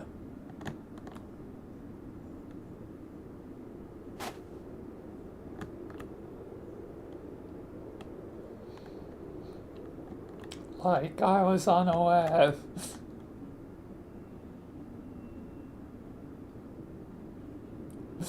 So,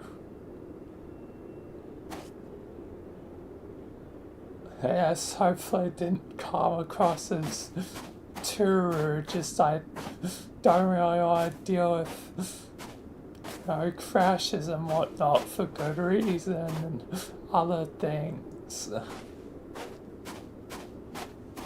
And this map really is cuffed. Walking through all the stuff.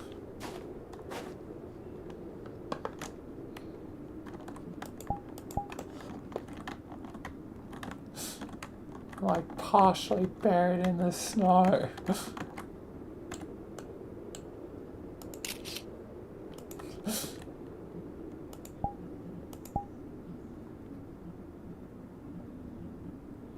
Also should make certain that the avatars have gone ?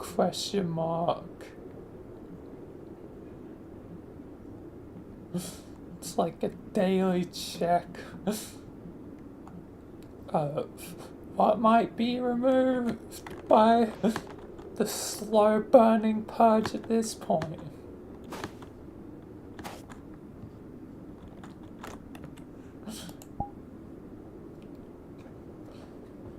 But anyway, I guess having some revelations on Christmas.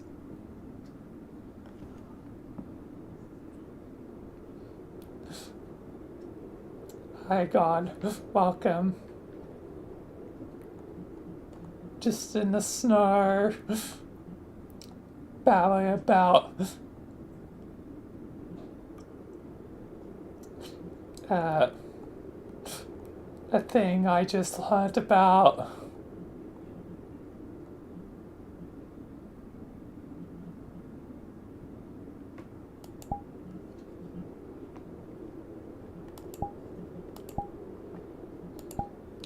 Seemingly a game myth of proximity chat.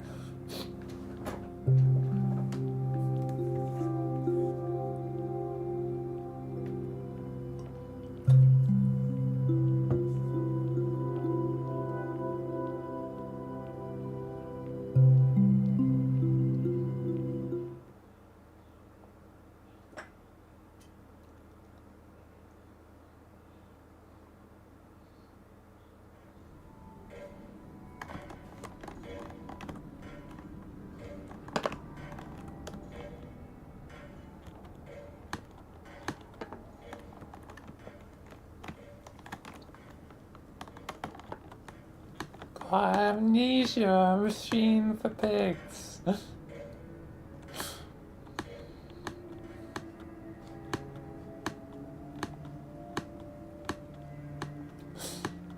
It's kind of weird. The only game of the Amnesia series I haven't beaten is Rebirth. The one that basically started out the Rebirth. Because I did it, Dark Descent, I've done Machine for Pigs. I did Bunker, technically. Yeah, and I kind of sped run that one.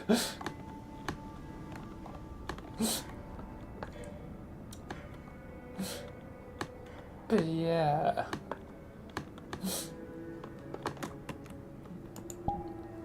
So it's really only Rebirth. I never completed.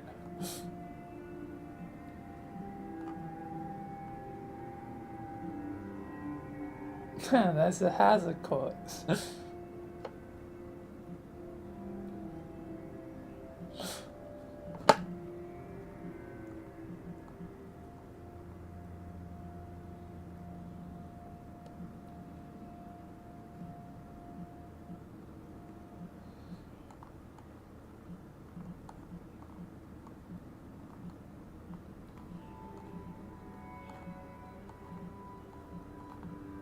Oh, else no way. I wait. Kind of anticipating dinner soon.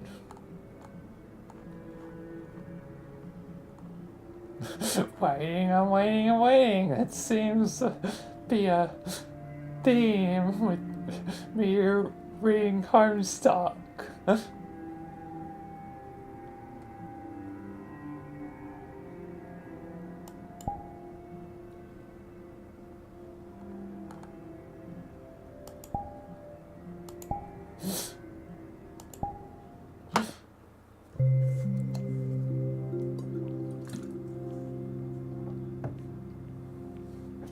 I'm also reading and reading and reading,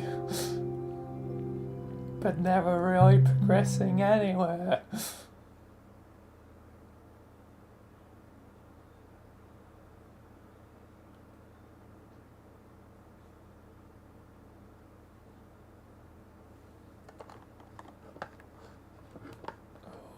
Uh,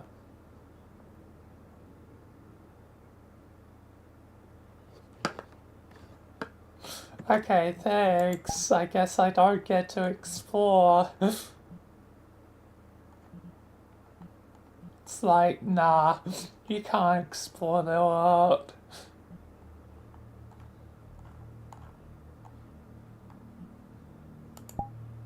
Oh, Resident Evil.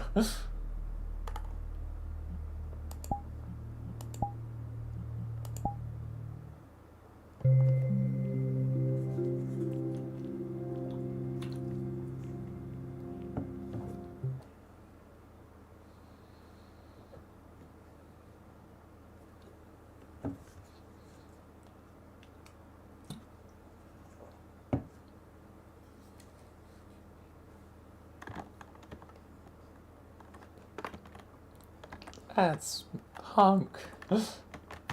We got fish. And Splatoon.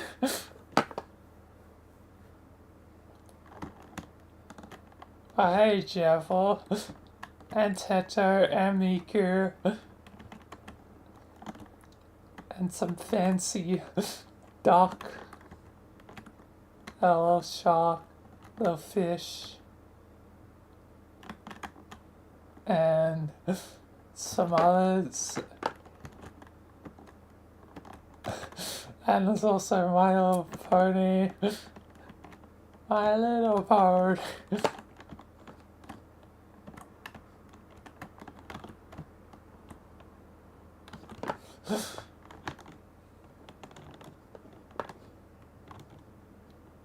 Oh, it's just space out there. Space is so cool. Jurassic Park. Da, da, da, da, da. It's a dinosaur.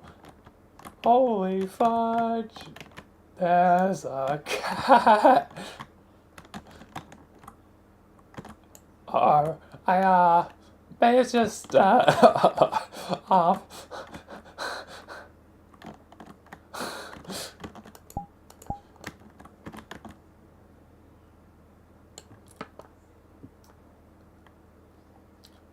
be careful, honey.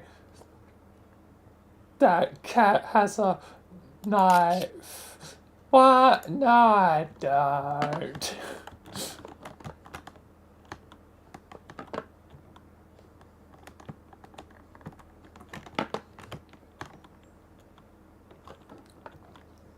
There's a room off in the distance. I wish to reach the room.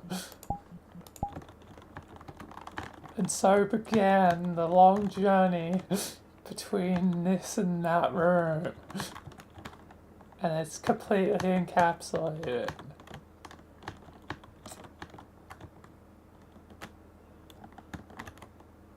What the heck? Why is that like upside down?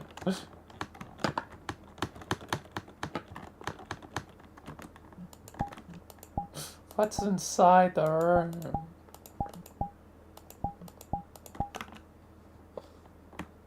I must know.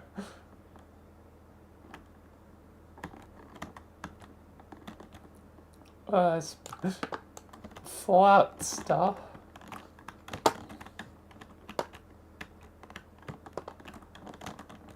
Dog. There must be a way to enter the room.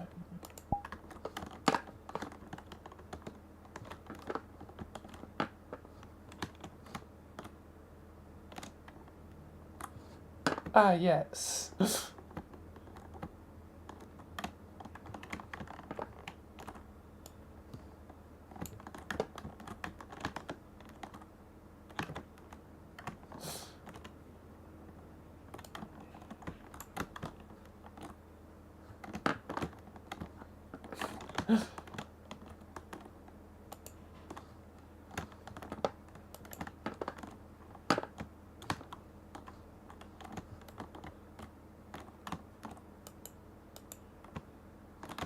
The door doesn't work. Cool. Whatever.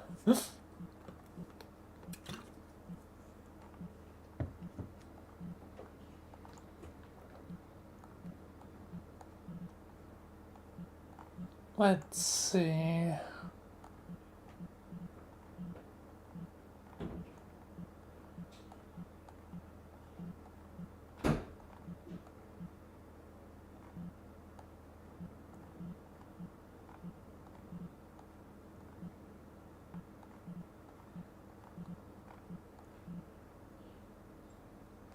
We throw rocks.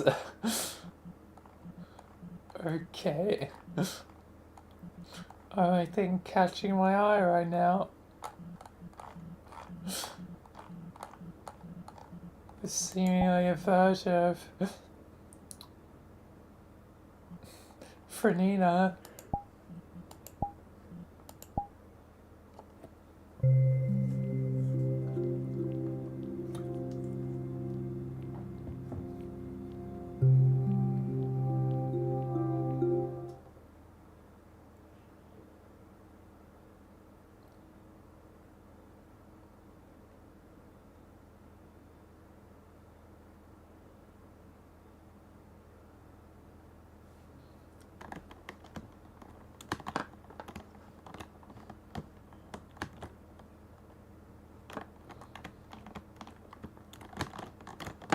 Alright, it's a place, the NAF Games place.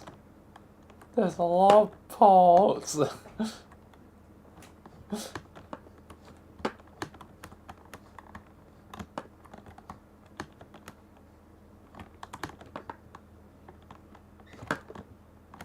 Oh.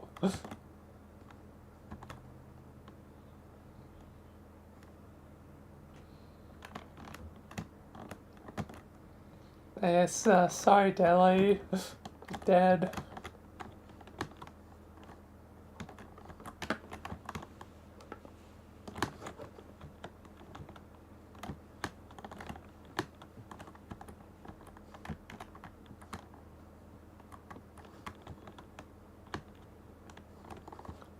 It's quiet. Too quiet.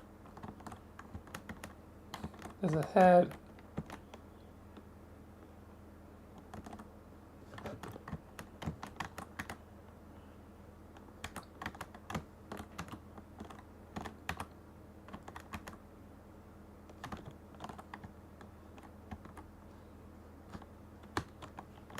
Alright. Something. I guess. Interesting recreation of FNAF 2 one.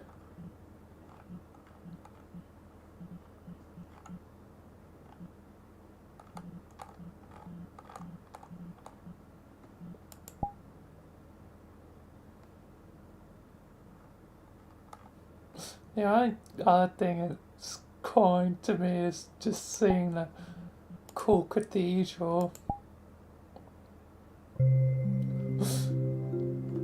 Time to head to church.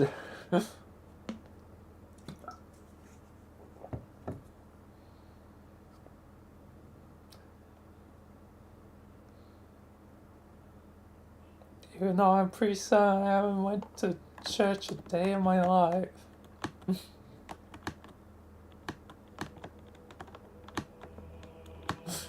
Nor will I probably ever will.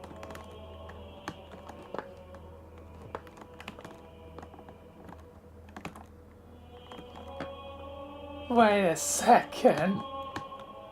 That's Hale.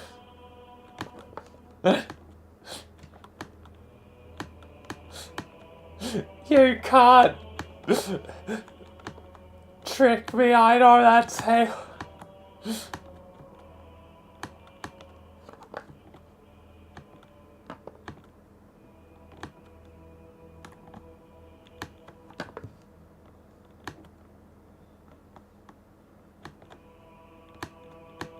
oh, oh, oh.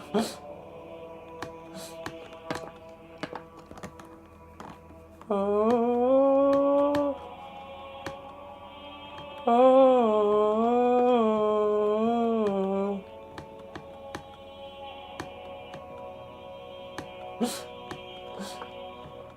banana.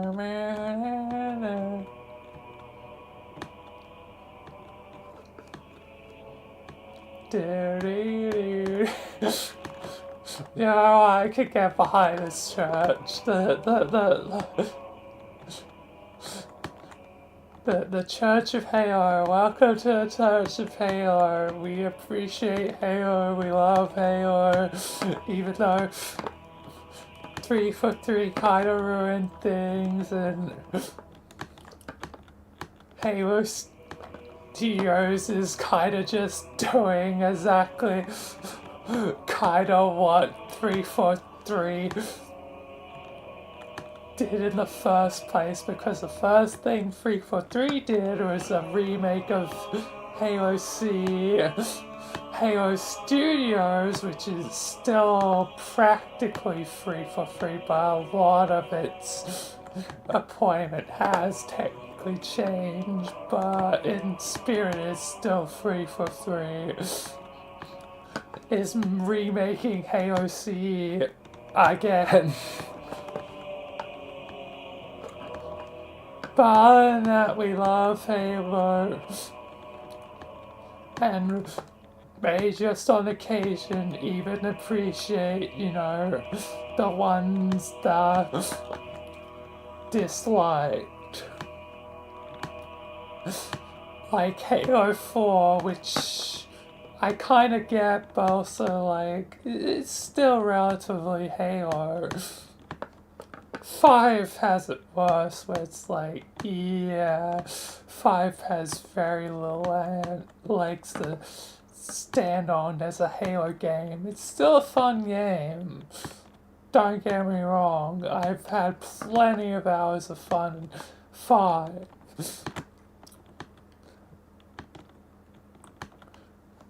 But as a Halo game, yeah, no.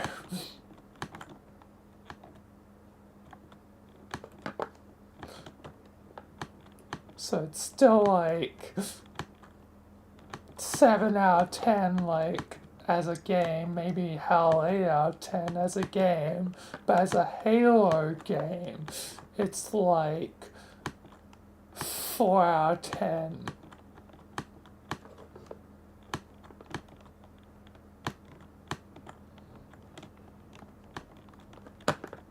Like, it stinks.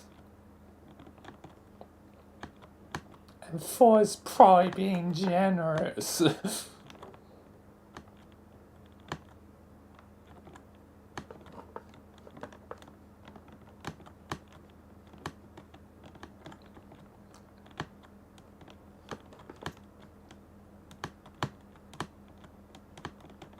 Because basically it's sort of two sets of opinions. My opinions of it being a part of the Halo franchise,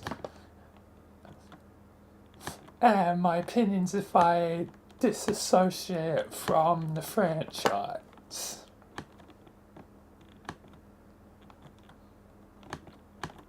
Because you can still love something you hate, surprisingly. That's why it's called a love-hate relationship.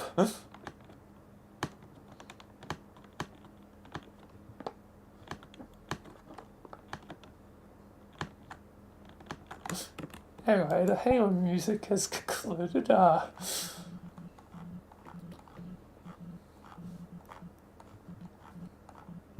kind of glad I went there. More things. To buy time until dinner.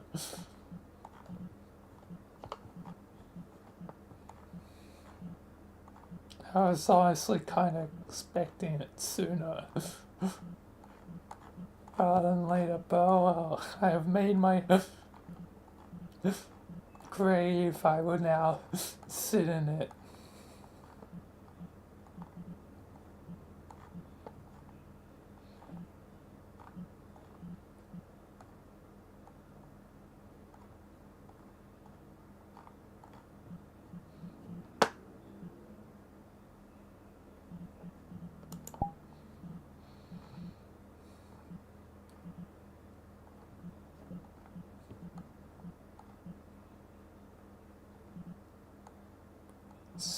So let's see.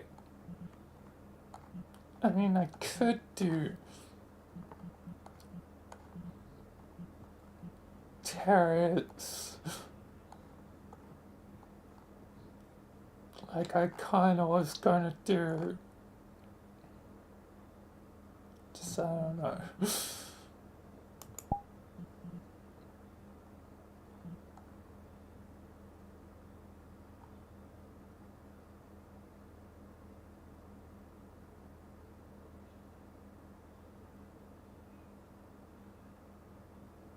Right. This was a great world.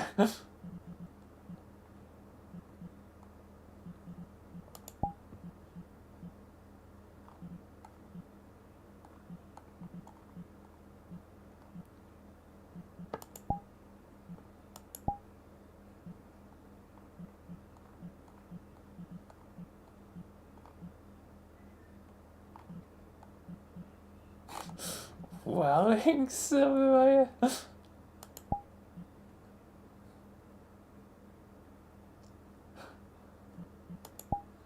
Okay, I'm just vaguely interested.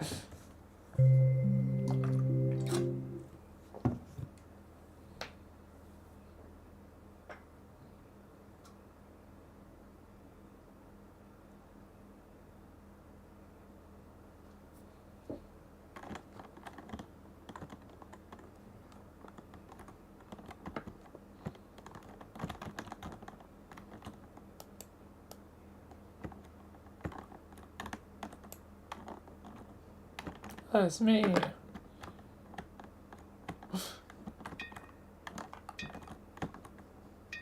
What the? Dang it. Oh, wow. It's me.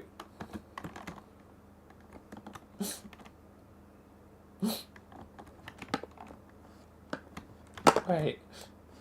Infinite cam? Oh, yeah. Infinite.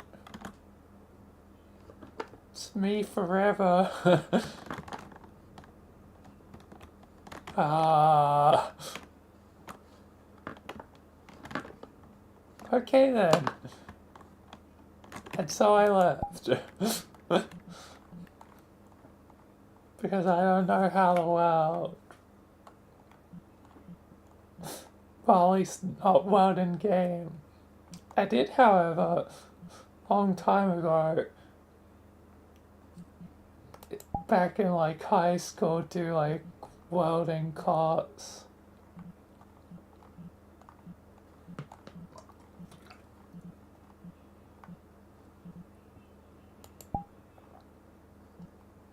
So yeah.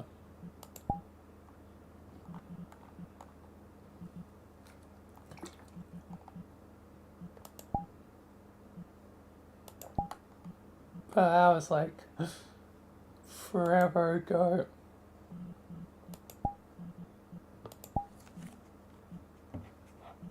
What the? Venture City? Why is the thing changed? Has there been an update to it? Might check that out. Given it is a keyword in the story. At this point, otherwise then I guess I might as well just do terrors until dinner.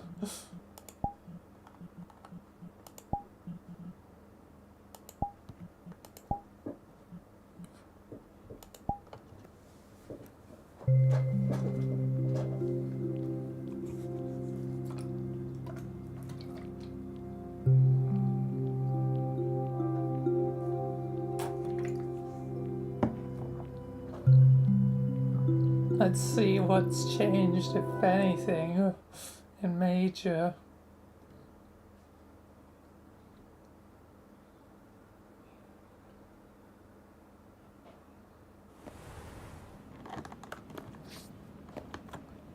The lighting seems a bit potentially different.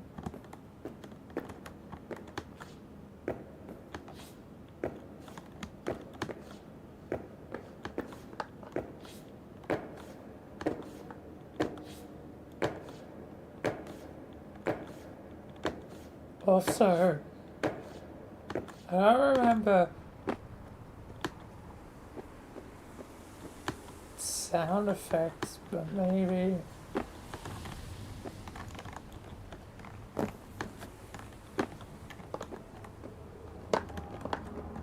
foliage?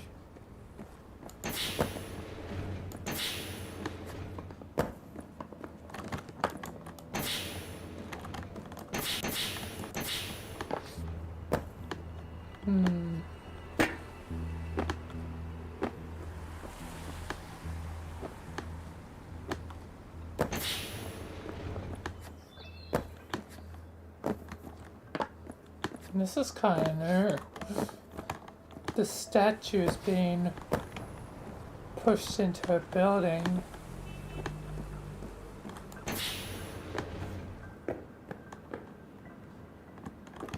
Oh, it's like a actual shop.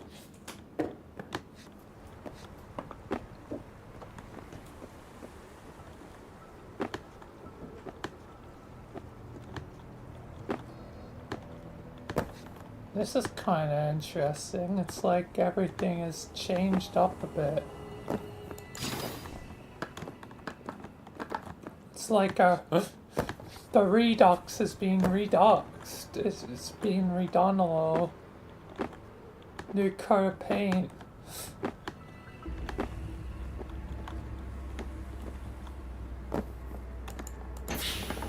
And there's now dinner. But I want to quickly check some stuff.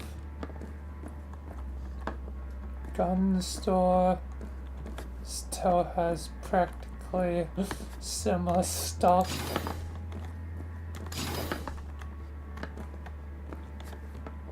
Not really much too different here. Gonna head to apartments.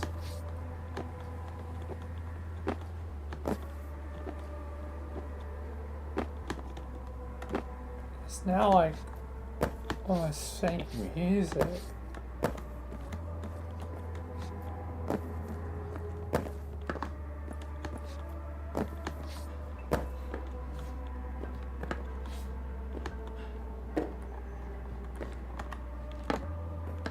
Alright.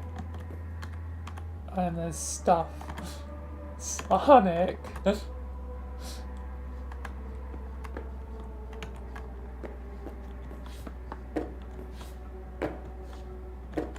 Does seem like small attributes have been changed. What the heck? Rebecca's thing has a bunk.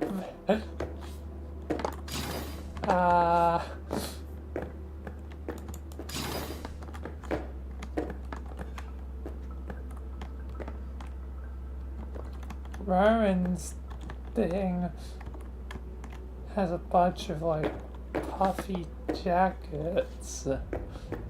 Let me head up to the upstairs one. Okay, at least this one's normal. Relatively. The one that is important.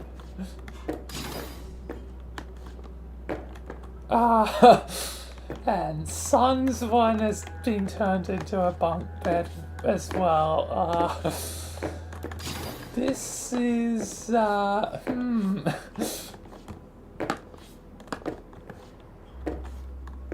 gonna complicate things, I think. Potentially. I'm gonna have to mention this to god, Leia. Oh boy. It's bad for both me and him. Oh boy. Anyway, it is dinner, so I'm gonna be having that.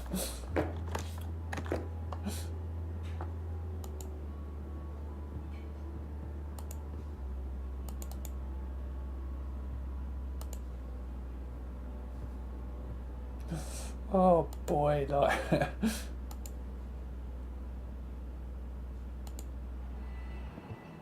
Anyway, this time I'm gonna make the estimate longer given Christmas. Usually I would say 45 minutes, but this time I'll say an hour just to be safe, so that's like 8 to 9, essentially. Normal estimate is 45 minutes, so hopefully I'll be back by 8:45. Hopeful estimate is 8:30, which the hopeful estimate seems like the least likely on Christmas. Anyway, I'll be back. And then I shall continue and actually do the murder highlights when I return. Alright, that's gonna be on. I should actually conclude YouTube side because, yeah, again, highlights is online. So, first off, real quick, peace YouTube, that this will be it. Since, yeah, again, don't want to risk things, online. They're great. But yeah. Anyway, peace, thank you, goodbye, YouTube. We'll still technically be live, even though I'll be gone for a bit. But yeah, anyway, peace, YouTube. Goodbye.